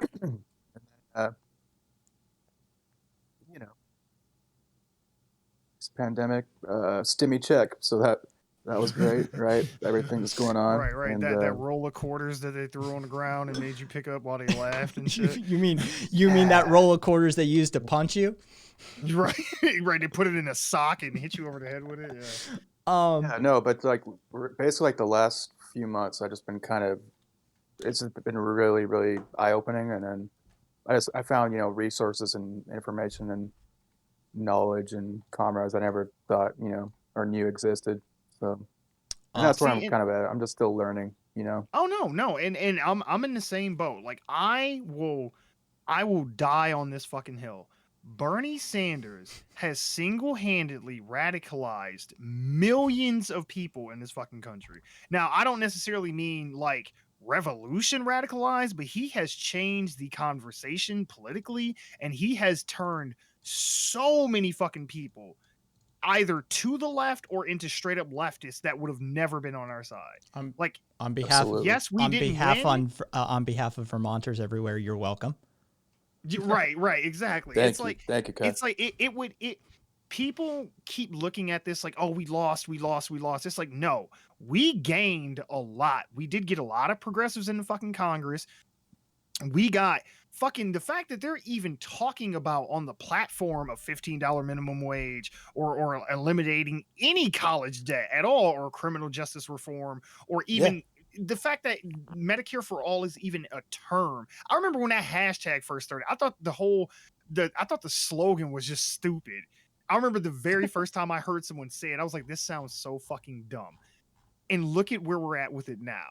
It's like M4A, like it's shortened. It's not even Medicare for, it's M4A. It's like you could say it and anybody will know what you're referring to. Like it is really fascinating just how far we've pushed this country in just 4 short years. Yep. Apparently Absolutely. I had to leave to go cry. It was a very quick cry. Oh yeah. No, Kirsch, I had because to Trump is gonna win. Yeah, no, I had to piss. So I'm, if you want to be involved in that, I don't know if that's your kink or not, but that's what I had to do is I had to go fucking urinate. So yay. Let's see. I love when Ace calls people Tink Tink. I adore it. Oh, Tink Tink, you're still here. So precious. Larry had a question. Why is Pence leaving the country on January 6th? What are they planning? Nothing. He's going to Bahrain, Israel, and Poland. He's doing the kind of shitty place tour. It's so funny too. It's like these people will know that the VP is leaving, but won't take the extra 5 seconds to look into where he's going. Why? They immediately go into conspiracy, like, oh, Pence is leaving the White House. There's something going on. It's like, okay. He's visiting Bahrain, Israel, and Poland, which all have sort of a right wing, authoritarian thing going on to one extent or another, for sure. Definitely not what you would consider our traditional allies. Exactly, Sassy. To confirm the vote and leave the country. Yeah. Get away from. You know what? You know what's funny as shit? The irony. Like how anybody like how people kept the thing like a week ago, like, oh, Trump's gonna run again in 2024. I'm like, okay, good. I'm glad you're acknowledging that he lost finally. But what's funny is I can't imagine anyone who still would want to be a Trump ally at this point, because look at how he treats everyone in his inner circle. Everyone he has power over, he fucks them over at every turn. Now, I'm not some anti-vaxxer or some crazy vaccine conspiracy theorist, but I find it hilarious that he sent fucking Mike Pence bitch ass out to go get the vaccine and he still ain't took the shit. He ain't even talked about taking the shit, but he made Mike Pence get it on national TV. Hey, hey, Bread Pill. It's so funny, man. And then he sends him off to do all the fucking, foreign relations shit he doesn't want to do. Like at this point, now that he's in his lame duck portion, he knows he's not staying. He's not going to go anywhere. He's just going to hold up in the White House in Mar-a-Lago until it's over. Sassy, what are the QAnon people going to do when the government's not overthrown like they think? Just make another excuse? Yes, that's exactly what they're going to do. They're going to move the goalposts, pivot on one foot, and pretend that other crazy shit they just said they didn't say. God, how many, Jesus Christ, who was it? Isn't that the Jehovah's Witnesses that are born out of a failed doomsday prediction?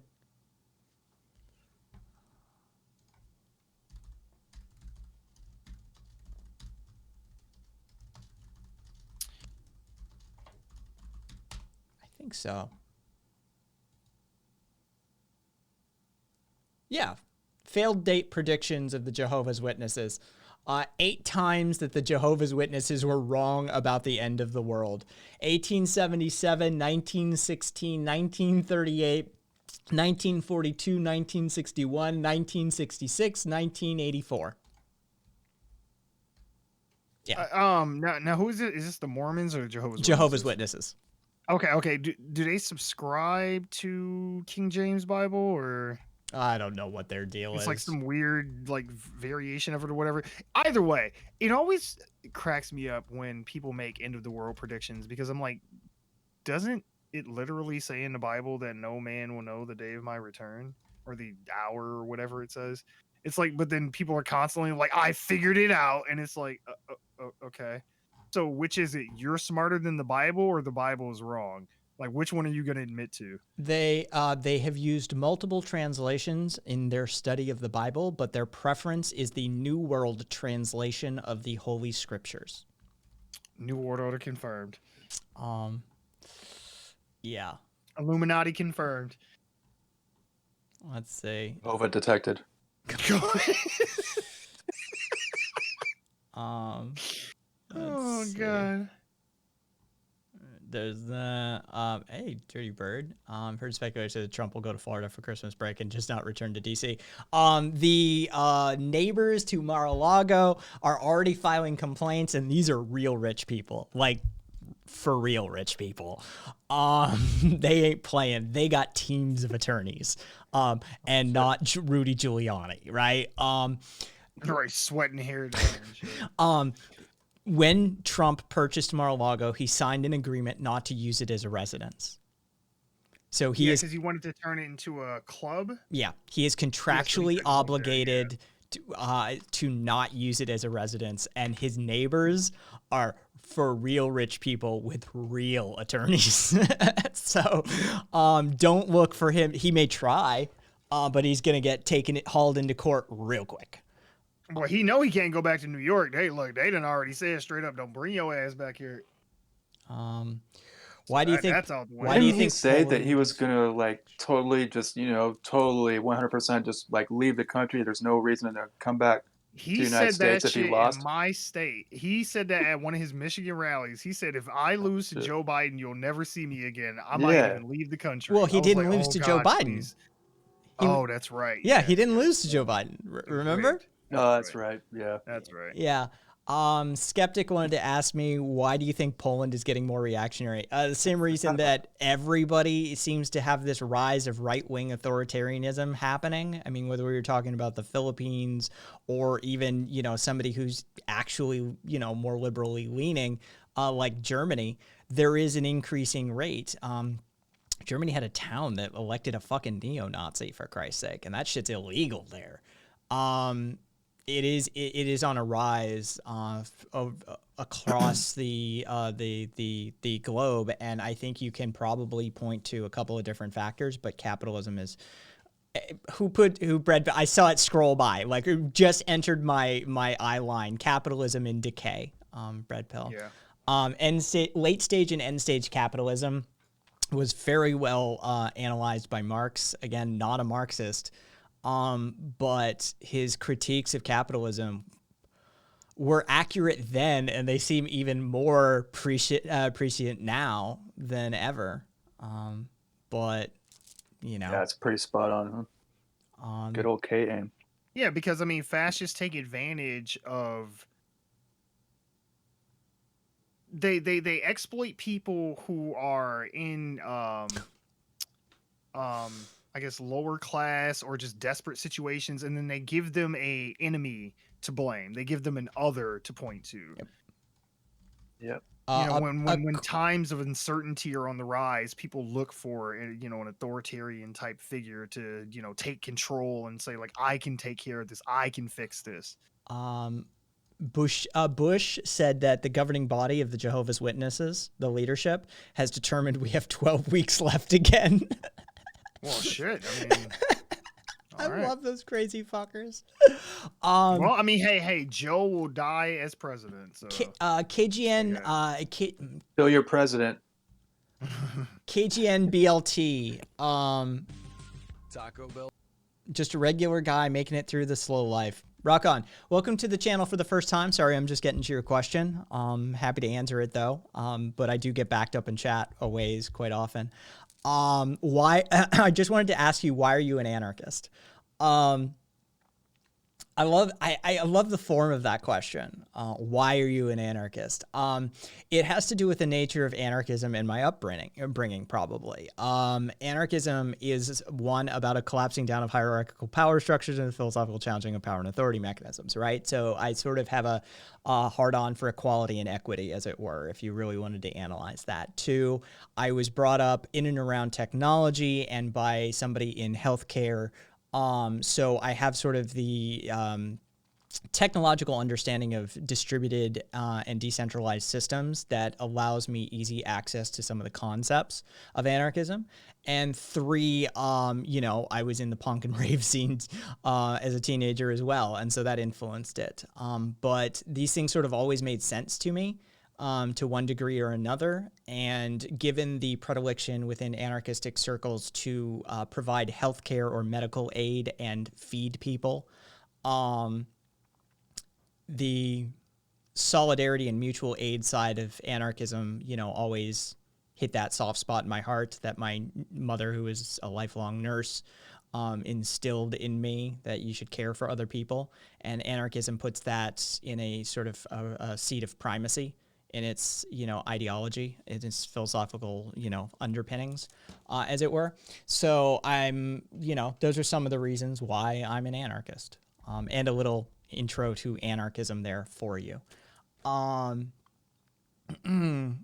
Yeah, atheists know more about the Bible than religious people. That's always true. If you want to know about the Bible, go talk to an atheist, not a Christian.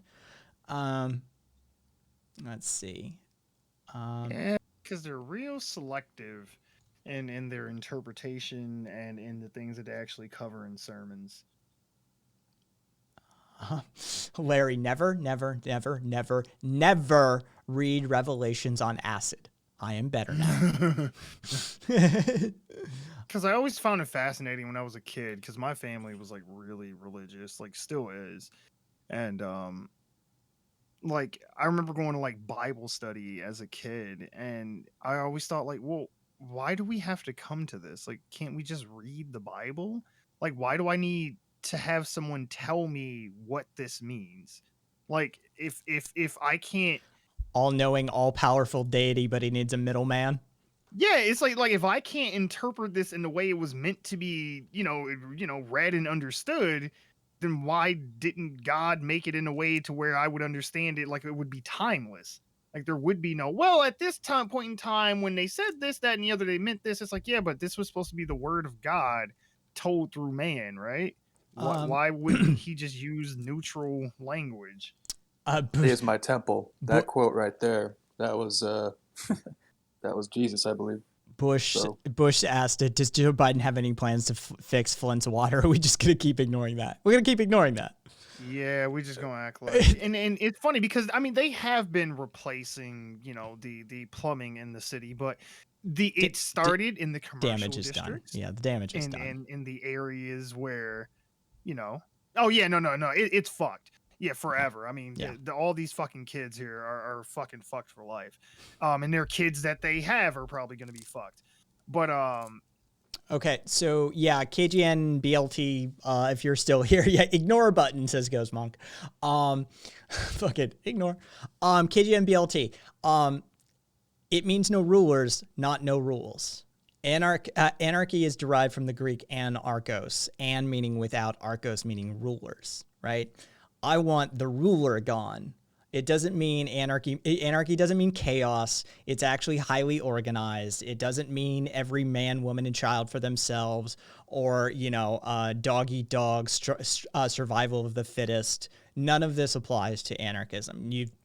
Society has been intentionally mistaught what anarchism is about, and that's, as I said, that's intentional, and it goes back quite a ways. yeah, it's like I was saying earlier, like when you say anarchism, what people hear is chaos. Because that's what they've been taught. Yeah. Yep. And I mean, I think the first pamphlet that did that was issued by Wilson. So yeah, we're going back to like 1911, 1912 territory. I think. Oh, go ahead. Yeah. No, go ahead. I think like even like a good demonstration of that is like I'm pretty sure in The Dark Knight, where this would be the second time we talked about Heath Ledger's Joker, where he's talking to Two-Face in the hospital, and he talks about like blowing up a truck full of soldiers, and he was like, and everything just turns into anarchy, and what the implication is chaos, but that's not what anarchy is. But when he says that, he knows that the audience will hear chaos. And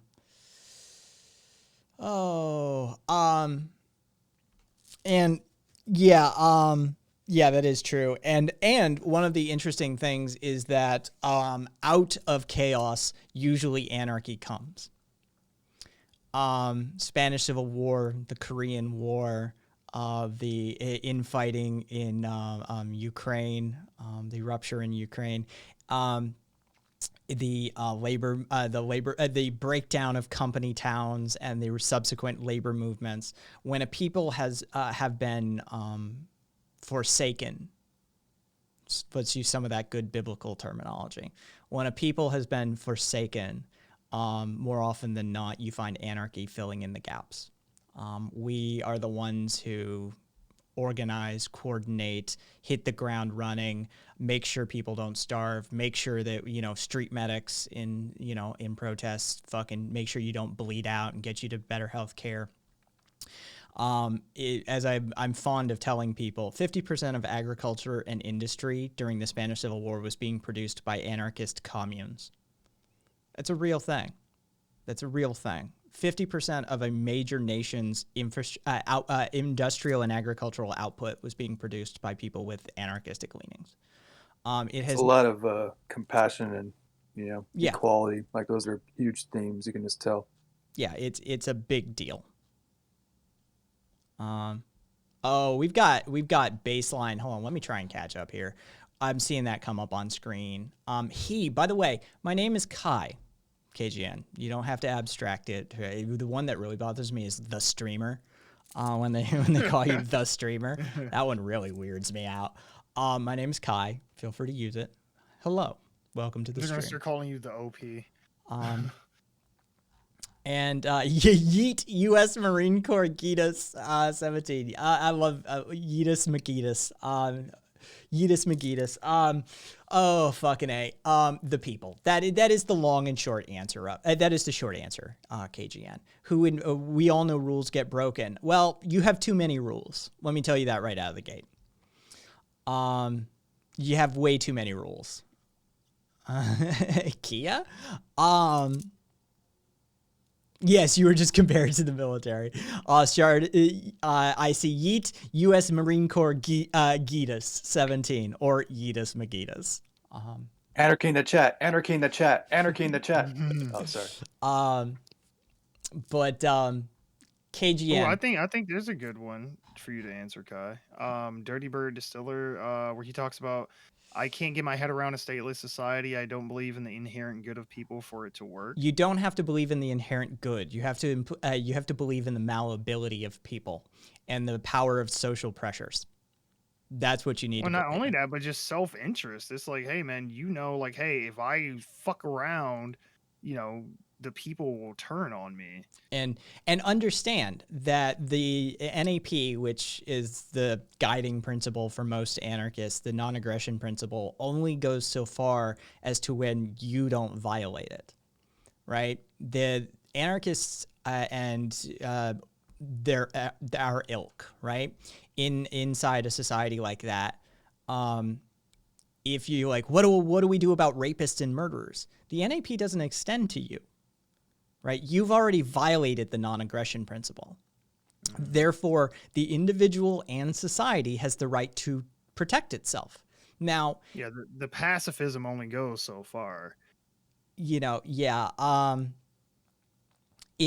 that's the thing is, even if in that sort of stateless society we were to construct a prison of some sort, it would take an entirely different form. It wouldn't be the thing that you're familiar with. If I use the word prison, you see in your head what America builds.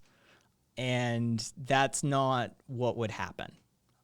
Plus, in that sort of situation, you'd reduce crime probably by 98%, just by addressing the underlying ills of society to start with. You would have a percentage that would be... Aw, did Mitri just delete his beautiful photo? I think he did. Or something happened up there. Boo. Mitri, or is it? Yeah, exactly. Bread pill. It would be an minuscule percentage. Minuscule And we would do it, only, it would be some level of confinement.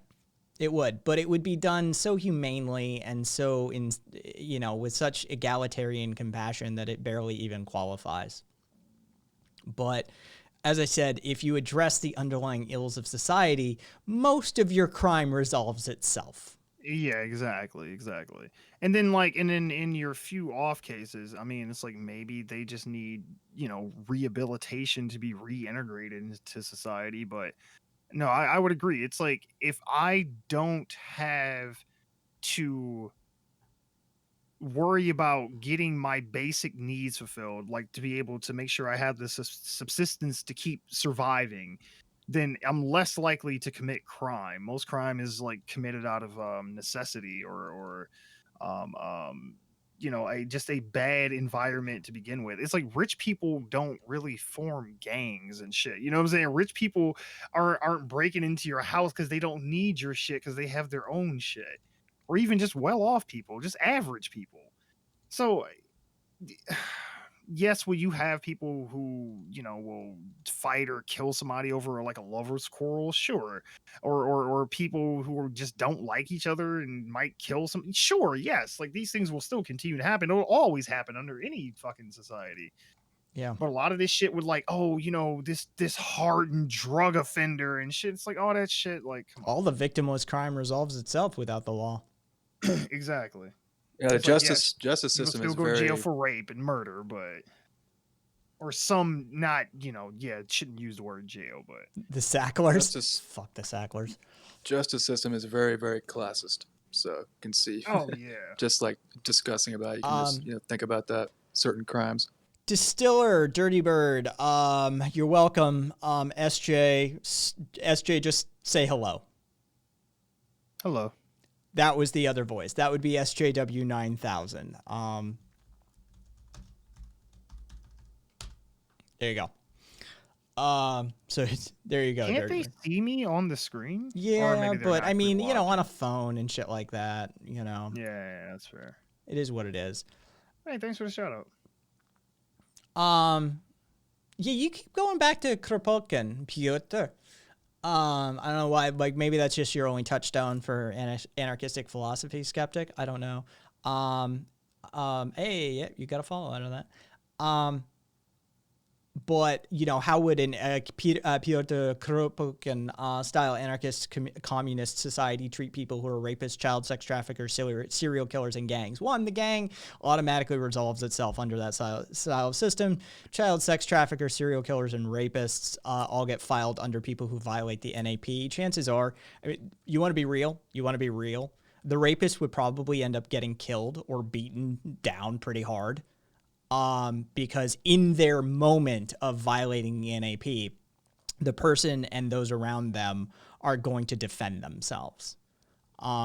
So yeah, that may resolve itself to a certain degree.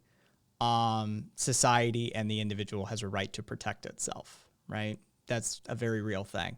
How would they deal with them in the long term? Confinement. Ostracization or a confinement are usually the two things. You remove your right of access to the societal services and goods under that sort of system. Yeah. Banishment?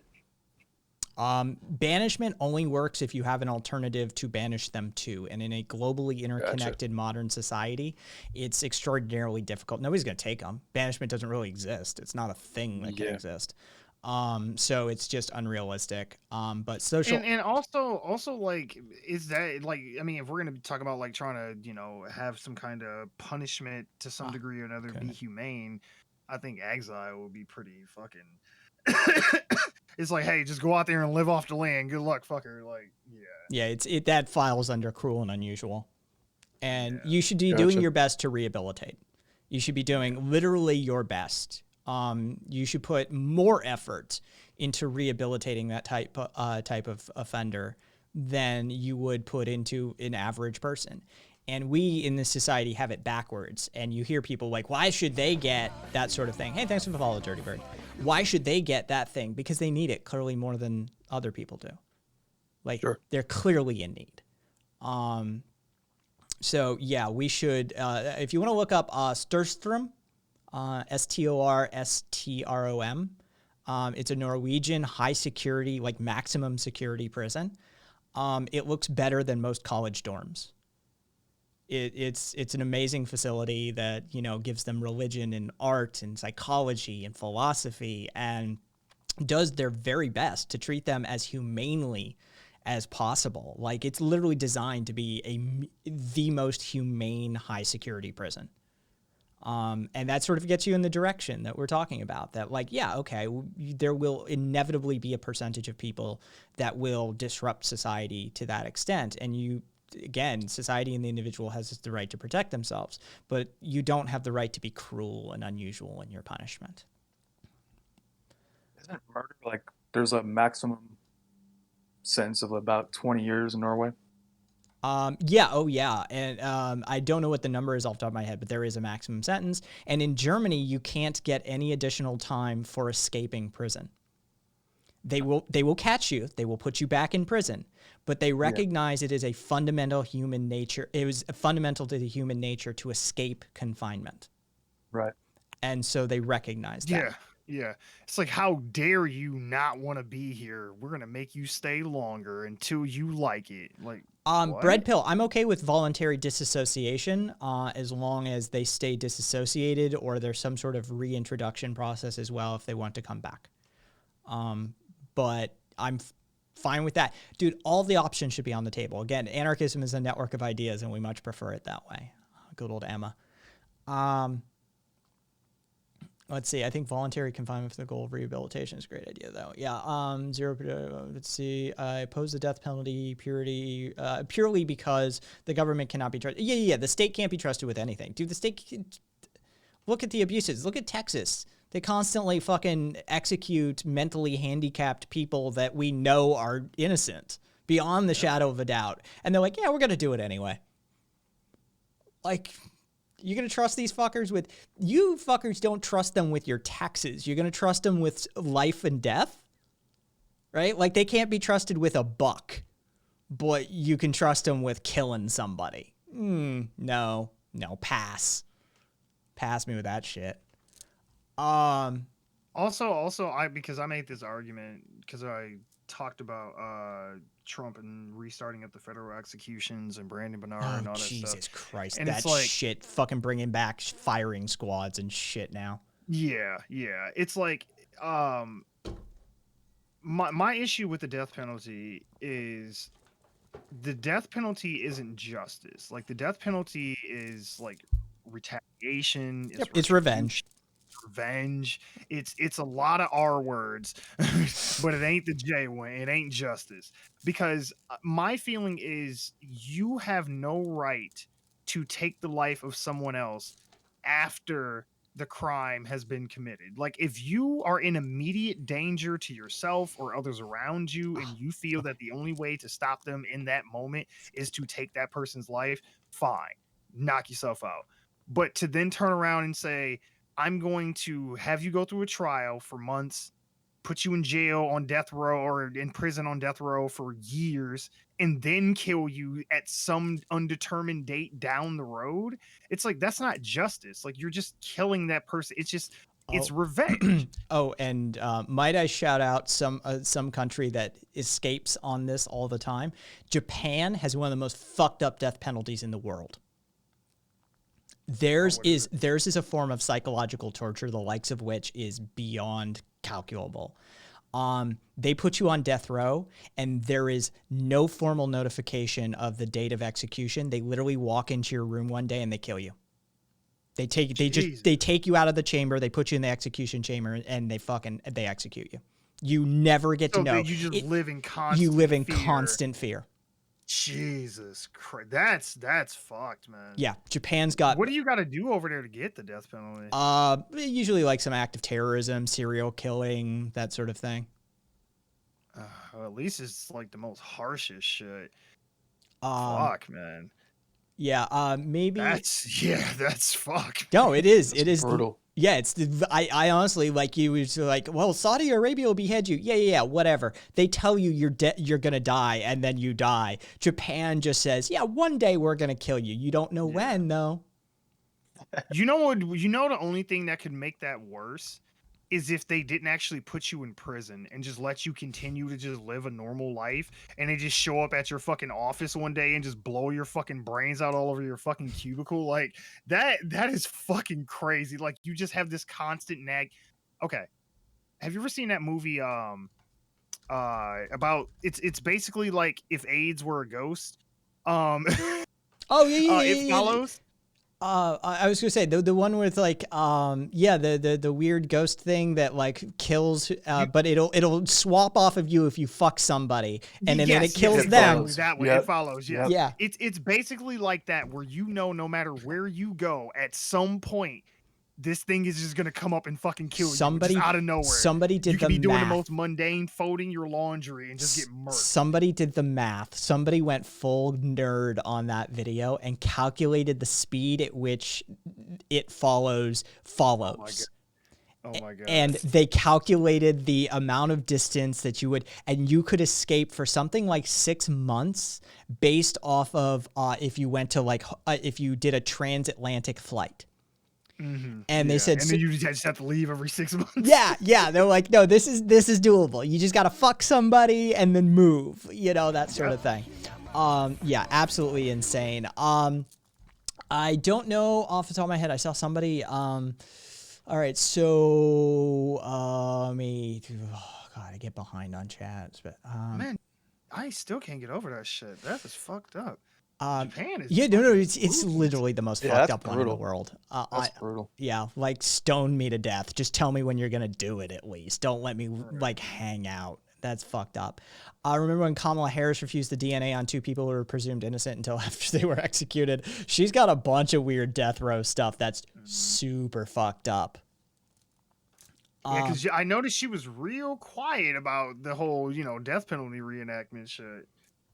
Let's see. Let's see. A word to Skeptic. Skeptic, if you're really into learning about anarchistic philosophers and people who have practiced and not just philosophized, pick up Peter Marshall's Demanding the Impossible. It's a big ass book. I'm warning you ahead of time. I mean, it's literally, it's like that. Yeah, I keep it around. Hang on. There you go. That's what Demanding the Impossible looks like.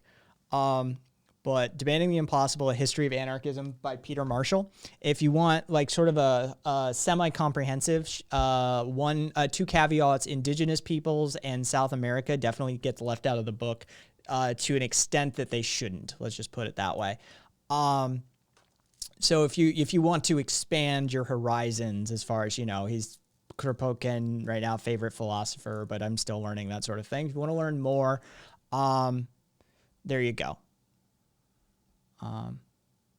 So let me try and catch up here. I believe in assisted or legal suicide after counsel therapy was unsuccessful. Fine. Yeah, I'm good with that. It's your life. Do what you want. Which states in the U.S. have firing squads? I think Utah was the last one to use it, or Iowa or something. I'd have to look it up, but it's now legal again from the federal level. Let's see.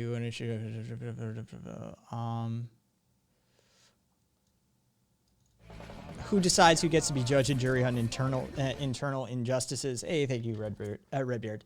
Angie.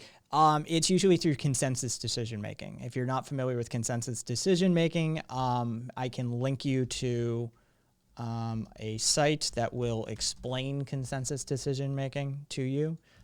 There you go. Have that. Would it be something like a caucus? It's kind of sort of, yeah. Imagine a system in which one person gets a veto. Every person gets a veto.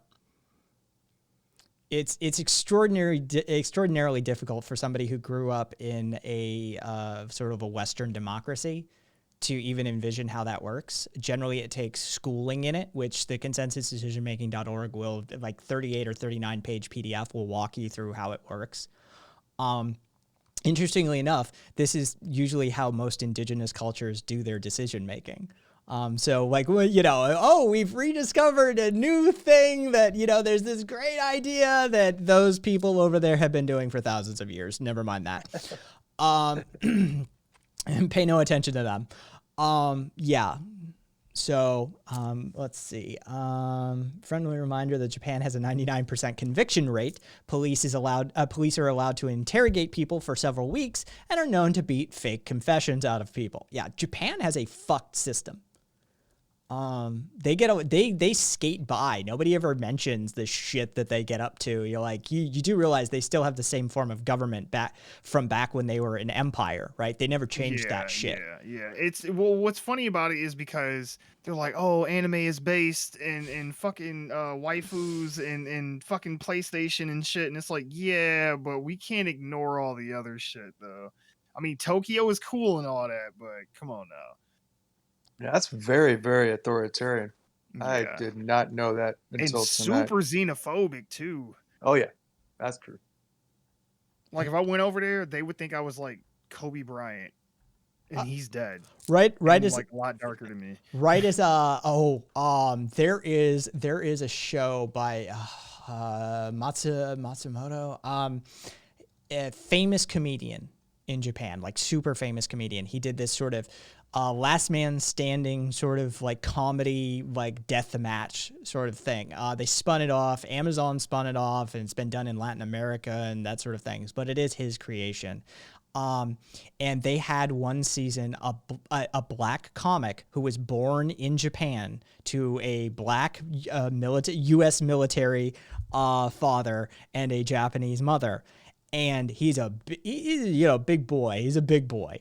And I have never heard with regularity that amount of racism. just accepted. Every fucking joke about him was just straight racist. Yeah, it's like, you're black. Applause. it's like, that's all. It's like, hey, you're black. Applause. Like, that's all. Good luck. Enjoy your time with your partner, Bread Pill. Thanks for stopping by again, as always. I just got to this person, like whoever they were, Billong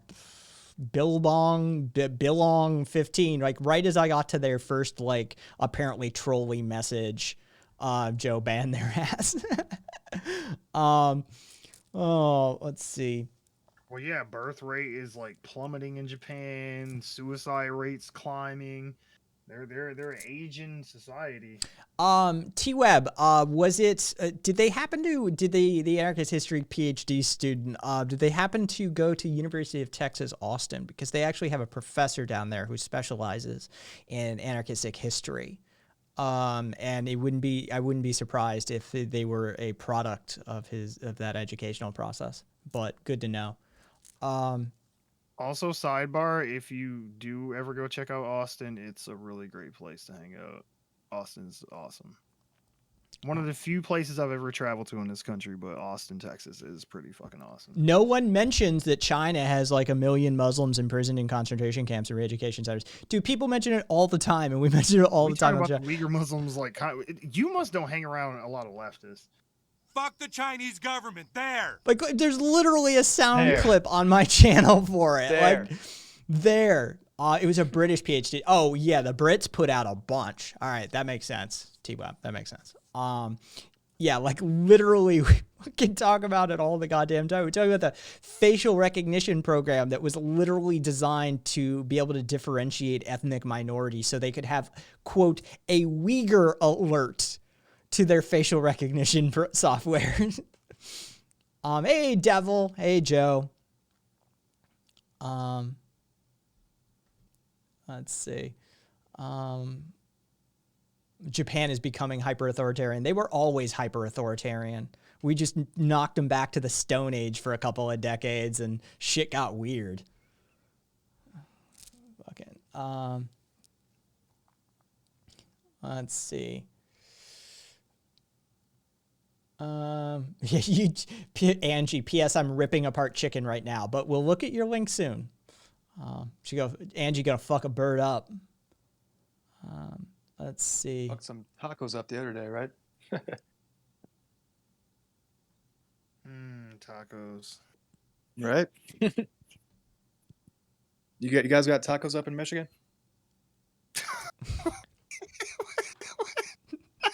Have tacos made it to Michigan yet? I was like, holy shit, are we still like colonial times? This shit's like, hey, y'all get corn on that side of the coast shit? Like, holy shit. Yes. They're not as good as probably, like south of our border, but yeah, we got a Taco Bell. You got Taco Bell. Mexicans. Now wait a minute, SJW.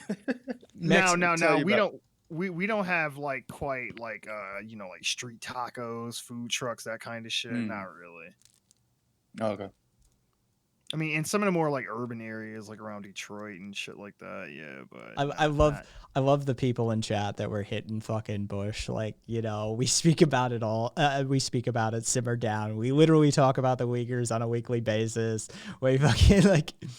It's like I'm planning on doing a segment of the show where it's just like the weekly Uyghur update. It's like, hey, did you hear the fucked up shit China's doing this week? I mean, this is why I have literally fuck the Chinese government there. Clip. Right. Yeah, you can have like a whole Jerry Seinfeld bit. Like, what's the deal with China?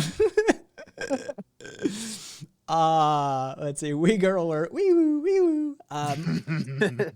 That's yeah. what that app was doing. That's literally the sound it would have made.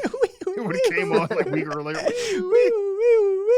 You're just walking down the street, you pass a camera, and all of a sudden you just hear everywhere.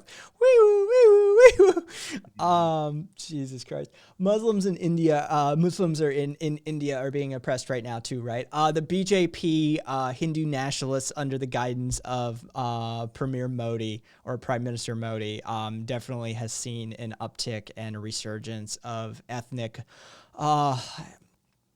let's just say, oppressive ethnic behaviors.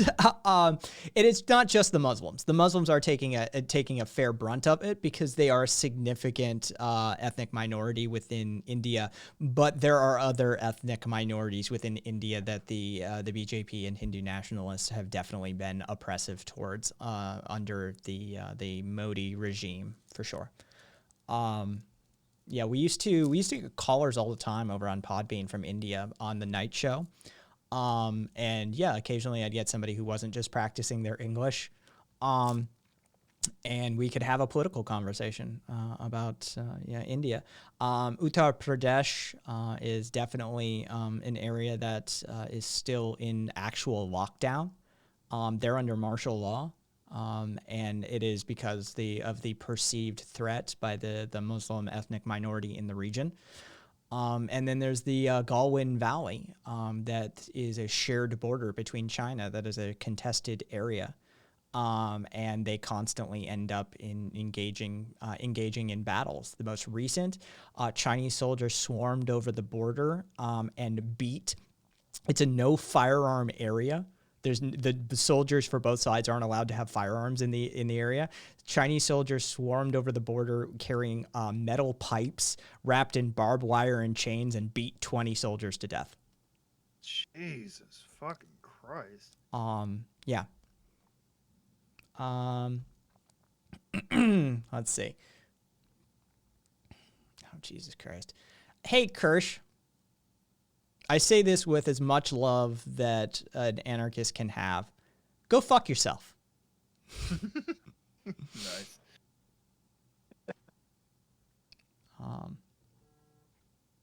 Well, on that note, boys, I'm gonna go ahead and take off. Oh, you gonna go fuck yourself? Yeah, I was like, shit. Speaking I of, can leave on a better note than that. All right, man. Oh, but thanks for having me on again, Kai. Had fun as always. Thanks for hanging out. Yeah, no problem. Take care, SJW. Good Hey, job. it was nice getting a chance to finally talk to you, RV. Definitely. Everybody, if you're not already following SJ, there's his link in chat. Go follow him. Yeah, I'll do that too. Thank you. Much appreciated. All right, gentlemen. Have a good night. Yep.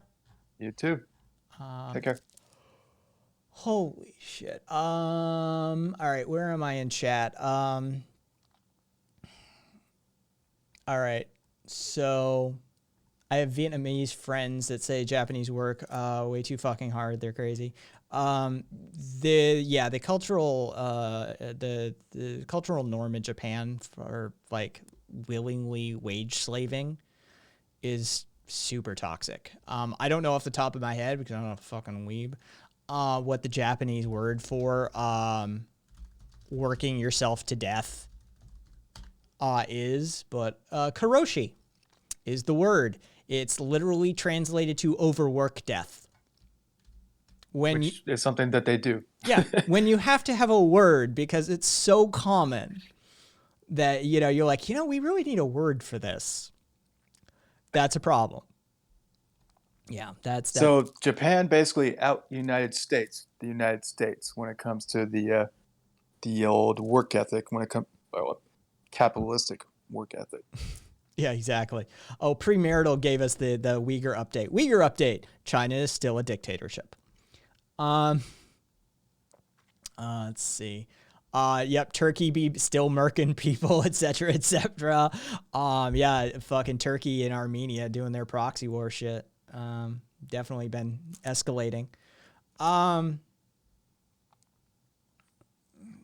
Let's see, China, Modi, holy Jesus fuck, yes, Modi is special.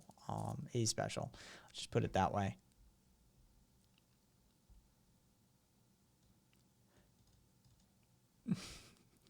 See if anybody answers that, because I'm ignoring him at this point. Modi is like Trump had a brain and was Hindu.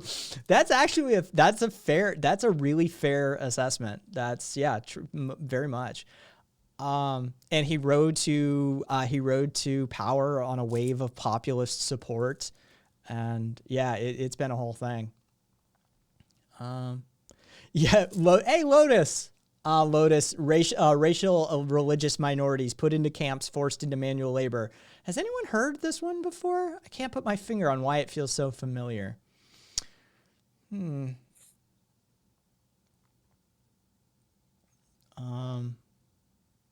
Saudis sell oil, buy gun. Saudis good, Iraq bad. Iraq. Yeah. Oh yeah. I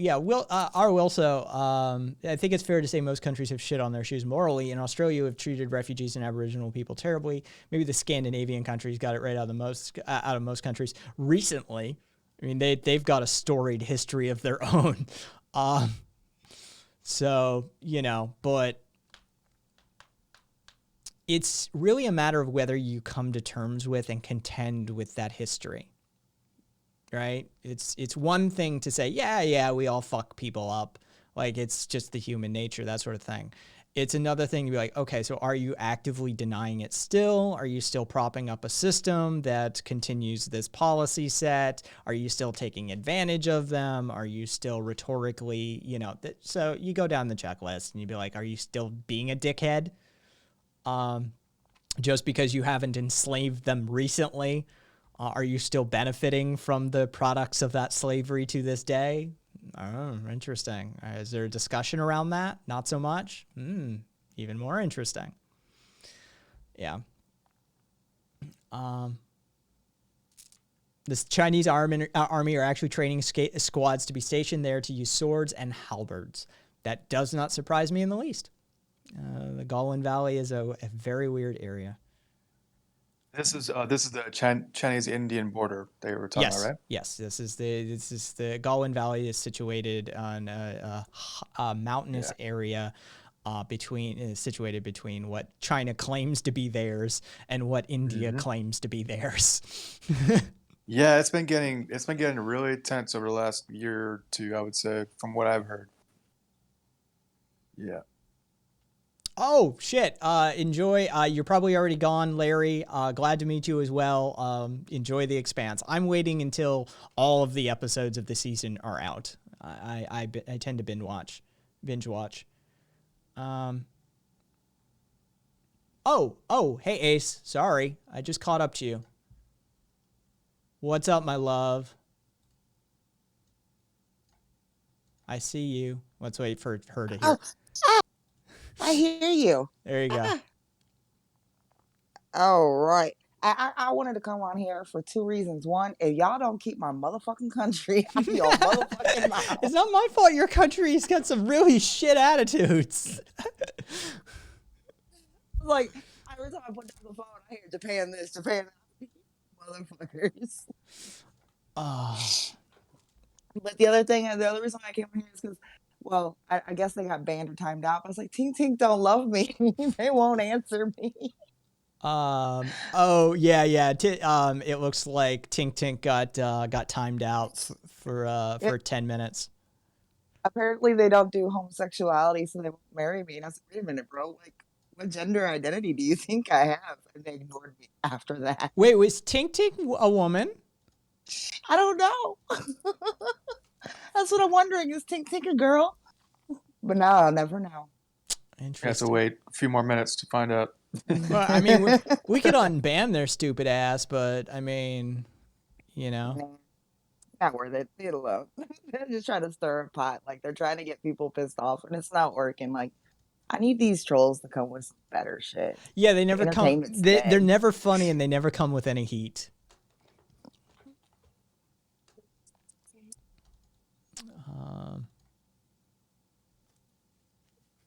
Yeah, exactly, Lotus. Exactly.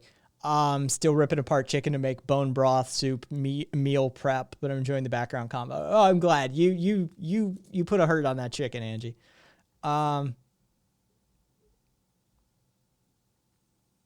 Let's see. I don't know what. So you did watch The Expanse behind my back. Oh, no, Joe. I watched up until like last season, right? I haven't watched any of the new stuff. I'm just gonna wait on that one. To Rabbit, I don't do homosexuality. Let's see. I always pop in at the weirdest times. Is anyone else gonna touch the coming with heat comment? No, Lotus, no one is. Netflix party is now teleparty. What? I don't know. They even lack the experience or creativity to even come close to reality with the bad face shit. Yeah. So Tink Tink, if you're still listening, which often happens, people even catch a band and they still stick around, which is the weirdest shit, when that happens. Oh. Yeah. No, I thought I told you. I've mentioned that on stream that I went through them and watched them. And yeah, no, you and I even recommended together to somebody to watch The Expanse. What are you fucking talking about? You were there. I don't know what you missed.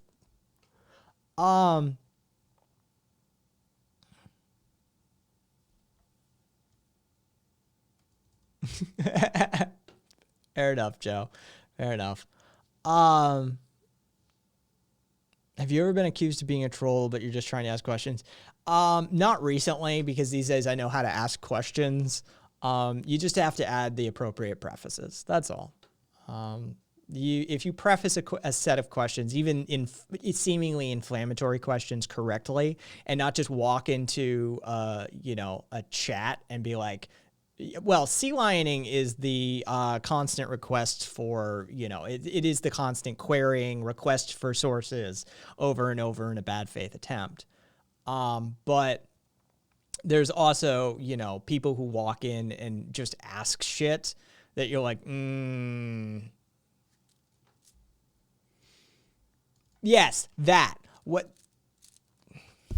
That. One of these days I'm going to get used to that. What Lotus just put up. If you're a little too direct immediately in a brand new conversation, people are put on guard by that. And I have a tendency not to do that. I will layer a paragraph of prefacing if I have to. And I do that even with responses to people that like, you need A, B, and C before I even answer this question. So yeah, warm the crowd up. Exactly. But Kai, why are you gay? Blame my mother. So I think that's a Ace, you're in the fucking deep end of psychology, right? That works for me, right? Just blame my mom. Works great. Yep. See, there we go. Confirmed. Psychologist confirmed. Blame my mom. There we go. Done.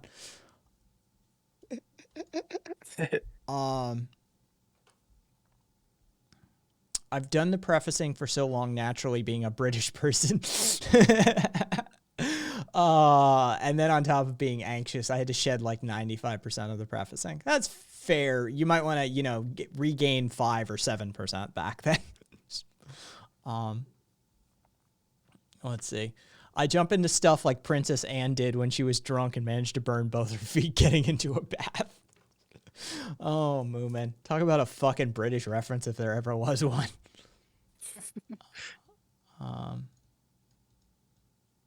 You blame your mom for introducing you to hot dudes. That's how Freudian psychology works, right? I don't know. I think you need to do a line of coke, though, first to add credence to a Freudian ideal. Always. You got to have that coke there. Yeah, I'm pretty sure that's Or it. do coke. You may as well. Yeah, I mean, I'm pretty sure that's how you study Freud, right? Like that's it before that chapter. That's what I did. I mean, in order to stay awake to study those damn books, yeah. Fucking professor goes around the room and lays out a line for every student and like, okay, it's kind of like method acting, but for academia. I mean, I would hope so. Yeah. Let's see. I was raised in the Midwest. They preface so hard. Outsiders are sometimes at a loss to find the actual question. Moomin, rack 'em up, bitch. Let's see.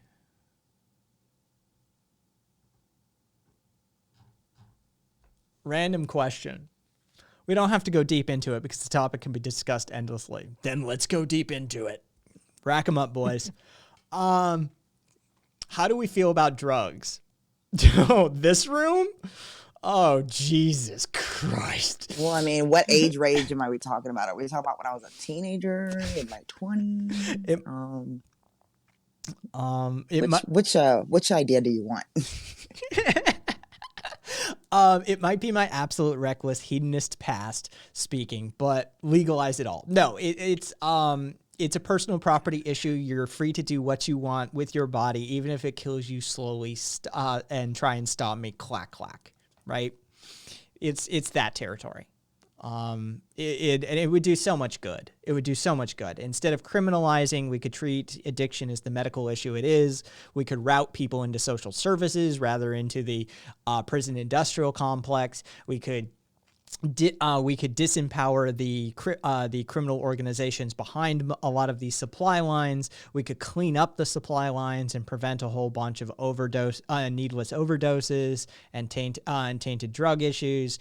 There's literally nothing but benefits to come out of it. And based off of what we've seen with pot in Colorado, who's tracked it specifically, there was a decrease in the rate of cannabis consumption amongst teenagers after it was legalized in Colorado. So, yeah. Yep. Well said. Can't really add anything to that. Legalize it. And don't tax it, motherfucker. Just legalize it.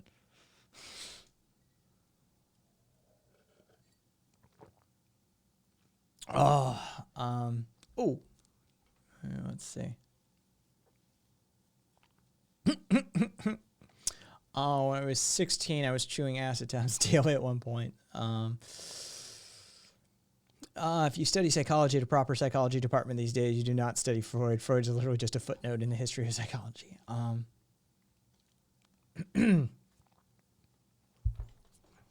I'm okay with taxes as, fucking a stopgap. Yeah, we need to move past them. The state needs to be disempowered, that sort of thing. In the interim, though, I'd really much prefer we get an itemized receipt.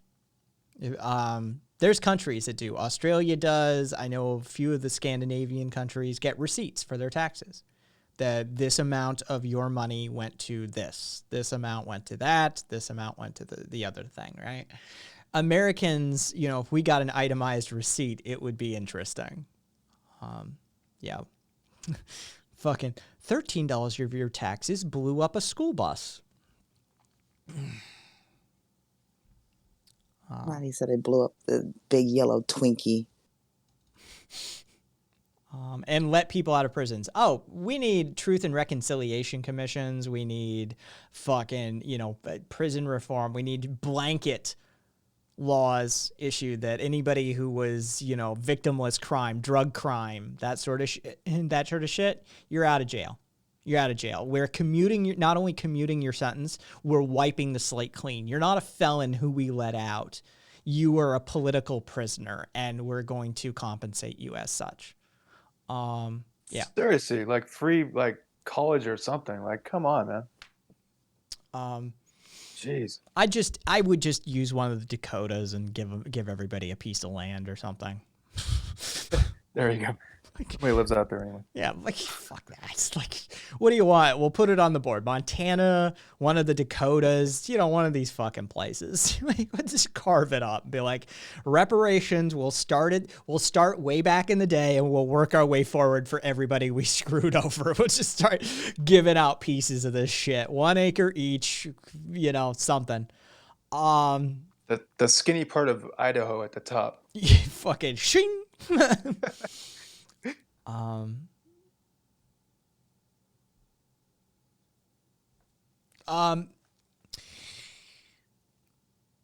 non-aggression principle can be interpreted in a manner in which it doesn't cover 1, property damage, or 2, it can be seen that society and the state is already harming the individual, and thus it is a form of self-defense.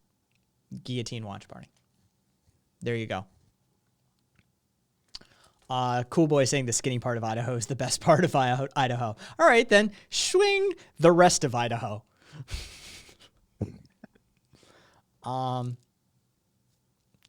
Let's see.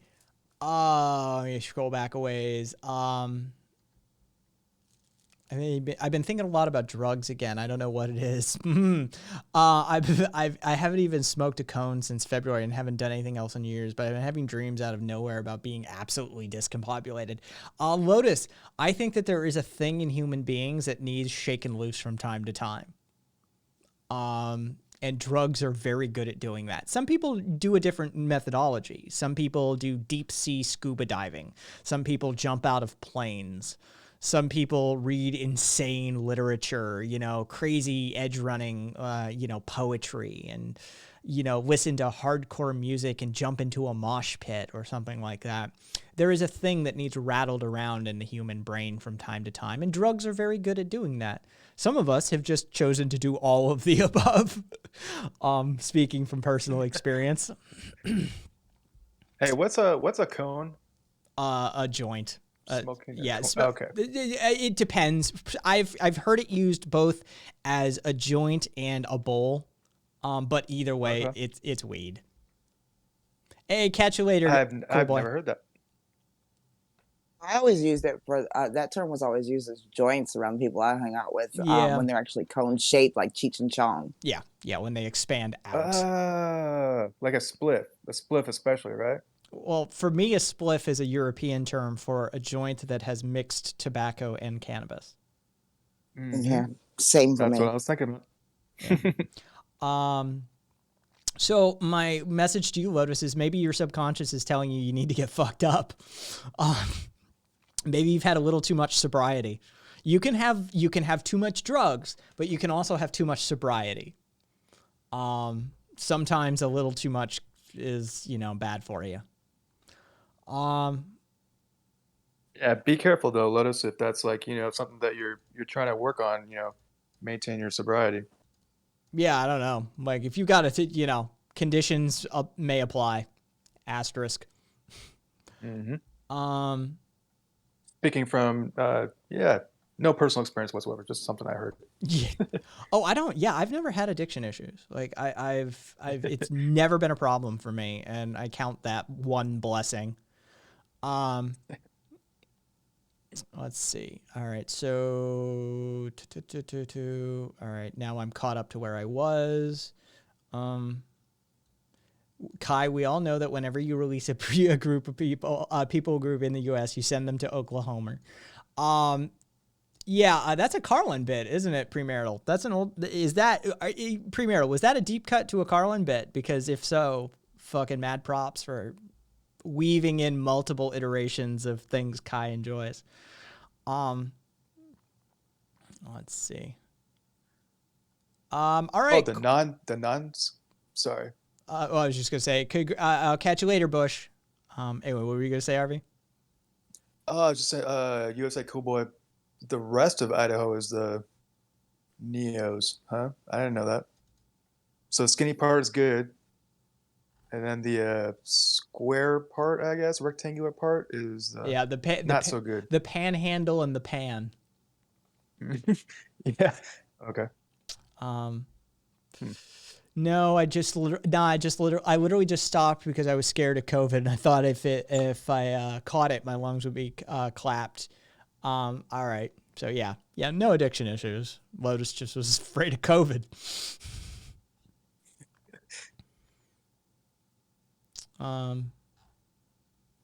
Yeah, I've never heard of it being called that girly. I thought that was tobacco and cocaine. No, I've heard of that mixture before. But I've never heard of it being called a spliff. Tobacco and cocaine, we call those nummies here. To make your lips, and it makes your lungs feel numb. We call them cabbies. Ghost Monk, in what system? In an anarchistic system, there wouldn't be. By the way, the term is unhoused now. By the way, not again. I was fine with houseless. It's a perfectly descriptive term. It makes. Wait, there's 3 terms? It went from homeless to houseless to unhoused. Okay. Yeah, the last 2, it's just very rapid. That's all. The houseless has been around. Like Carlin did a bit in the late 90s talking about how homeless is the wrong term. Home is a concept. It's an abstract. Home is where the heart is. These people need fucking houses. And so, I've heard the houseless thing for a while at least. And I've been prone to use it before. But yeah, as of recently, unhoused has become in some circles the term du jour. Riot Girl, I've been homeless many times. Just call me homeless. Anarchist. Yeah, there wouldn't be unhoused or houseless or homeless, whichever your term preference is. I'm not going to attempt to dictate your language. Houseated. There wouldn't be houseless people in an anarchistic society. That just wouldn't be a thing. Speaking of, Kai, you aware of what happened in Seattle this morning? No, I am not aware of what happened in Seattle this morning. Yeah, regarding the houseation. Yeah, so the Seattle PD, they came through a park. I can't remember the name of the park, but it was basically like a houseless encampment, I guess. So there's a lot of people that fall on hard times. They're basically just living in tents, and then they have people in the neighborhood kind of looking out for them, falling on hard times. So it's basically like a public park, and there's no other. It is called place for them. Cal Anderson Park. There you go. That's it. And yeah, so the SPD, this is just minimal research, just looking online, right? But they came in, they basically gave everybody in the park like about 15 minutes to get the hub. And then, it was just kind of a mess. And yep. There were protesters there, and at daylight, it was a daylight break. By the time they were done, Yes. They had arrested 21 people, taped off the entire park, and brought in a digger and started knocking down everything they could knock down. Yes. Yep. Yeah, I thought that was kind of sad. Las Vegas. Oh yeah, we did that recently. And I have there's a community member, Fat Gingerbeard, that was involved in the construction of that, of those encampments for the dishouselated in Las Vegas, and they went in with a bulldozer and just crunch. And I had to laugh. I was like, yeah, I would have told you guys, like, I know, like, what'd you think was going to happen? Like, Vegas has a very real reputation about this. We don't fuck around. They are very mean and unkind towards the homeless, the houseless, the unhoused in this city. It's pretty bad. It's brutal. They made it illegal to feed them here. Like we were one of those cities. This is a very bad place for them. They live illegal to feed them. Yes. Yeah. And credit where credit's due. 2 groups. There's a local Baptist minister and Food Not Bombs. Both groups said, yeah, you can take your citations and your attempts at arrest and shove them right up your ass. We're going to keep doing it. And they did. And the Baptist minister, she famously, like, she had an encounter with the police. She's like, yeah, no, I'm going to keep feeding them. That's what Jesus would do. It's what I'm going to do. Yeah, good for her. Wow. Hey, Ursa. Does the city provide shelter and food? Yes, but not enough. And by the way, there's a line you can text, and it'll update you on whether there's availability at the shelter. You know, all of those houseless people that have cell phone service. So, yeah, Las Vegas does enough to say we're doing something, and then we punish everyone who is either houseless or attempts to help them. Now, the illegal to feed them thing got overturned. It was ruled unconstitutional both at the state level. Like, it was overturned year or 2 ago now. Okay. So we're free to do that now. But yeah.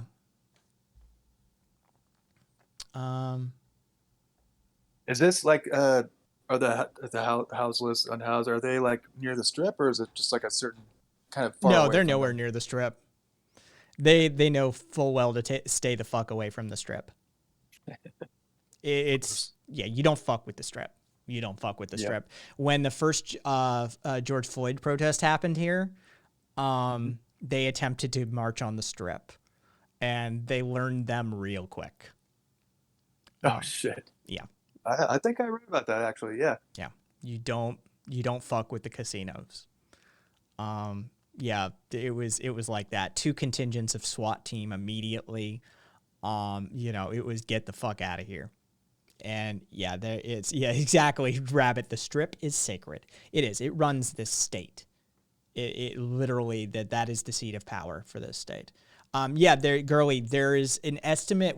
It's mid-hundreds to up to 1,000 plus. It's very difficult to get a head count, but they live in the tunnels underneath the city. We have an extensive tunnel system that makes it more important. Guillotine, people got shot over that shit. How much loss of life are you going to be comfortable sacrificing for protesting on the strip? Because there's real loss of life. How much are you ready to sacrifice is the question then. We have an extensive tunnel system. It's for water diversion. In the desert, we have what's called washes. They are sort of these pathways for water, since the desert doesn't absorb water readily due to the dried out nature of the topsoil. It's not even soil. The top layer, it just sort of surfs over the land, and it normally carves out these little gullies, and these are called washes. Well, when you build a city in the middle of a valley and it's on a slight slant, then you have flash flooding that occurs. And so Northtown and the southern suburbs of Las Vegas, Northtown is higher. So if it rains up there, it just flash floods.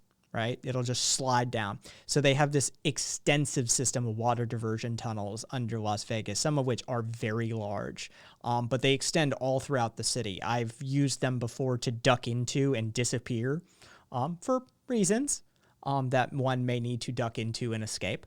And in Midtown, there is a huge contingent of houseless population that lives in them, because in the summer and in the winter they're temperature stable. I mean, they're many feet underground and they're concrete tubes.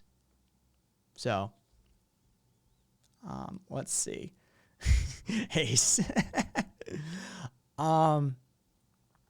Yeah, and yeah, until it rains, of course. When it rains, there is an occasional body that washes out. That has happened. Flash flooding through those tunnels is a terrifying prospect.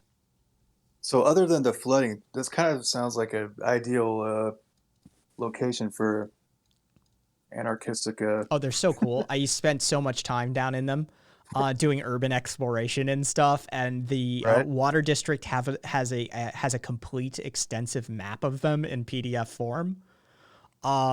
So yeah, they're so cool. Like they go under residential neighborhoods, they pop up in like random commercial parking lots. You know, you could disappear in the middle of a Target parking lot and reappear in a residential neighborhood, fucking 5 miles the other direction. That's pretty amazing. Tucking into a tunnel like a Teenage Mutant Ninja Turtle. Yes, exactly. But yeah, it is terrifying to be in them if it is raining. Luckily, it only rains like 5 times a year here if you're lucky. Which, the only time I actually like it here is when it rains. But to be in those tunnels when water is flooding through them is a terrifying experience, I'm certain. I mean, a little bit in the bottom, and I would, I was down there, I'm like, time to get out. And these people are living in them. And in some instances, they have full bedroom suites in them. I'm serious, like erected beds and cabinets and like eye hooks literally drilled in for suspending stuff across the tunnels. And I never had an issue. I never had a single issue. I know, there's definitely going to be people down there that have mental illness and have, a variety of issues. But I never had a single problem when I was down there. I ran into a few people, over the years, and it was never a problem.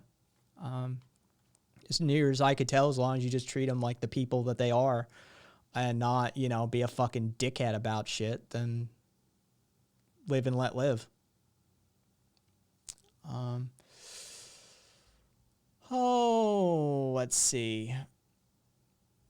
What's kind of embarrassed to say all of them, but Minneapolis was probably the best. And yeah, Ursa, don't ever be embarrassed about that. You fucking survived. You survived. You did what you had to do. I'm in ecology class all over again. I just caught that. 3 blocks of people staring up at the sky. If you've ever been to the Fremont Experience, American Vatican is incredibly apt. 3 blocks of people staring up into the sky. Dude, it's weird. That entire part of town is weird for a multitude of issues. Catacombs here are spooky. You can kind of do that here. I guess it must be even more interesting in Paris, Rome, or London. Yeah, they've got fucking catacombs. What you doing, boy? Running from the cops? How about you, man? Chilling in my living room. You go, dude. None of the times that I had to use them for escape did I run into somebody. But that would not be dissimilar to some of the exchanges I had. The attitude premarital, the tonality of what you captured there is very much it. It's like, what's up? Not much. Just getting by. All right, rock on, man. You take care. All right, you too. That's it. That was most of the exchanges.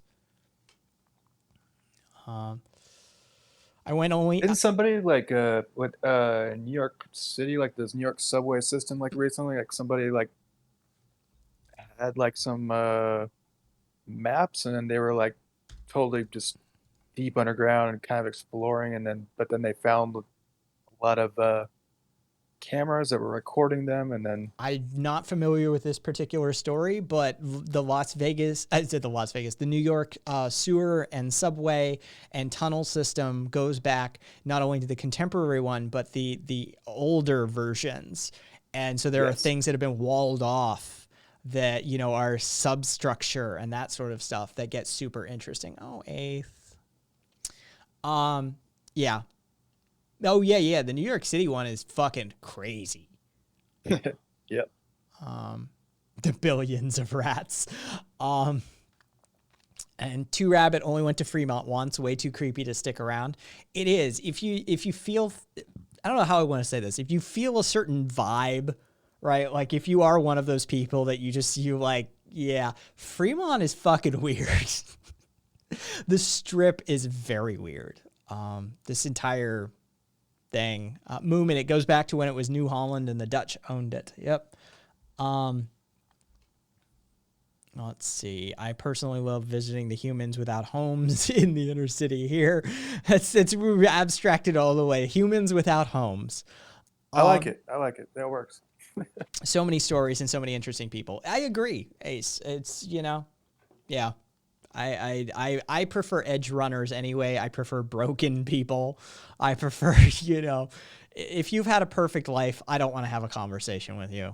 I truly don't. I've got nothing to say to you. Show me the wounds. Show me where society hurt you. Show me where you went to extremes to just end the boredom. Yeah, those are my people. Yep. And same. As we call them around here, it's a borrowed Terrence McKenna term, but edge runners. You find them in all sorts. You can find them in music. You can find them in literature. You can find it in travel. You can find it in drug use. You can find it in extreme sports. You can find it in all sorts of things. Edge runners. They're my people. And on Twitch too. Yep. The internet used to be full of them. Once upon a time, pre-Flash era. Thank you, Macromedia. Yes, there was an era before Adobe Flash. Adobe purchased a company called Macromedia, who was the originator of the Flash technology. And for me, that is the temporal marker for the end of the internet as we enjoyed it back in the day. Fucking Flash. Sorry, all you Newgrounds kids that enjoyed Flash for that reason, but that was the beginning of the end. If you haven't been beaten up by your teachers, I don't want you, says Devil Boy. Back in Dreamweaver days, Moomin. There you go. The Dreamweaver's still around. But yeah. Back in Cold Fusion days. If anybody remembers CFM pages. Yeah, that could be it. To Rabbit, I'm gonna do a quick search. That could be it. 2019 sounds about right though. Yeah. The MTA in New York finally issued a report in 2019 that admitted over 1/3 of their cameras were pointed not at tracks or tunnels, but turnstiles and bathroom entrances. Interesting. Yes, ActionScript. Is it still the scripting language used? Well, Flash is being officially ended this year, but do I remember Quake? I was firmly aware of Quake. I was there for its launch. Yes, I remember Quake. I was though I played Doom and Quake and all of the classics. For me, online multiplayer experience capped at Unreal Tournament. That was my jam.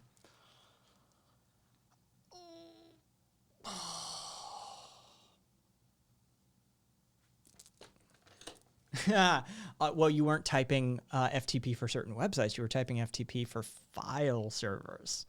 And I ran an epic-sized FTP when I was in high school.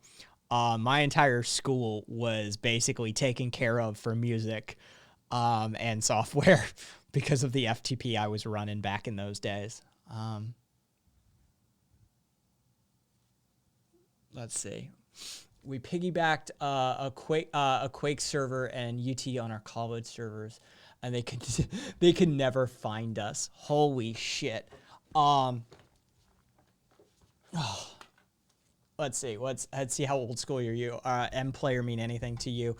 M-Player, as in the media player that was cross-platform. I was always, of course, kind of a Winamp guy back in the end of things when all was said and done.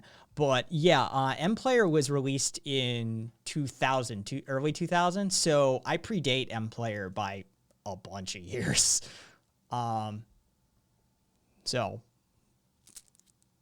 really kicks the llama's ass. Oh, see, M-Player predates that. So all I'm familiar with is, hang on, BattleNet. I mean, BattleNet didn't come around till fucking Let's see.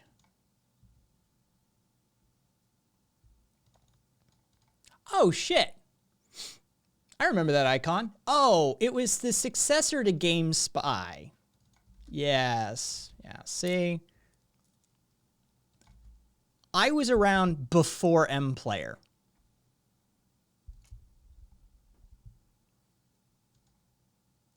Successor means came after. I'm sorry. The successor was GameSpy. Yeah, I remember this shit. This was who used this the most? This was Quake's system, right? Quake World. Yeah, this was Quake's. I did mostly Unreal Tournament. Online Quake wasn't. I didn't do a ton of online Quake. Yeah, it wasn't my multiplayer game of choice. Mine was UT. But yeah, I remember that icon, that like weird crown M and stuff like that. Yeah. Did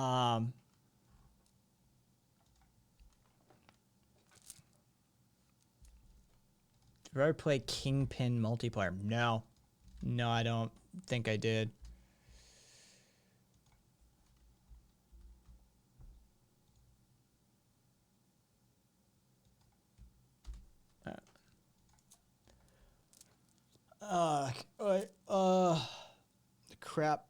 The crap eye. No, that doesn't ring a bell. Yeah, but try explaining that to people who think HTTP is supposed to include the S. Well, it should include the S. Fucking hey, we need to rebuild the fucking internet from the ground up with a privacy-centric focus. But that's neither here nor there.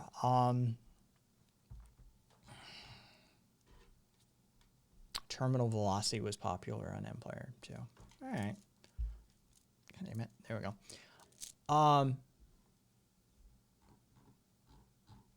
Let's see. Let me check something here. Let me check something. Oh shit! I got a thing. Oh. It's valid both for the so-called. Interesting.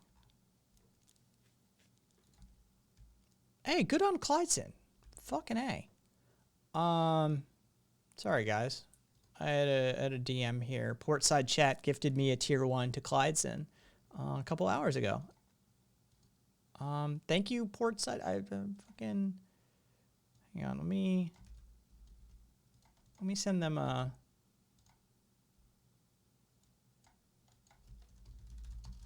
Thank you, Nope. Yeah.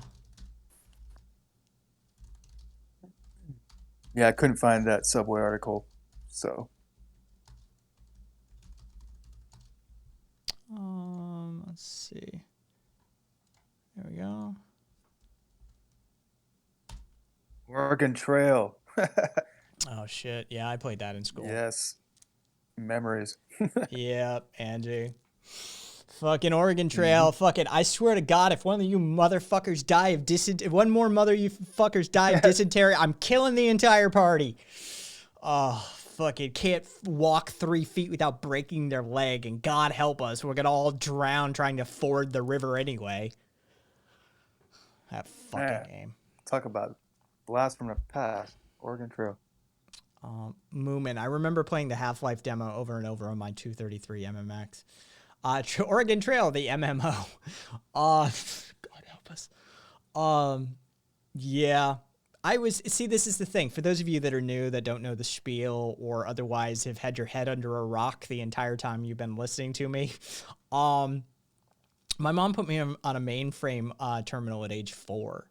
By 14, I was doing custom programming. By 25, I had an independent IT consultancy, right? Like, I grew up. My crew is 55 to 65-year-old engineers. Like, that's my crew, right? Like, that's who I came up with. That's who I spent the most time with, basically, in industry, because I had such a fucking head start. Yeah, I've only been around a week so far. So, yeah, no worries. Catch people up.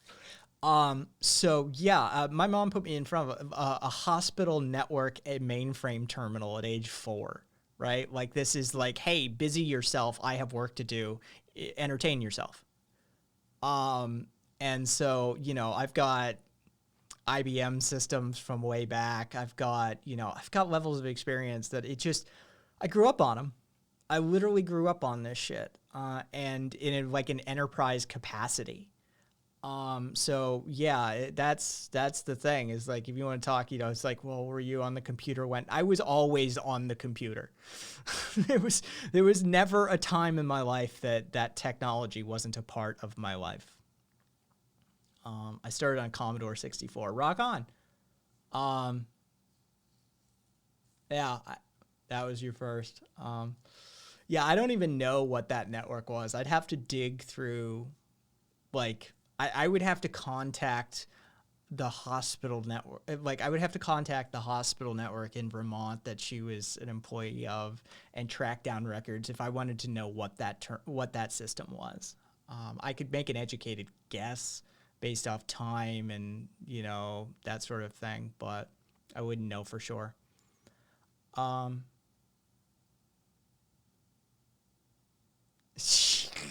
High five for the fun of splicing a split mem tape because it's the only copy of the program you've got. That thing's probably in a museum now. Oh yeah. Oh, it's in the garbage. It's in the landfill. Like, they've long replaced it. In fact, that's what my mom used to do. Is once she got her master's degree in business administration, she became a corporate reorganizer for hospitals, and she would do a bunch of that sort of stuff. Contact Space Labs or HP and take bids for projects for modernization and automation, fire a bunch of people, and then move on to the next one. Yeah, she's laid off of a lot of people. She went back to her nursing degree in her later years, as she put it, in order to regain her soul. Yeah, she was one of those business people for a long time. Oh, but yeah, I was there for all that early day stuff. A lot of fun times were had back in that day. You could get away with a lot that for sure would land you in a lot of trouble now. I'm a 22-year-old or a 22-year front-end developer. Hable.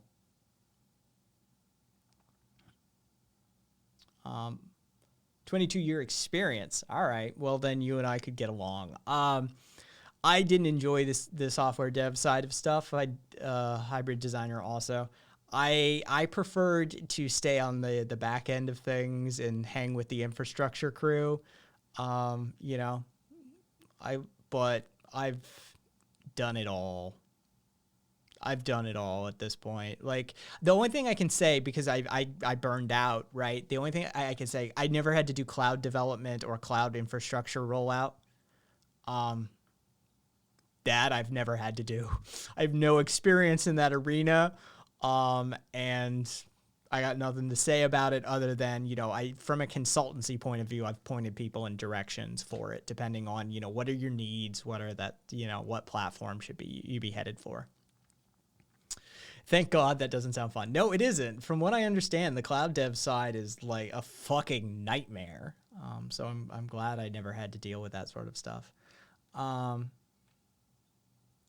Tam, I thought you were a pompous ass at first and then hung around for a while. Now I see you deserve to be a pompous ass. I try not to be, but, you know, the multisyllabic terminology and the academic abstraction that I use for a lot of the concepts that we deal with on this, I understand how that can come across that way. But I do feel that there's a necessity for that sort of approach, because we have to establish common language, and political language is often used as colloquial vernacular rather than the technical terminology it actually is.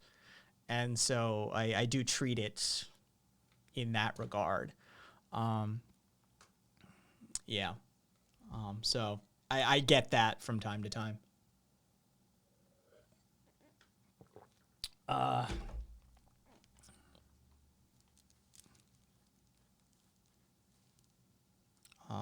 Yeah, I you know,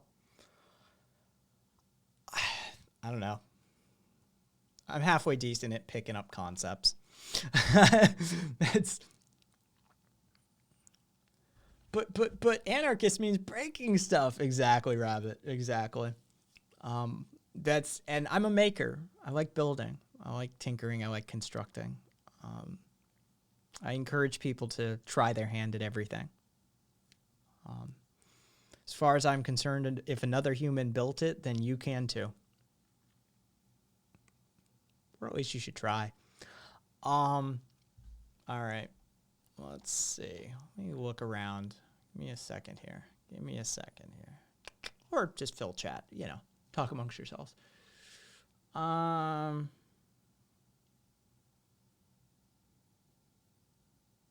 Yeah. All right, cool. All right. Let me see. Let me see that too while I'm at it. Where's my manager? Yeah, we're calling it. All right, so I've been on the air for 6 hours. It is Friday. Whoa. Yeah. Breaking stuff times. This premarital fucking classic South American anarchist right there. You fuckers. One of these days, premarital, I'm coming down and you're gonna show me around. All right. We're doing this. I got a few people spread around the globe. That are definitely embedded in areas that have some really interesting anarchistic culture that I want to experience. Yeah, it does seem to have worked, 2Rabbit. Like, it literally, like, I saw that. I caught that. Dude, I think it's a valid, I got only 20 more minutes of Friday. I do. Jesus Christ. I think more people on the left need to understand the power of that fucking raid. So with that being said, all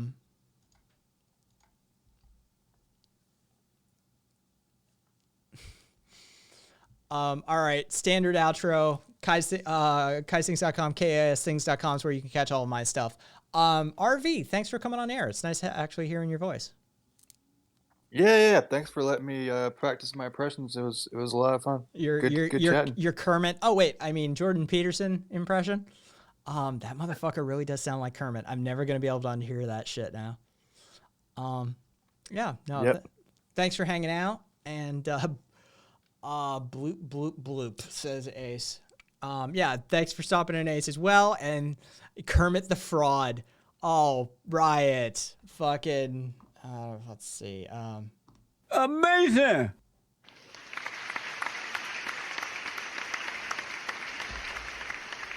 I didn't miss much.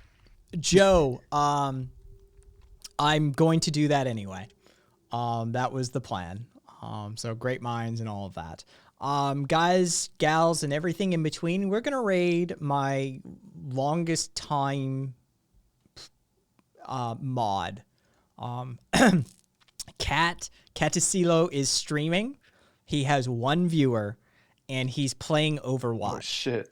Now, I know you guys may not be into Overwatch, but come on over with me and let's kick some of his metrics up a bit. Let's push his numbers up just a touch, as it were. X47. Let's. For those of you that don't know, the streaming schedule is Monday, Wednesday, Friday, 5:30 p.m. Pacific U.S. time. Tuesday, Thursdays, 11:30 p.m. Pacific time. And always, I hope you guys are as well as you can be. Till next time. All right, you and I are clear of